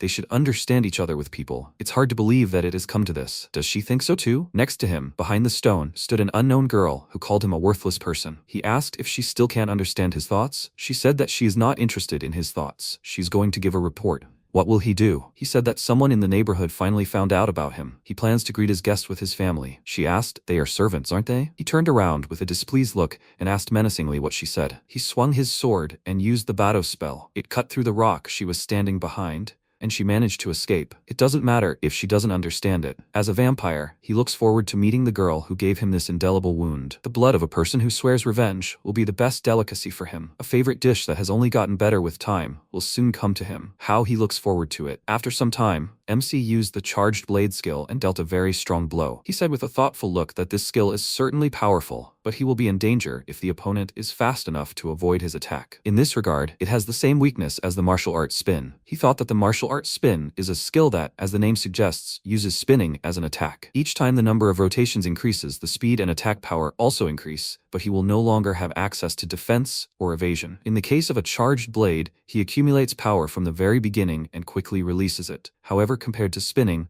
the durability and attack power are reduced. He had an idea. He called Uru and said that he should move away, otherwise he will be hit. This will just be a small experiment. He raised the sword in front of him and thought that a charged blade, capable of developing maximum speed from the very beginning and spinning, increasing power with each swing of the sword. If you combine these two martial arts, you should get a pretty powerful skill. The load on the body may double, but perhaps by putting on a magic bracelet and activating body enhancement, he will be able to withstand it. He used both of these skills at the same time and thought that the load on the body is greater than he expected. Because of this, he lost his balance, dropped the sword, and fell to the ground. He sat up and said that it is still difficult to activate 2 martial arts at the same time. However, this does not mean that it is impossible. He noticed that Uru was worried about him and said that he was fine. He would have to put in a lot of effort to win. He thought that he would have to face a skilled swordsman. He himself was quite skilled with a sword, but he needed tactics that involved magic. He got to his feet and continued trying to use 2 skills simultaneously, but he failed many times. Reito looked at the worried Uru and said that he was fine. He even felt like he was starting to get better. He thought that one of the reasons he dropped the sword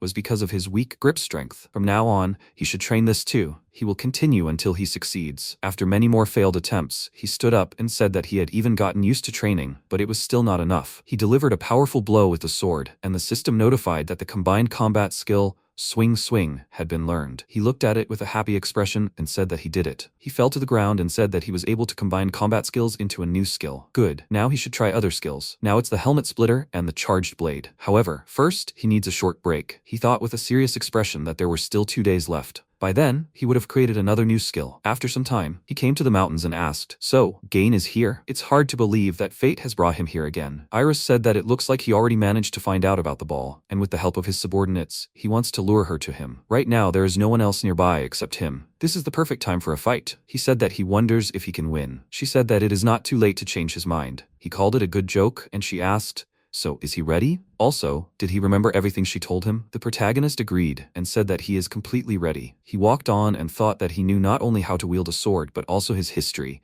and that he was a vampire. For his part, he managed to master several new skills. He had done everything in his power for today. He would not let Ball die. He would never allow that. He walked along the path, looking around, and said that the atmosphere had somehow changed since their last visit. He asked Uru to stay here, but he immediately hit him with his paw and growled loudly. He asked so he would go with him? If he was in danger, he should run away immediately. After walking a little more, he saw many corpses left after the battle with Gain. He looked around and thought that, of course, he had heard what he was capable of, but still, this was somehow too much. At that moment, he stood behind him and greeted him. He immediately began to look around, trying to find him. He stopped next to him and asked who they were and what they wanted here. MC called him by name and said that he had come to fight him. He chuckled at this and said that it turned out that he knew who he was, which meant he was not a simple adventurer. He noticed a white wolf next to him and asked if anyone had survived. He began to draw his sword from its sheath and said that if so, he would grant them death by his hand. He became worried about this and immediately used the fire bullet spell. Gain dodged this attack and said that it was simply amazing, such interesting magic. He thanked him for the compliment,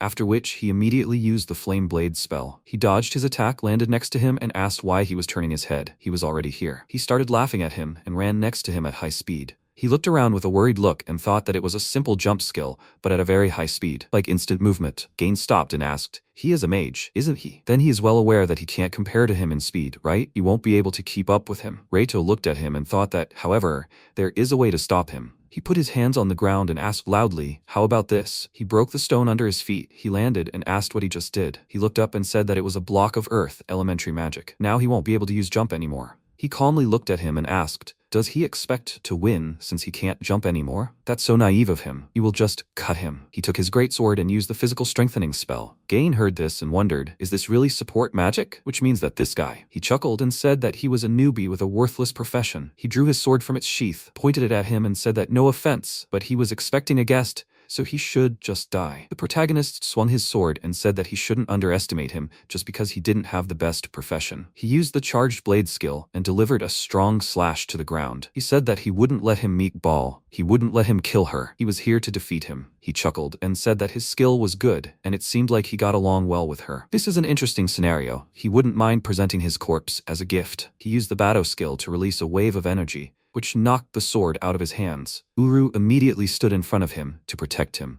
and he said in a serious tone that he better get out of the way. As soon as he tried to attack with his sword, he touched his bracelet and used the shield spell. Gain was surprised to see the barrier, and he said that he couldn't kill them so easily. This blow knocked him down and he asked, so he has a barrier stone with him? However, what's the use of one defense? It's over. MC started throwing stones that were lying on the ground at him and asked, how is he doing? He easily reflected the stones with his sword and asked, what is he even doing? You need to be able to accept defeat. He didn't notice that instead of a stone, a bag flew. He cut it and some dust flew out. He screamed loudly in pain when it got into his eyes, and he turned around, called Uru, and said that he shouldn't get closer. He held his head because of what happened and asked in a dissatisfied tone what he just did. He turned to him and said that it was powder from the decay stone, which only works on demons. He imitated his people. Gain tried to wipe his face and loudly said how it stinks. He will not forgive such a ridiculous method used against him. He got into a fighting stance and in a very angry voice said loudly that he would get to him and kill him. Gain angrily told the protagonist that the disintegration stone trick wouldn't work anymore. He'd cut him to pieces. The protagonist thought, what bloodlust. The opponent activated his residual blade and wished for MC to die. Reito used Shieldo and prepared to attack. Jumping up with his physical boost, he also summoned Helmet Splitter and struck the opponent, but the opponent deftly dodged the attack and mockingly asked him, what was he aiming for? The protagonist thought, Bato can't be activated unless he's standing on the ground. Now was his chance. He should try it with Helmet Splitter. He activated Spin Strike and prepared to attack again. Gain exclaimed in confusion, what's that? He summoned the skill Flow and the opponents crossed their weapons. The protagonist thought, right now, at once. He stabbed Gain with his sword, wounding him. The opponent was surprised. Reito cursed, oh, come on. He was confident the attack would succeed. Gain calmly pulled his sword from his body and said, no offense, but you need to try harder. MC was perplexed. Was he so monstrously strong that he could stop him so easily with one hand? Gain, in a quiet, ominous voice, said, now it's his turn. The opponent made a barely perceptible movement with his hand and pierced the protagonist with his weapon. Reito froze in confusion. What's going on? He exclaimed. Then super vibration. He placed his hand on his weapon, and the sword vibrated, piercing the opponent in response. Gain also looked at the sword in his body in bewilderment and said, vibrate the blade for sharpness? What impudent behavior! He again pulled out the weapon that had injured him with one hand. Reito summoned his shield and attacked the guy again, inflicting a serious wound. Blood gushed from the cut on the opponent's body. He fell, clutching the wound with his hand, and muttered, it hurts. He almost cut him in half. The protagonist remarked,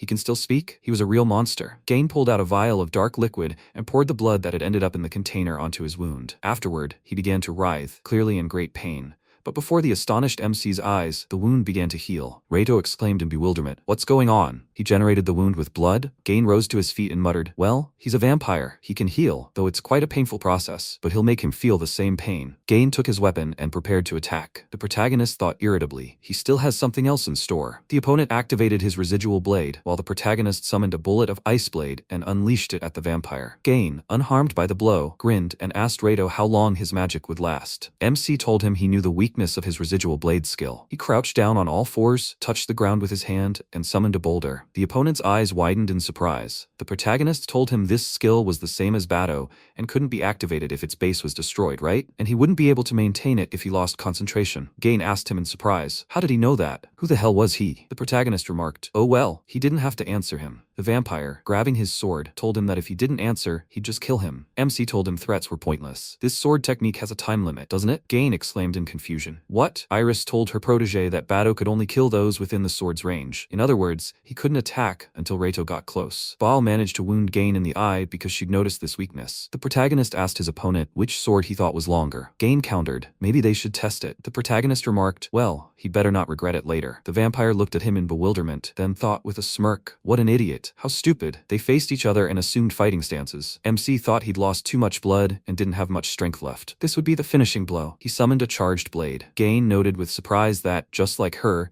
he was attacking with a huge sword from a distance. But that was just her imitation. Boring. He's no fool. After she wounded him, he analyzed his weaknesses and devoted himself even more fully to mastering the Bato. Thanks to his ability to use the Bato while moving, he defeated many opponents who mistakenly believed they were attacking from out of reach. He told the protagonist that the length of the sword doesn't matter. The protagonist responded by activating the gravity blade, and Gain realized his sword's speed had accelerated. He hadn't even suspected he had such a sword hidden in his possession. He chuckled. It was sweet, like he was seeing her again. But alas, that was the end. Reito activated his physical enhancement, leaping high into the air to strike. Gain was about to attack him in return, but at that moment a blade pierced his back. The vampire exclaimed in bewilderment, what the hell is going on? The protagonist, waiting for him to be distracted, struck him, slicing through his body. The enemy fell, bleeding profusely. MC staggered, his strength ebbing. Suddenly, the vampire began laughing and saying, child, child. Reito cursed and muttered, he's still alive. He had to finish him off before he recovered. The protagonist, with the last of his strength, approached him,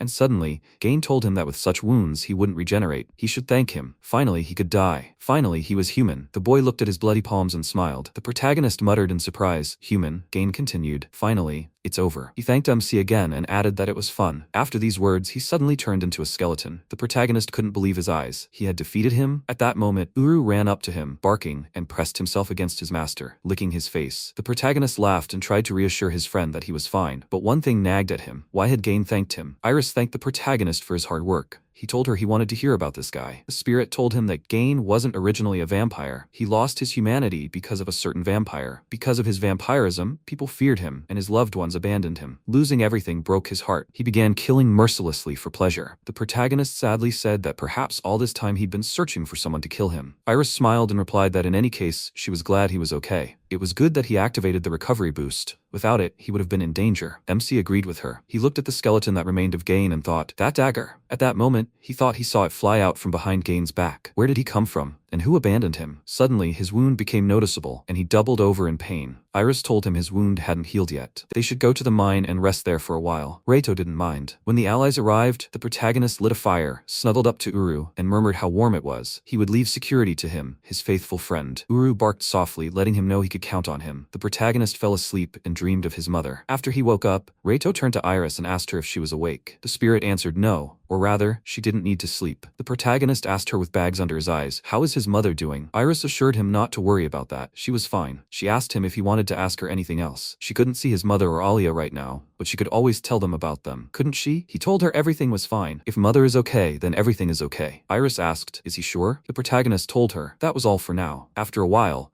Baal appeared in front of the dead Gain. She said in surprise, there's no mistaking the clothes. It's Gain. The guildmaster screamed in rage. What happened to him? Why did he look so miserable? Why did someone else kill him and not her? Furious, she drew her sword, swung it, and sobbed. Are they making fun of her? After all, she was the one who went to kill him. Furious, Baal slammed her fist on the ground, causing cracks to form in the ground from the blow. She threw her head back and screamed, loudly, inhumanly, from frustration and rage. At that moment, Shu, peering out from behind a rock, said, he saw it all. He heard it all. He couldn't even believe that Lord Gain had been killed. What an interesting turn of events. Now he was the only surviving monster tamer. His goblin troop lurked behind him. He continued, it's a shame, of course, for both Basil and Gain, but this will improve his standing in the ancient empire. Shu addressed his goblin army and said they were also lucky to have survived. If they didn't serve him, they were dead. What would they say to that? The goblins gathered in a group, leaving Shu perplexed. What was going on? At that moment, the unknown woman clamped her hand over his mouth and told him to be quiet. If he struggled, it would be difficult for her to kill him. She pierced him through, and Shu thought in bewilderment. That was Gain's weapon. Those were his last thoughts. The unknown woman pulled the weapon out of him, sheathed it, and said, mission accomplished. They could return. The goblins ran up to their tamer and began to fuss over him in surprise, unsure what had happened. After a while, they left him alone and left. Meanwhile, the protagonist returned to the adventure town of Luno. He thought, finally, he's here. There are a lot of royal army soldiers here. Why all of a sudden? He overheard two villagers talking about goblins attacking a village,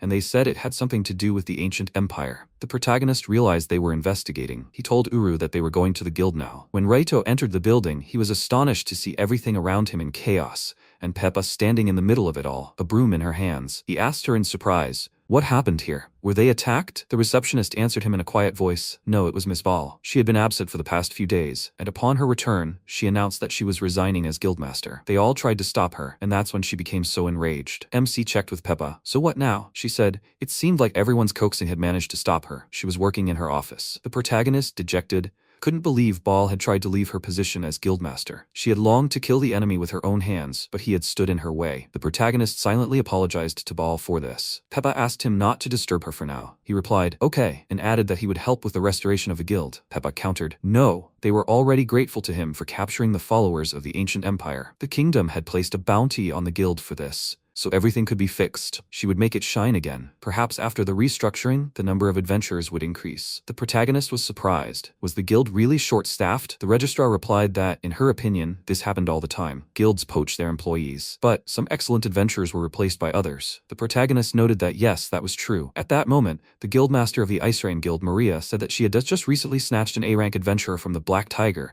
and they had received a reward from the kingdom. It seems a talented man has joined them. After hearing such intriguing information, she can't help herself. She needs to check out the Black Tiger. Sometime later, the protagonist was helping the residents of Ethel village rebuild their village. Several weeks had passed since he dealt with Gain. Now he was helping rebuild a village that had been attacked by goblins. A villager asked him to dig a hole. Reito activated his digging skill and fulfilled the request. The man thanked him and said that now they could finally bury the trash. The villager thanked the protagonist again for his help and asked him to be sure to visit them again. The protagonist promised this and said goodbye to the man. On the way home, MC thought how nice it was to help. Iris remarked that their master, Reito, seemed to be enjoying himself. The protagonist flinched in surprise and indignantly told the spirit to stop talking to him so suddenly. She had scared him. Then it dawned on him. So she could talk to him without him summoning her? She told him it was all because she was on the same wavelength. MC asked her when he should leave to fight the remaining tamer. There was still one left, right? The spirit answered nonchalantly. He had no need to worry about that. He was no longer in this world. The protagonist exclaimed in bewilderment. Why? Did he die? The spirit said that's how fate had decreed it. More importantly, he shouldn't go down this path he was currently on. Bandits had set up an ambush, targeting the humanitarian aid sent to the village from the city. The protagonist asked her in surprise, "Bandits?" Iris continued, "In theory, when transporting cargo, an escort of adventurers and soldiers is required." Reito remembered Peppa saying in the guild reception room that it was dangerous to go there alone. He told Iris it would be fine. He could fight back. He'd just risen in rank. Iris responded disapprovingly. Maybe so, but standing out and causing trouble wasn't a good idea. Besides, his cousin was right there. Why didn't he just go to her and report the bandits? MC thought about now and agreed that wouldn't be a bad idea. When he arrived, the princess was enjoying her meat. He greeted the guard guarding the girl. The guard informed the princess that the protagonist had arrived. Now was very surprised by his appearance. With her mouth full of food, she addressed him by name and said it had been a while since they'd seen each other. The protagonist agreed and asked if they could chat after she finished her meal. Now agreed, and quickly devoured her food. Afterwards, she approached him. MC asked her how she was doing. The girl told him she was still busy investigating the goblin attacks and their connection to the ancient empire. Lucky he'd ended up in the adventure town. They patrol here and hunt bandits. Although, she would have liked to focus a little more on her original mission. By the way, did she hear he'd been promoted? Reito told her that was true. She continued, but there wasn't a single example of someone said to have a worthless profession being promoted to F rank or higher. It all seemed rather dubious. He showed her his guild card with a smile and a sly squint, and asked if she'd like to take a look at it then. The princess looked at the document and noted with surprise, "Really? He's a support mage and an alchemist? And come to think of it, why does he use a greatsword if he's a mage? Don't mages have weapons like that? Or can't he use a smaller sword?" Reito replied that his income is so-so, so he trains himself. Now exclaimed irritably, "That's not a weapon you can master with just training. First of all, the size of the sword matters a lot." The protagonist, surprised by her reaction, said he understood everything. After that, he told her, by the way, he noticed bandits on the way here. Now exclaimed indignantly, "So why didn't he say so right away? Was he hurt? Where is this place?" The girl gave the order for her squad to move forward. The Valkyries said, "They will take charge of the investigation. They will do their utmost." The princess asked them to be careful. After that, she commanded the Valkyrie squad to advance. She turned to the protagonist and asked him, "He's returning to Luno, right? Does he know there's a hunting festival in the near future?" MC was surprised by this information. Now continued, "It was postponed because of the goblins created by the ancient empire." The protagonist didn't understand what this hunting festival was. He turned to Iris for an explanation. Spirit told him, had he already forgotten? It was an adventurers' festival held in the town of adventurers. At this event, monsters are released into the town, and adventurers compete to see how many monsters they kill in a certain amount of time. The first place winner receives a prize, and the winning guild receives an additional grant. The protagonist remembered, exactly. When he met Kodamine, there were a ton of people. He thought he heard something from the guildmaster, but it all slipped his mind. He couldn't remember. Now told him this festival was an important event, attracting tourists from all over the world. This year, there seemed to be a shortage of the monsters needed for the festival. If he went on request, it would be nice to catch a monster while he was at it. If he hands over the captured monster to a monster dealer, he'll receive double the reward. Reito asked her in surprise, "A monster dealer?" The girl explained that it was someone who buys and sells monsters suitable for human consumption. His shop was located in the northern part of Adventure Town. The protagonist thanked her for the helpful information. Now looked him over from head to toe and remarked that if he aspired to be a top-notch adventurer, he should wear proper equipment. He had no armor, and his weapons weren't made of their magical metal, were they? Perhaps it wasn't her business. The protagonist thought with embarrassment, wondering if she was so concerned about him. He thanked her out loud for her concern. As he left, she shouted at him to be careful not to hurt himself. The protagonist watched her go, jumped onto his friend's back, and, setting off, said he knew her words were motivated by concern, but he wasn't particularly fond of armor and a helmet. They are heavy and restrict movement. Iris spoke up, but now had a point too. He's a mage. Isn't it normal to have a weapon made of magical metal? Reito countered. He couldn't afford such an expense. The magic bracelet he has would be quite suitable as armor, and he trains his body. Besides, he's not particularly keen on using his magic for harm. He's not even inclined to kill criminals, especially if he can help. Iris noted with surprise, however, it's hard to fight using magic alone. If he expends too much magic and his magical power runs out, he's finished. MC assured her he'll be careful. When he arrived in Adventure City, he decided to first inform the guild of the completed request. At that moment, Peppa suddenly appeared and exclaimed with relief. She'd finally found it. She added, another guild had suddenly dropped in and demanded it from the guildmaster. The protagonist was surprised. A different guild? The receptionist answered. The guildmaster of the largest guild in their city, the Icy Rain Guild, had arrived. She was asking him to hurry. The girl grabbed his hand and pulled him along. When they arrived at the guild and approached Baal's office, they heard cursing coming through the closed doors. Baal yelled at Maria to stop pestering her over trivial matters. What a fox she was. The guildmaster who had arrived responded. She was still the same hot-tempered child.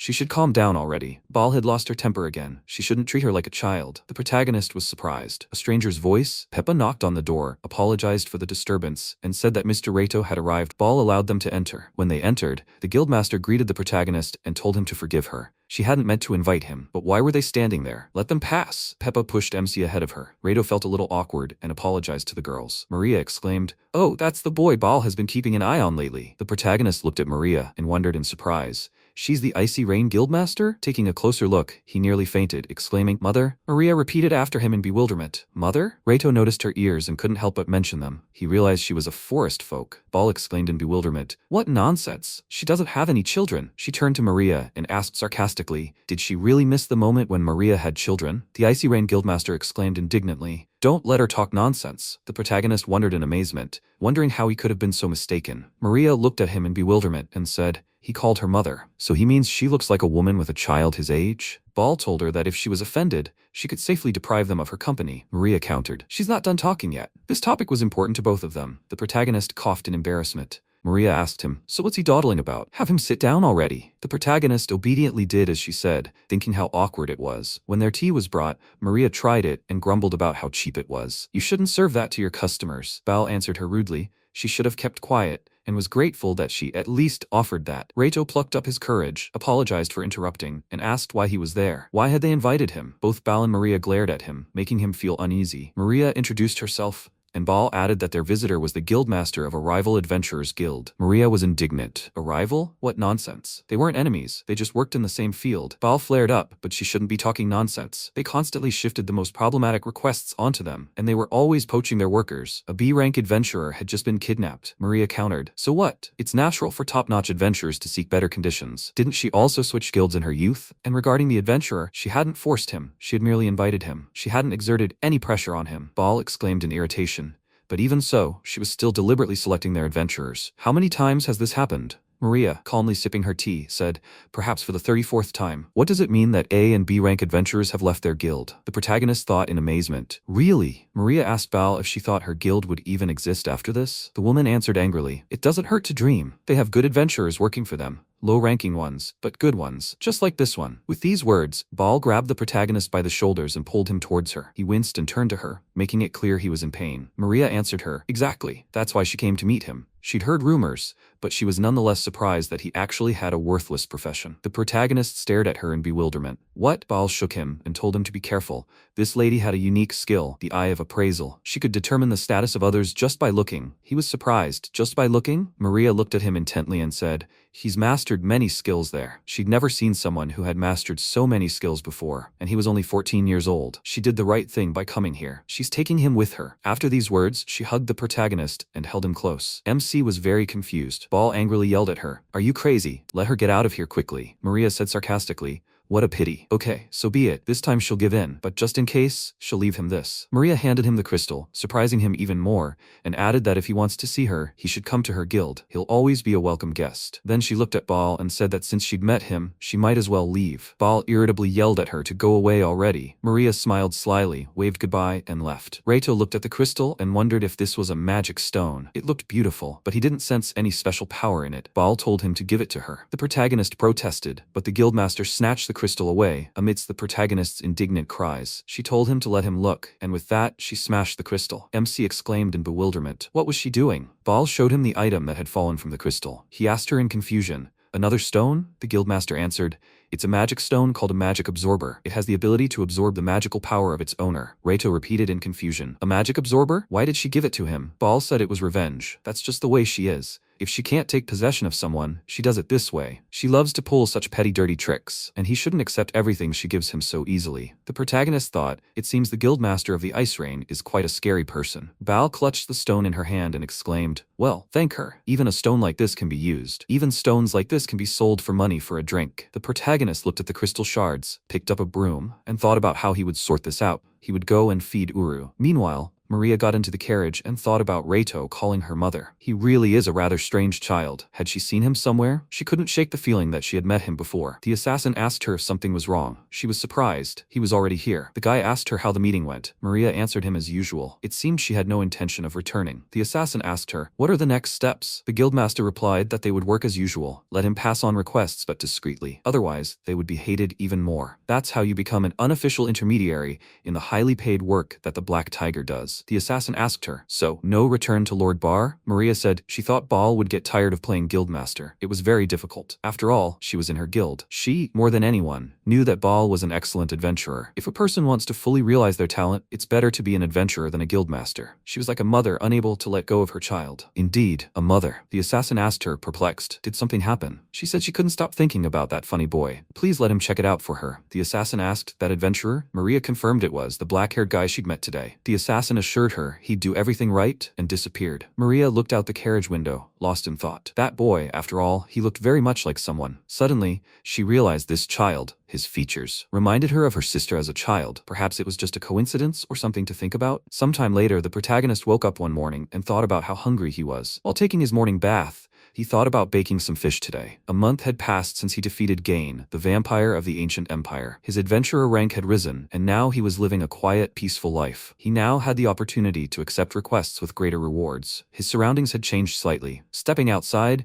he noticed that the oran fruits seemed to have ripened, and that was wonderful. And he also had his own home. He had moved from the hotel to a separate two-room house, although it was rented and a bit old. But in addition to the house, there was also a garden. Now he could live freely with Uru. His friend had a spacious and well-built doghouse. The protagonist called his white wolf, wished him good morning, and said he was going to make breakfast, so he should wake up. Uru barked, letting his master know he understood. The protagonist began preparing breakfast and noted with satisfaction that this was the life of an ordinary person. While eating, MC said, "Isn't this happiness? He doesn't have any work today as an adventurer, right?" Iris suddenly said, "So it's time to visit Foss village." Reito jumped in surprise and yelped. She'd scared him again. Then he answered her. She was right. He needed to continue the restoration work. Iris said that it was imperative to spend days without requests to travel there. The protagonist agreed with her. As they set off, the protagonist thought Foss village was the first village they came to after leaving the forest. The same abandoned village where he first met now, but no one lives there. So what was the point of restoring it? Iris encouraged him. Don't let him say that. After all, he was the only surviving inhabitant of this village. If they restored this place, they could reap enormous benefits in the future. He asked her incredulously, "Is she serious?" The spirit replied, "Trust her." Besides, with his abilities, it would be easy for him to prevent monsters from entering the village. The restoration work was almost complete. They just needed to finish it quickly. That's all. MC sighed and agreed with the spirit. As he began work, he told Iris that magic wasn't the only thing they had to do here. "Is that part of an adventurer's job description?" The spirit replied that all of this would come in handy in the future. So please, let him try. Even Uru was trying, helping with security and surveillance. The protagonist, hammering another nail, said, "That's right." After a while, he said, "That's it. He's done with that. Now it's time for the ruined fields." Iris spoke up. "The goblins have taken all the harvest. The soil is also severely depleted. What about breeding sandworms?" He recalled the recent incident with that creature and said that if Princess Now were to visit them, they should refrain from doing so. "I wonder if she's all right?" At that moment, Uru barked warningly, and the protagonist rushed over to him and asked him what had happened. Looking into the distance and seeing movement, MC exclaimed, "What is that? Is something approaching them?" He activated his farsightedness and his observer's gaze. What he saw didn't please him. It was a huge monster, simply incredible in size, running behind several horse-drawn carts. Reito exclaimed in bewilderment, "What is that? An elephant or a mammoth?" He thought, this is all bad, but at this rate, wouldn't the village be in danger? Iris spoke up. "Finally, they've arrived." She told the protagonist, no matter what, she's asking him to help those people in the carts. The protagonist remarked in surprise. Did she know this would happen? But whatever. Good. He heard her and would help them. And he wouldn't let the village they just rebuilt be destroyed. The MC went out to greet the intruders. The head coachman, seeing him, shouted at him, "What is he doing in such a place? He should get out of their way, or he'd be finished." Reito told him not to worry about him and to rush to the village. As soon as the last cart slid into the village, the protagonist activated a lump of earth, and the ground beneath the monster simply collapsed, swallowing the horrific creature. The MC, assessing his work, noted in surprise, did he succeed? The monster's body was halfway out of the ground. Suddenly, the protagonist realized the enemy was trying to escape the trap. He stretched out his arms and exclaimed, "Then how can he do this?" The protagonist summoned an ice blade bullet and a fire bullet, both aimed at the monster. But he quickly realized it was useless. Magic had no effect on it. Iris informed him it was a mamu, a magic-resistant monster originally native to the beastman's territory. It wasn't an opponent he could defeat with the magic he'd learned alone. The protagonist asked her what they should do then. The spirit told him its weak point was between its eyebrows, and it needed to be pierced with a magic sword. MC thanked her for the information and asked Uru to help him stop the Mamu. The wolf, without hesitation, lunged at the enemy, leaped onto its neck, and sank its teeth into it. Reito activated his physical enhancement, leaped high into the air and shouted at his friend to back off. He activated his gravity blade and rushed toward the monster, plunging his sword between its eyebrows. The enemy instantly collapsed and froze in place. The protagonist exhaled heavily, thinking that he had finally managed to penetrate its weak spot. A little later, he would dismantle it and collect its materials. At that moment, the coachman called out to him in amazement, asking if he was alright. This was simply amazing. He had managed to defeat such a monster. Thanks to him for saving them. The protagonist turned, looked at them, and realized they were forest people. He replied that there was nothing to thank him for. He was glad they were also alright. At that moment, Rykov shouted to his subordinates to disperse. Everyone made way for the Lord. Rykov stepped forward and said to MC that he, of course, thanked him for his help. But why was a human commanding a white wolf? Was he a monster tamer? The protagonist replied that he was not. Uru was his family. The Lord repeated in bewilderment. Family? Such a vile monster was his family? What a weirdo. Reito didn't know how to react to such a fiery speech. He thought irritably, what kind of idiot is this? This guy reeks of aggression. Rykov extended his sword, but at that moment he was pushed aside by Tina, who rushed straight to Uru, hugged him, and began to cuddle him, declaring how cute he was. The Lord anxiously called out to the princess and shouted at her not to touch such a filthy creature. The protagonist, confused, asked her, who is she? The girl continued to cuddle the wolf, admiring how fluffy, soft, and white he was. He was simply adorable. She wished she could be so cute. She almost burst into tears at these words. The protagonist, seeing that Uru wasn't very pleased, told the princess that his friend wasn't quite comfortable. The princess released the wolf and apologized. She added, she just can't help herself when she sees something cute. Tina looked at Reito and thanked him for helping them earlier. The emissary also thanked him, adding that if anything happened to the princess, it would be a disaster. MC said in surprise, Princess? Rykov irritably told him to kneel immediately and know his place. Reito was even more surprised. His place? The Lord showed him the badge and angrily asked him, can't he even notice this emblem? He'll have to enlighten an ignorant idiot like him. They are emissaries of the Yotsuba kingdom. Reito, perplexed, turned to Iris for information. The spirit immediately informed him that this kingdom is located in the so-called Great Atlas Forest, which stretches far south of the Batutaros kingdom. It is known as the land of the forest people. They were sent as emissaries from the Yotsuba kingdom, and the girl was most likely a princess. Before heading to the royal capital, they decided to stop by the adventurous city of Luno, apparently to observe the upcoming hunting festival. The protagonist thanked her for such comprehensive information, then knelt before the princess and apologized for his rudeness. Tina grabbed his hand, pulled him to his feet, and excitedly asked him, he's a monster tamer? Rykov called out to the girl warningly, telling her she shouldn't do such a thing.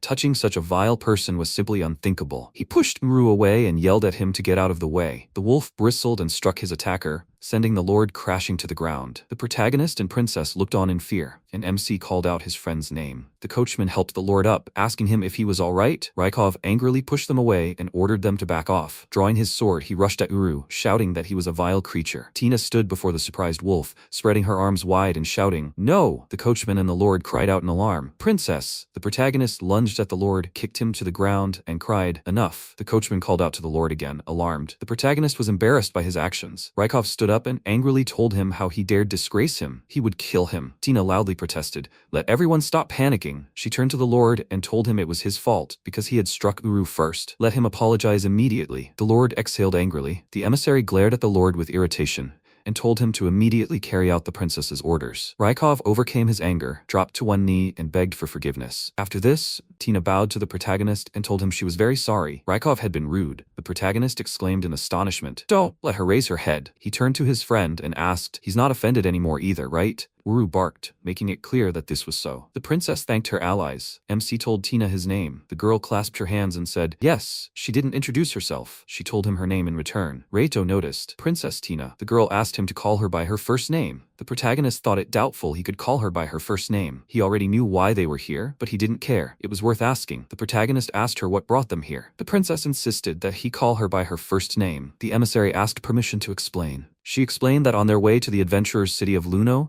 they were attacked by this enormous monster. Thanks to its help, they were able to protect the princess and a gift for the kingdom of Batutaros. Now, it was time for them to move on. The princess climbed into the carriage and patted the wolf on the nose, bidding him farewell. The protagonist, noticing Uru's displeased expression, told her that his friends seemed uncomfortable with such treatment, so she should call him by his first name, not dog or puppy. The girl sheepishly apologized to the wolf and wondered if their paths would cross again. Reito replied that he and his friend were members of the Black Tiger Adventurers Guild. If she wanted to see Uru again, she should just stop by the guild. The princess exclaimed happily. Really? Then she promises she'll definitely come visit them. Uru barked joyfully in response. Reito waved goodbye to the princess, shouting, "Take care," as he waved after her. Tina turned to the lord and asked him if he wanted to wave. The lord gritted his teeth and told her he wouldn't. He was barely managing to contain his anger. After the princess and her subjects had safely departed, the protagonist decided to begin collecting materials from the defeated monster. Approaching it, he said, as expected, such a colossus would be difficult to dismantle. He would take only what was necessary.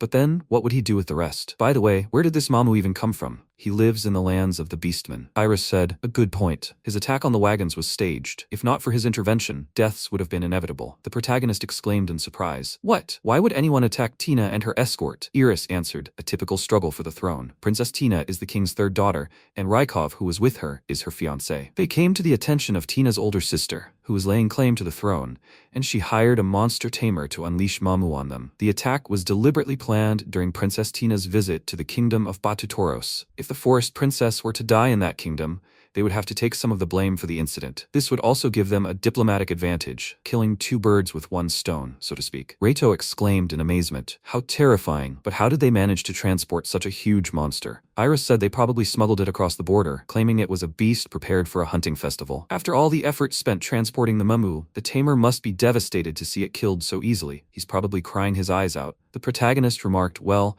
maybe they shouldn't have let Tin and the others go so easily. The spirit told him not to worry about it. The girl guarding the princess was an outstanding warrior and could easily handle ordinary attackers. Besides, upon arriving in town, they'd likely turn to the Dragon's Fang Adventurers Guild for protection. The protagonist exclaimed in surprise. It was Gonzo's guild. The day before the fight with Gain in Foss Village, the protagonist told his friend Uru that he'd mastered several new skills. Tomorrow, they'd finally be able to head to the Ymir mine. Today, they needed a good rest, but first, it was time for a snack. Uru barked happily, agreeing with his master. After Reito cooked the food, he tried it and said it was delicious, but too hot. He suggested Uru take a short walk around the village while the food cooled. During their walk, Reito inspected the houses and remaining belongings, noting that it didn't look like there was anything worth saving. After walking a bit more, MC said to Uru, perhaps it's time to eat now? When the allies returned, they were surprised to see Gonza wolfing down their food, declaring it was so delicious. The protagonist wondered, who is this? He's so huge. What, is he a giant? The allies quietly approached the boy from behind. Gonza looked at the empty pot and said regretfully, there, it's all gone, and it was so delicious. Uru also looked regretfully at the empty container that had recently held their hot food. The protagonist responded to the boy's words of regret by saying he was glad he liked it. Gonza flinched in surprise, turned around quickly, and looked at them in confusion.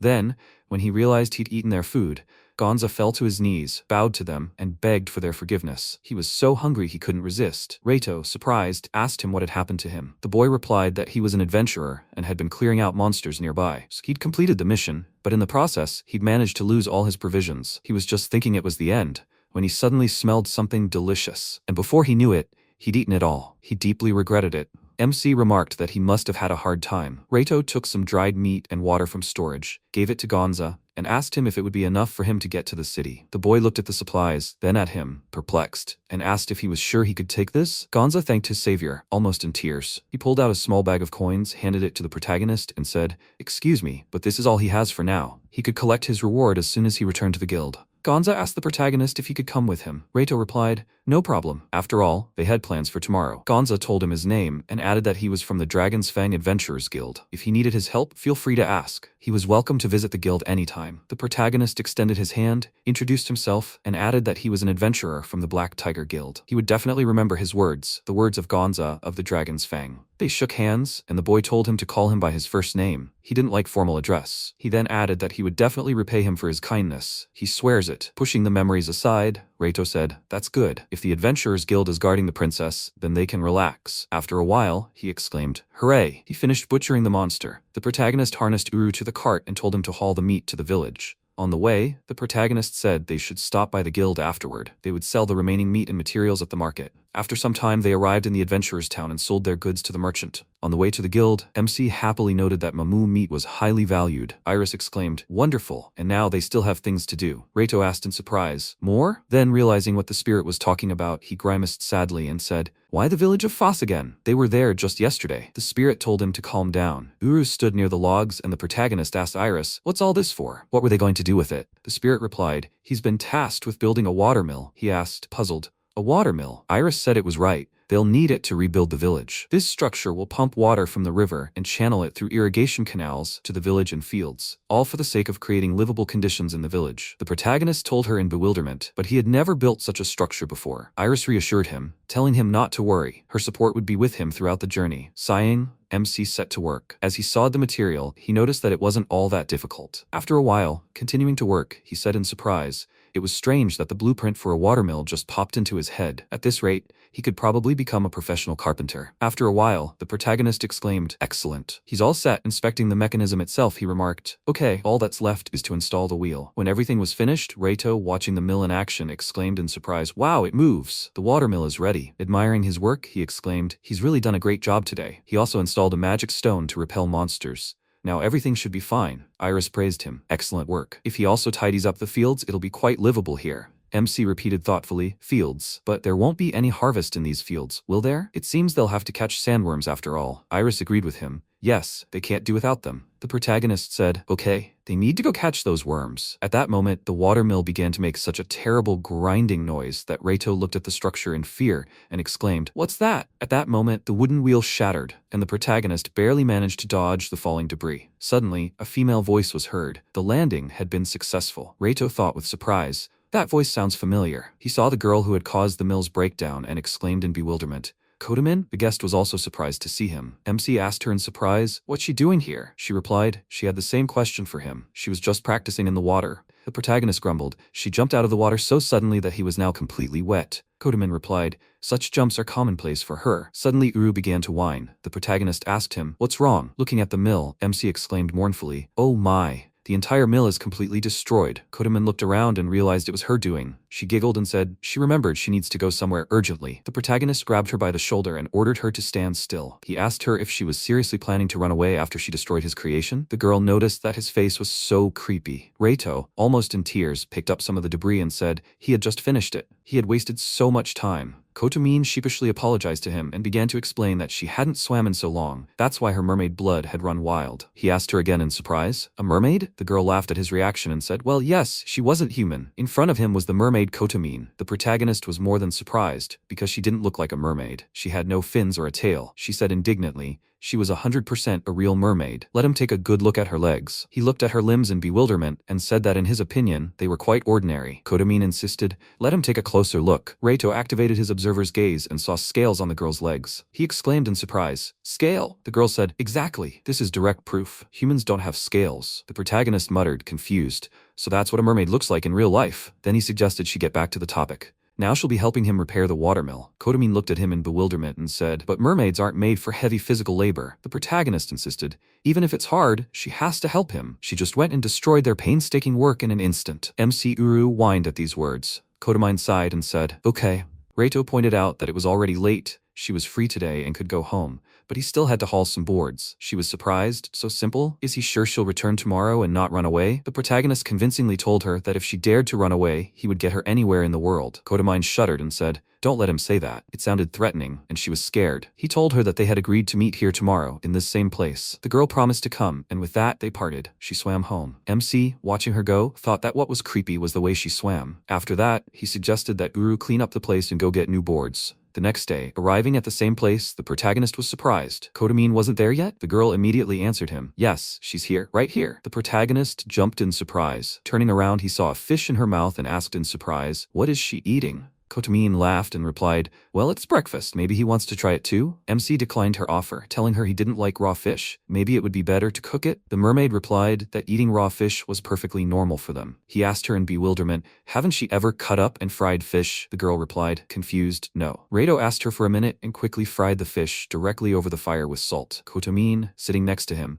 remarked that the aroma was simply amazing. When the fish was fried, he offered her a taste. warning her to be careful as it was hot. The mermaid declared, "It looks delicious." But when she tried the cooked dish, her admiration knew no bounds. She kept exclaiming, "How delicious! It's simply amazing." The protagonist was taken aback. He hadn't expected such a reaction from her, but he noticed she was wolfing it down. After finishing the entire fish, Kodaman asked for more. The protagonist replied, perplexed. She'd already eaten it all, so it was time for them to get to work. The girl snorted resignedly and said she had nowhere else to go. After that, the allies set to work repairing the structure. Finally, after some time, MC joyfully exclaimed, "It's working. The watermill is ready." It was like déjà vu. Kodaman began to whine. She was so tired. The girl dove into the water and continued, and besides, she was so hungry, she couldn't even move. The protagonist told her that, thanks to her, they finished in a couple of hours. What kind of fish would she like for dinner? Kodaman immediately perked up and told him that any fish would do, but she wanted something bigger. He told her she'd get a big one, let her wait a bit. The girl was surprised. He was going to catch the fish himself? Reito pointed out that was true, but he didn't need a fishing rod. He had a more reliable method. The protagonist activated one of his skills, closed his eyes and thought, this is a skill that allows him to sense everything with his eyes closed.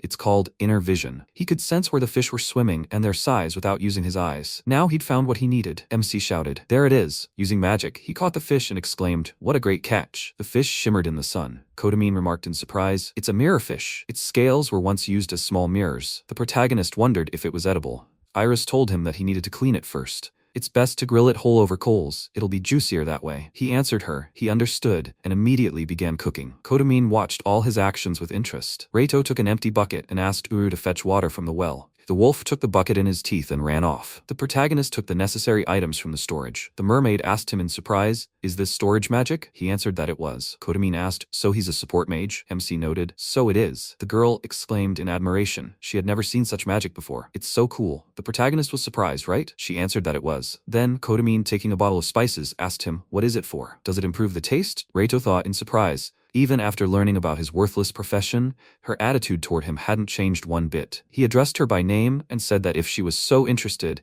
they could cook this fish together. The mermaid exclaimed with delight, "Is this true?" She'd be happy to do it. The protagonist suggested she first remove the fish's scales. Kodamin grabbed the catch and in a split second, removed all the fish's scales. The protagonist couldn't believe his eyes. Did she just remove all the scales with her bare hands? After a while, when all the preparations were complete and the fish was eaten, the mermaid thanked the protagonist for the treat. She added, "It was simply unbelievably delicious. She even ate too much." MC remarked. He hadn't expected her to be such a skilled cook. She clearly had culinary talent. The girl asked him incredulously, "Is that honest?" Then she asked him if he lived in this village. He told her he was here on business. He lived in the adventurer's town where they first met. Kodamin asked where his house was. In fact, she was lost. She explained that she lived with her mother by the lake, but they had a fight and she ran away. She ran so far that she couldn't find her way back. That's when she was captured by bandits. After his help, she settled by the nearby rivers. The surprised protagonist asked her how long she'd been lost. Kodamin told him about 3 years. As long as there was a body of water nearby, she had plenty of fish, but she was sad to be alone. MC was simply amazed by her story. Not seeing her mother for 3 years, her story somehow echoed his. The girl suddenly turned to him with a sly note and said, although she had blurted it out to him yesterday, she usually doesn't admit that she's a mermaid. This is because before, all the people who discovered her true nature were either horrified or tried to capture her. But he did it differently. Why? He noted with surprise. Why? Probably because he had no reason to catch her. The girl said she wasn't just talking about capturing her. He saved her from kidnappers. The protagonist answered her. He didn't do anything special. Kodamin was silent for a moment and then said, he fed her delicious food. Now she's absolutely sure. He's a good man. That's why she wants them to be friends. Iris sarcastically remarked. And he's a good man. Not only did he make an ally, but he also received a rare magic stone. He answered her, but she shouldn't tell him she made him build that watermill for such an outcome. After a while, Kodamin splashed into the river and told him she'd come again tomorrow. The protagonist answered her, of course. The mermaid, swimming away from the shore, waved goodbye and shouted, she'll definitely come. Reito thought with a smile. A friend then. At that moment, a voice familiar to the protagonist called his name and said, he's here. Turning around, the surprised MC saw Gonza. The guy exclaimed, so that's where he is. He'd been told about this place in his guild. Could this really be his village? The protagonist answered him something like that. How is he doing? Gonza said he came to thank him for his recent help, and as a token of his gratitude, to give him this. With these words, the guy placed the carcass of a large boar in front of Reito. The protagonist noted in amazement, this is for him? Is he absolutely certain? The boar is absolutely enormous. Gonza replied that he'd gotten the boar after a hunt, as requested. The client had shared part of the trophy with him, so he shouldn't be shy and accept this gift without hesitation. MC said, well, since that's the case, he'll cook it right now. let him join in the meal. Gonza hesitated but then said actually, he still has work to do. He needs to reach his destination by noon tomorrow, so unfortunately he's in a hurry. The protagonist looked at his weapon in empty hands and asked him in surprise, "Is that all he's taking?" The guy replied, "Don't worry, he has this thing." He pulled out some kind of medallion from under his shirt, showed it to the protagonist, and told him to watch carefully. Activating the medallion, he requested a flask of water, and instantly it appeared in his hand. MC exclaimed in surprise, "He can use storage magic too?" Gonza told him that wasn't true. It was simply a special magical stone called a storage stone. It could be used to store items in a separate space, almost like storage magic. Reito asked, perplexed, "A magic stone?" The adventurer replied that the stone was incredibly expensive, but if it broke, everything it held would spill out at once. Handling it was a real hassle, so he rarely used it. But this time, the journey was long, so he had to store supplies in it. The protagonist answered, "I see." He asked Iris about this stone. The spirit answered, "That's right. Such stones are one of the reasons support mages are considered worthless. However, storage stones have many drawbacks. A stone's capacity is limited to 100 kilograms. When moving an object into it, its weight is added to the stones. Also, it can't store another storage stone. However, it can freely store and retrieve items. Besides, its capacity increases as it levels up, so he shouldn't be upset." Reito muttered in response, "He's not upset." After that, he asked Gons where he was going. The guy told him to a town called Goremu. Golems have been emerging from a nearby mine for some time now, wreaking havoc on the town. The protagonist remarked in surprise, "Golems then?" Iris had told him, "A classic. They appear in every RPG. These nasty creatures appear in mines where magic stones are mined. The golems themselves contain high-quality stones. If a person defeats a golem, they can make a good profit from these stones." MC asked Gons if he could go with him. The guy replied in surprise, he doesn't mind, but he only has enough supplies for one person. The protagonist chuckled and told him not to worry, he'll get the provisions. Give him a minute, he'll gather everything he needs. Iris asked him if he was sure about his decision. Hadn't he forgotten about meeting Kotamine tomorrow morning? Reito suddenly remembered. Sure enough, although to get to her in time, he'd simply entrust the journey to Uru. The wolf barked happily, expressing his complete agreement. A short time later, the protagonist exclaimed, "Well, everything is ready." Gonza was shocked, simply stunned. Inspecting the carriage, he exclaimed,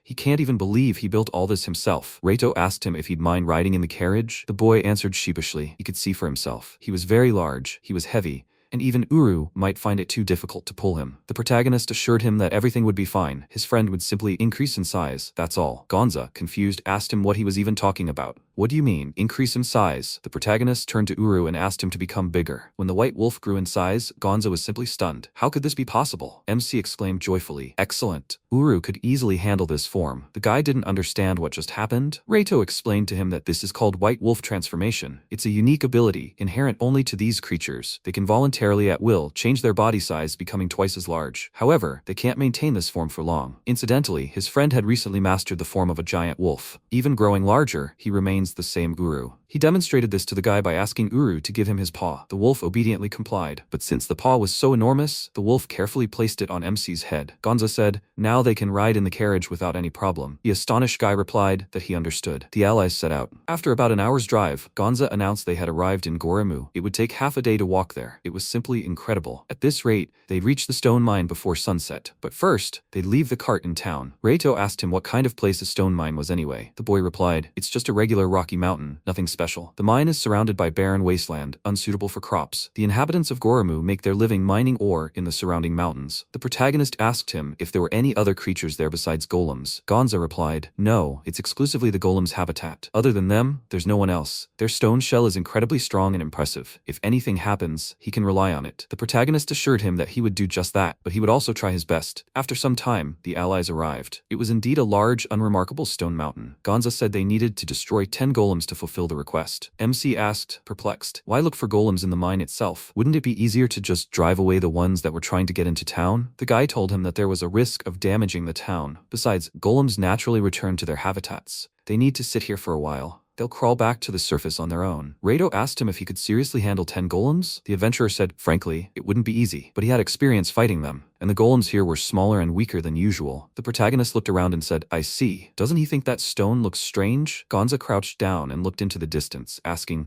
"Where is it?" The protagonist showed him the very stone that had alerted him, activated his observer's sight, and suddenly exclaimed, "He sees the outline of a face there." The golem had disguised himself as a rock. The adventurer looked closer and said, "It looks like the enemy is still asleep." He added that golems have a core in their chest, and that's where they need to strike. MC asked in surprise, "A core? The guy explained it was something like a heart. Only complete destruction, or the removal of the core, would prevent the golem from regenerating and coming back to life. Reito asked if magic worked against them. Gonza said they were resistant to fire, but he didn't know about others. But he had seen their shells pulverized by water. The protagonist wasn't sure whether ice magic or the ice barrier would work, but it was worth the risk. He asked the guy if there would be any objections if he attacked first. Gonza, surprised, answered, "Of course not." The protagonist grabbed his sword, activated super vibration, acquired the ice vibration bullet skill, and attacked the enemy. Gonza jumped to his feet and exclaimed, "Wow, it looks like they woke him up." The golem rose to its full height, let out an angry sound, and prepared to strike back. MC assessed the situation and cursed. He'd missed his opponent's chest by a hair. The golem raised its enormous arm to strike,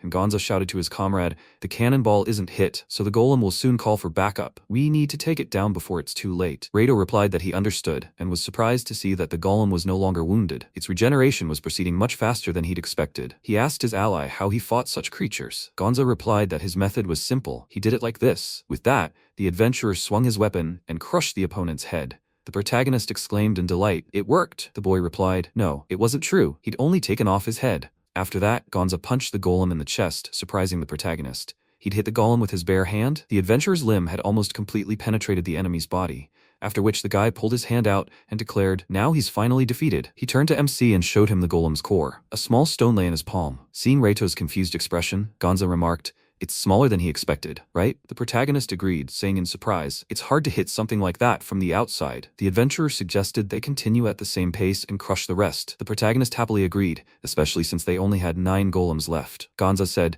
"Since you're with him this time, why don't they destroy a couple more, just to be on the safe side?" Reito was confused. The number had suddenly increased. Come on, seriously? He promised to meet Kodomine. After a moment's thought, he decided, no matter what, he'll definitely make it. There were only 12 golems left to defeat.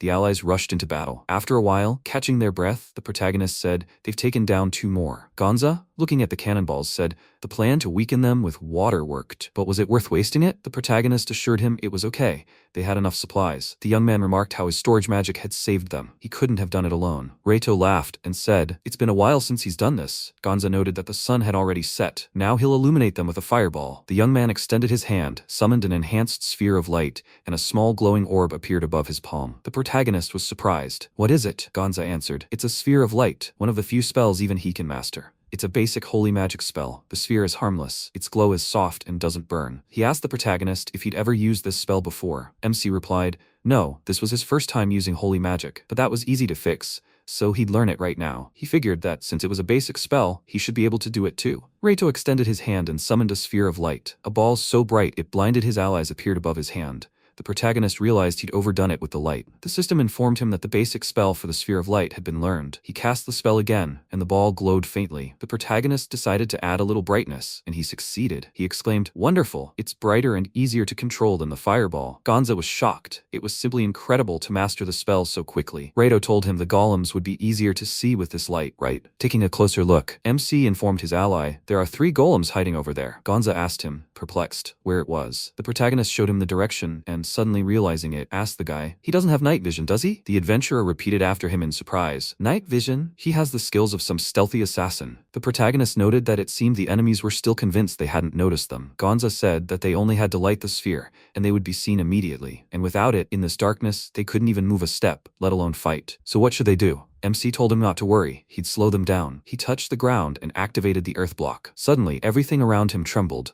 The ground beneath the golems opened up, and they sank halfway underground. Gonza exclaimed in fear, "Is that an earthquake?" The protagonist explained to him, using magic to collapse the ground right under their feet. After these words, the protagonist rushed at the enemies, summoned Helmet Splitter, and swung his sword. Gonza suddenly realized what he was doing standing there. He couldn't just stand there and watch. He rushed toward the golems and cut down 2 of them with one blow, hitting their weak spots. MC exclaimed in amazement, "Wow, 2 with 1 blow, so this is the power of a C-class adventurer." Gonza showed him the cores of the slain enemies and said, 4 more, and they're almost there." Reito noted that everything had been going smoothly so far, but now there wasn't a single golem nearby. The protagonist replied that the others were probably hiding deeper, right by the mine. The protagonist was surprised by this. The adventurer added, "Yes, they've settled there, made a sort of home for themselves, and that makes perfect sense. They love ore. By the way, clearing the mine is also part of their mission." Reito said, "I see. Let him look ahead. Maybe it's there, where the no entry sign is?" The allies moved in that direction. MC thought in surprise, wow, this place is bigger than the Ymir mine. At that moment, Gonza called out to him and told him, the golems are here. They cautiously peered into one of the rooms and saw several golems. The protagonist was surprised. There were only 6 of them? They could handle that many. Gonza told him that if they destroyed them one by one, they would quickly be pinned down. That wasn't an option. Was there a way to gather them all together? The protagonist came up with an idea. Uru could act as bait. He turned to ask his friend if he could handle this. At that moment, Uru barked behind him, which really scared his master. MC flinched and asked him if he had been standing behind him this whole time. Suddenly, he noticed something shiny in the wolf's teeth. He was surprised that it glowed. Gonza, perplexed, wondered if this was a glowing stone. By any chance? It's a rare mineral whose light never fades. It's used as a source of light. Reito praised his comrades, saying,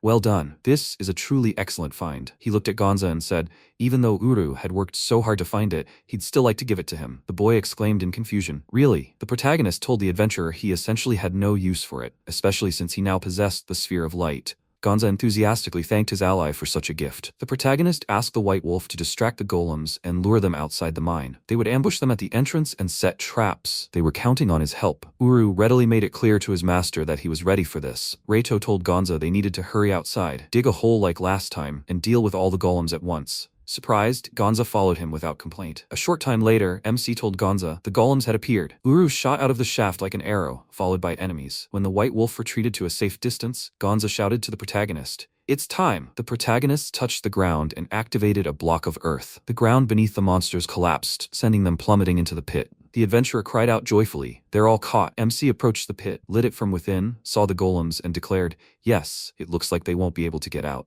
How could they destroy them all at once? What if they just blasted them with magic? Gonza exclaimed warningly, he's not even thinking about it. He needs to bring them their magic cores later. Otherwise, they wouldn't have proof the request had been fulfilled. Reito answered him. He understood everything. He thought that if they had a supply of water, they would simply dissolve everything except the cores and be done with it. However, right now they were very low on water. Iris told him it was time to resort to the crystal stone. He noted with surprise, but he didn't have any water magic. The spirit had said that ice was the same as water. Let him simply mix an ice block and a fireball, but these elements don't mix well. Using them together would greatly exhaust the body. Reito decided to take the risk. The protagonist asked Gonza if he minded trying something. The boy, perplexed, asked him what he was planning. Reito told him he would create a stream of water and melt the golems. He activated the ice block and was almost stunned by its size. With the power of the crystal stone, he created an ice block of unprecedented size.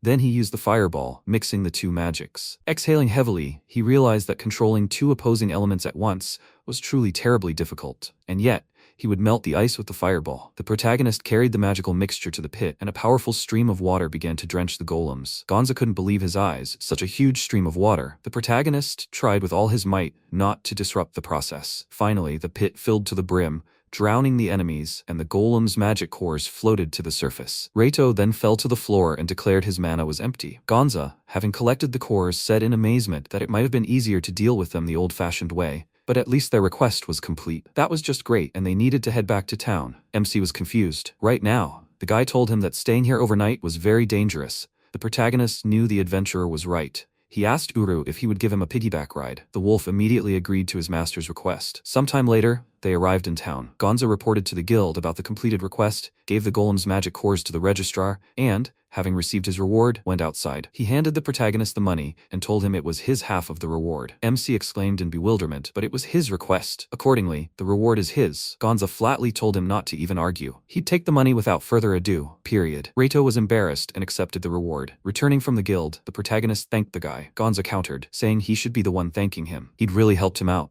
He'd stay in this town for now. But what were his plans? The protagonist replied, he'd return to the village. He had a meeting with a friend tomorrow. The adventurer countered, at night? That's not a good idea. Night monsters are already prowling beyond the walls. It would be safer to spend the night and set out early in the morning. MC thoughtfully remarked, is that what he thinks? Then they need to find an inn that will let Uru in too. The guy told him, then let him stay where he is. They allow magical beasts. Suddenly, a noise ahead caught their attention. Reito noticed a whole crowd had gathered. He asked his giant ally if he could see what was going on there. The guy answered him in bewilderment. A naked man was lying unconscious on the ground. He picked up the protagonist and told him he needed to see it too. The protagonist started to deny it, saying no, don't bother. The sight of naked men somehow doesn't appeal to him. but it was too late. Gonza lifted him up, and the MC stared in surprise at the man named Dine lying on the ground, looking more like a mummy. He asked in surprise, what happened to him? Lana watched from the gateway with a smirk. People tried to rouse the man, but to no avail. The protagonist asked them what had happened. The villagers replied that they didn't understand either. Suddenly, a terrible scream rang out, and they ran outside to find an old man lying right on the ground. One of the villagers objected. Dine isn't an old man at all. His face is young. Here, he brought a blanket. Maybe he should take it to a healer? The protagonist asked Iris what happened to the man. The spirit replied that all his life energy had been sucked out of him. To restore him, he simply needed healing magic. He told her that he understood everything and addressed the people, telling them he would use healing magic on the man. The villagers excitedly asked him if he was a healer. The MC answered, not quite. He activated the healing boost and extended his hands to the boy. Gradually, before the astonished eyes of the villagers, Dine began to regain his human form, returning to his former appearance. The villagers were delighted. It was incredible, but the boy had recovered. Gonza admiringly told Rado, he's awesome. Dine sat down on the ground, not understanding what was happening. The protagonist told him he was fine now. Dine muttered in confusion, what happened to him? Then, when he realized he was naked, the guy let out a shy cry and pulled the blanket over himself. Then he remembered everything and said irritably, I knew it, that beauty had set him up. He turned to the people and asked them if they'd seen a curvy blonde here. The people remarked in surprise, a blonde? Was he talking about one of the forest folk? The guy retorted, no, just an ordinary human woman. Hadn't they seen her? He asked everyone, but the villagers told him the same thing. They hadn't seen anyone. Dine turned to MC and asked him if he'd noticed anything suspicious. Rato answered, no, nothing. The guy said dejectedly, it can't be. He was pitiful to look at. The protagonist asked him if he'd tell them what happened to him. Dine shouted angrily, thief! Some girl came and stole all his gear and all his money. Gonza exclaimed in bewilderment. What was he talking about? He'd actually been robbed? The villagers flinched at the giant's booming voice. The boy replied that it wasn't exactly robbed, but it was definitely a robbery. Honestly, he'd simply been tricked. He'd met a stunning woman at the tavern. They'd exchanged just a few words and immediately hit it off. She'd suggested he try an inn in a back alley, and on the way, he'd been attacked. MC asked him again, an inn in a back alley? The villagers were outraged. They shouldn't discuss such things in front of minors. He'd better tell his savior everything. Gonza noted with confusion, since he was also a minor. The protagonist didn't understand the villagers' outrage. Iris explained to him that the so-called alley hotels were essentially cat houses in the local sense. Apparently, it also operates as an inn for adults. The protagonist muttered in bewilderment, wondering how many things in this world were unknown to him. Iris continued, such places were inaccessible to him yet. He dismissed her words, saying, okay, some woman had fooled him, but why did he look like a desiccated corpse? The spirit had said that he imagined he was the one making advances toward her. In reality, he was the one being hunted,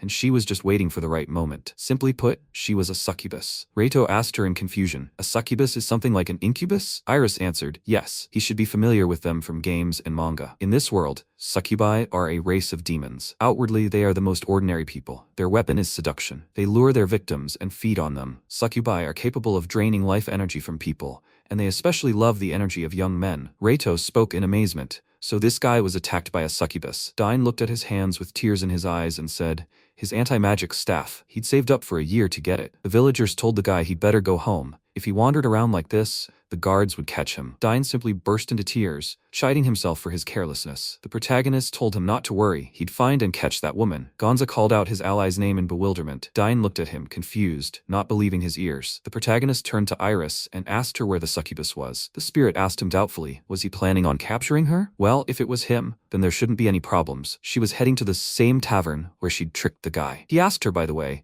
if he even had any savings. The spirit said he was a B-rank adventurer, so he was well off. Besides, he had a rare profession. MC said, well, having a debtor isn't so bad. He asked the guy if he caught her, would he cover the cost of his overnight stay as a reward? Surprised, Dine said he didn't mind. Gonza asked his comrade if he was sure of his decision. He had just returned from a request. Rado told him, no problem, he could handle it. He had a searching skill. Dine told him they had an agreement. He was counting on him. Let him at least return his staff. The protagonist answered, all right, and rushed off to search. He saw Lana, strutting down the street, shaking the guy's wallet and saying what a naive simpleton he was. Thanks to him, she had earned a good amount of money. The protagonist thought in surprise, so that's what she is like, a succubus. She looks like an ordinary girl. Iris warned him to be careful. A succubus only needs one touch to captivate its prey. It's worth remembering that she's also a demon, so it's absolutely crucial to remain vigilant. MC rushed after Lon and attacked her with a bullet. The succubus screamed indignantly at him. What is he doing? Reito was surprised she'd withstood his blow so easily. Suddenly, she gasped and exclaimed, he's just her type. A sweet, adorable little thing. He thought, as expected, there's no point in standing around with demons. The protagonist firmly told her to return the money and staff she'd stolen immediately. Lana grinned and remarked, so that guy hired him? How touching. And most importantly, he has such amazing magical power. At these words, she stared intently at the protagonist and exclaimed languidly, oh. She couldn't resist. She'd knock him down and take both his money and his body. Reito glared at her, held out his hand, and declared, she's not his type, so a definite no. Lana grinned and said she'd show him the full power of female seduction. He sighed and remarked it was time to get down to business. She asked him sarcastically, how exactly did he plan to do that? MC activated the vault and retrieved the chains. He thought, he'll make sure she can't touch him. These chains will restrain her. She asked him in surprise. Storage magic? That's a rather unusual form of magic. And what was he planning to do with her with these chains? Was he into that kind of thing? The protagonist answered irritably, oh no, that's definitely not his style. He shook the chains and shouted at her, I'm going to get it now. Lana asked him in surprise, what just happened? He'd missed. The chains hadn't worked on her, but before she could finish, the chains bound her body. The protagonist exclaimed joyfully, he'd succeeded. She was trapped. Feeling the cold iron on her, Lana cried out in bewilderment. What is this? A magical artifact? He answered her, these aren't simple chains. It's a binding technique that combines shapeshifting and metal transmutation. The succubus tried to shake it off, but was confused when she realized she couldn't. Furthermore, the chains bound her even tighter. The protagonist yanked them, and she fell to the ground. Reito told her she shouldn't even try. It wouldn't work. Taking the stolen goods from her, he said, I'm taking the staff and the money. She can consider this retribution. Lana angrily called him a rude word. At that moment, two guys ran up to them and asked what all the noise was about. What were they doing here? MC chuckled. The locals had arrived. He was just about to tell them what he was doing and why, when Lana screamed for help at the top of her lungs. She screamed that this boy had attacked her. Both the guys and the protagonist exclaimed in surprise. What was she saying? Reito told them to stand still. They'd gotten it all wrong. But the guys asked him sternly, have he completely lost his fear? How dare he attack a girl? The second guy told Lana not to worry. They'd rescue her now. The protagonist was confused. They'd completely misunderstood. He tried to stop them again. Lana asked with an evil laugh, he's an adventurer, isn't he? And if an adventurer harms a civilian, his license will be revoked. So what was he going to do now? Reito, without a second thought, activated an ice wall in front of the guys. The succubus exclaimed in irritation. He hadn't hesitated for a second. The guys, seeing the obstacle in front of them, exclaimed in bewilderment. What is this? The protagonist reassured them. It was just a wall of ice. He looked at Lana and said,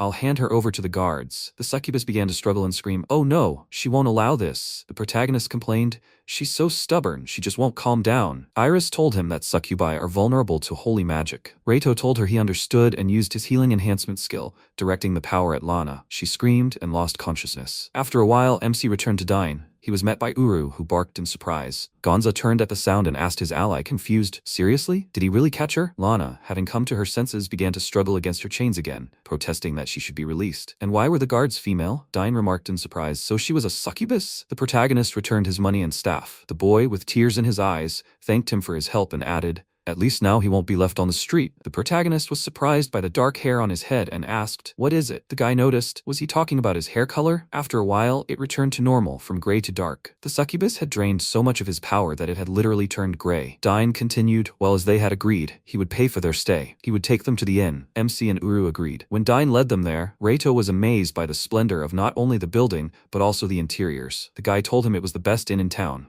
and let him reintroduce himself. Dine told him his name and added that he was a mage who wielded dark magic. Incidentally, he was a high-level mage. The protagonist had harmlessly teased him, and yet he'd been bested by a mere succubus. Dine exclaimed in irritation, telling him not to mention it. It was hard to resist such a beauty. The protagonist thought, a dark mage is an extremely rare profession. They say they possess special shadow magic. Meanwhile, Dine was making excuses to him. He'd seen her beauty himself, so how could he resist? Reito looked at him and wondered if he was even in his right mind. The boy turned to him and said, in any case, if he ever needs his magic, he should come to him. He lives here, in this city. The protagonist answered him, and they had a deal. After spending the night at a luxurious inn, Reito and his friends set out in the morning. Approaching his village, he said to Uru, I wonder if Kotamine has arrived yet? The mermaid met him in a revealing outfit and greeted him with a smile. He exclaimed in surprise, what is she wearing? She looked at him in confusion, and then replied with a smile, it's her special aquatic outfit. She wanted to wear it especially to show him. The protagonist sheepishly thanked her and remarked, isn't it a bit revealing? Kotamine laughed and said, but her clothes were just as revealing before. And this outfit, by the way, is made of water dragon skin. The protagonist was surprised. Is that true? The mermaid said, yes, that's right. Her mother gave it to her a long time ago. MC was surprised, really? So she can create more aquatic outfits like this? Kotamine said the materials for such clothes are incredibly difficult to gather. They sell them in the city, but the price is so high that she can't afford it. Reito asked her, what about regular clothes? Are they not suitable for her? The girl answered him, no, her body dries out very quickly in them. He noticed. I see. He had planned to walk around the city with her today, but since this is the case, he will have to cancel. Kotomin said with a smile, if they need to go to the city, they can ask the slimes for help. That would be the most sensible solution. The protagonist was surprised. Slimes? The girl explained to him that slimes and mermaids get along well. When aquatic clothing is unavailable, she asks a slime to take the form of her outfit. The protagonist was shocked. Slimes can really do that? Now he was curious to see. He turned to Iris and asked her to tell him where slimes live. The spirit answered that their habitat is usually concentrated near sources of water and would show him the way. MC was grateful for her help. He suggested that Kotomin go looking for slimes, to which she happily agreed. After a while hiding in a shelter, he told her that they might be somewhere nearby. Taking a closer look, he exclaimed, yes, there they are. These creatures were lounging on the riverbank. Rito exclaimed in surprise, they are so cute, even more so than he imagined. Kotomin asked him if he wanted to get closer. As the allies approached the creatures, one of the slimes said something in its own language. The protagonist was surprised. Did it just say that? The girl answered him, slimes are much smarter than they look. They understand human speech perfectly. He was surprised. Was that true? One of the slimes, Suramin, muttered something, and MC was delighted. What a surprise. Kotomin offered him some sweet water, their favorite treat. When Reito complied, the creature jumped up and down and made happy sounds. The protagonist was shocked. The slime was simply overjoyed. He asked the girl if it was safe to touch. Wouldn't it dissolve his hands? Kotomin laughed and told him no, he could touch it. When he picked Suramin up, his surprise knew no bounds. He was simply stunned. Its texture was like silicone. The mermaid remarked, he's charming, isn't he? The protagonist suggested calling him Suramin, and the slime liked his new name. Reito approached him and said he had a favor to ask. Could he please turn into clothes for Kotomin? Suramin immediately jumped on the girl and dressed her in a beautiful outfit. The mermaid simply jumped with delight. She told the protagonist to look. She now matches him perfectly. The protagonist was amazed. Unbelievable. He actually became a complete outfit. Now he can safely go into town. She agreed, adding, and all thanks to Suramin. The protagonist thanked his new friend for his help. Then a thought occurred to him. Suramin couldn't speak like this. Could he? How could he give him sugar water then? Kotomin laughed and said not to worry about it. Suramin could drink it just like that. After her words, a bubble inflated on her shoulder, taking the form of a slime and making a familiar sound. Reito noted with confusion. It was as if he were sitting on her shoulder. And when did he get a face? He leaned over to Suramin and asked if he'd like to join them. The slime happily made a sound of agreement. Sometime later, when the three of them riding on Uru were heading out for a walk into town, Kotomin announced that she'd made her decision. She'd raised this little one for real. The protagonist was surprised, wondering why this. The girl told him so he could drink as much sugar water as he wanted. She'd get a job, Reito asked, puzzled. Hadn't she worked before? The mermaid laughed and said, oh, and how she worked. She'd helped a fisherman once, but she kept getting tangled in his nets, so she was quickly fired. Nothing to be proud of. He told her it would be hard to work on land. The girl replied that she had that little Suramin with her now, so everything would be fine, and she could still use magic. MC exclaimed, so then, she could become an adventurer, right? The mermaid noted that her magic was a little different. She had water spirit magic. The protagonist thought in surprise. Spirit magic, just like the wind magic that Aaliyah possessed. So it wasn't just forest folk who could use such magic. Mermaids could too. Kotomin said, where there's water, she's invincible, but without water she couldn't use magic. The protagonist muttered thoughtfully, well, maybe being an adventurer isn't for her. Maybe there's something else she'd be better off doing? At that moment, Uru slammed on the brakes, nearly throwing his allies off the wagon. Reito, perplexed, asked the wolf what had happened. Suddenly, he heard Tina call out loudly to Uru, adding, finally she found them. The protagonist, surprised, asked her where she was coming from. Tina looked very happy. Kotomin peeked out from behind MC and asked, who is this?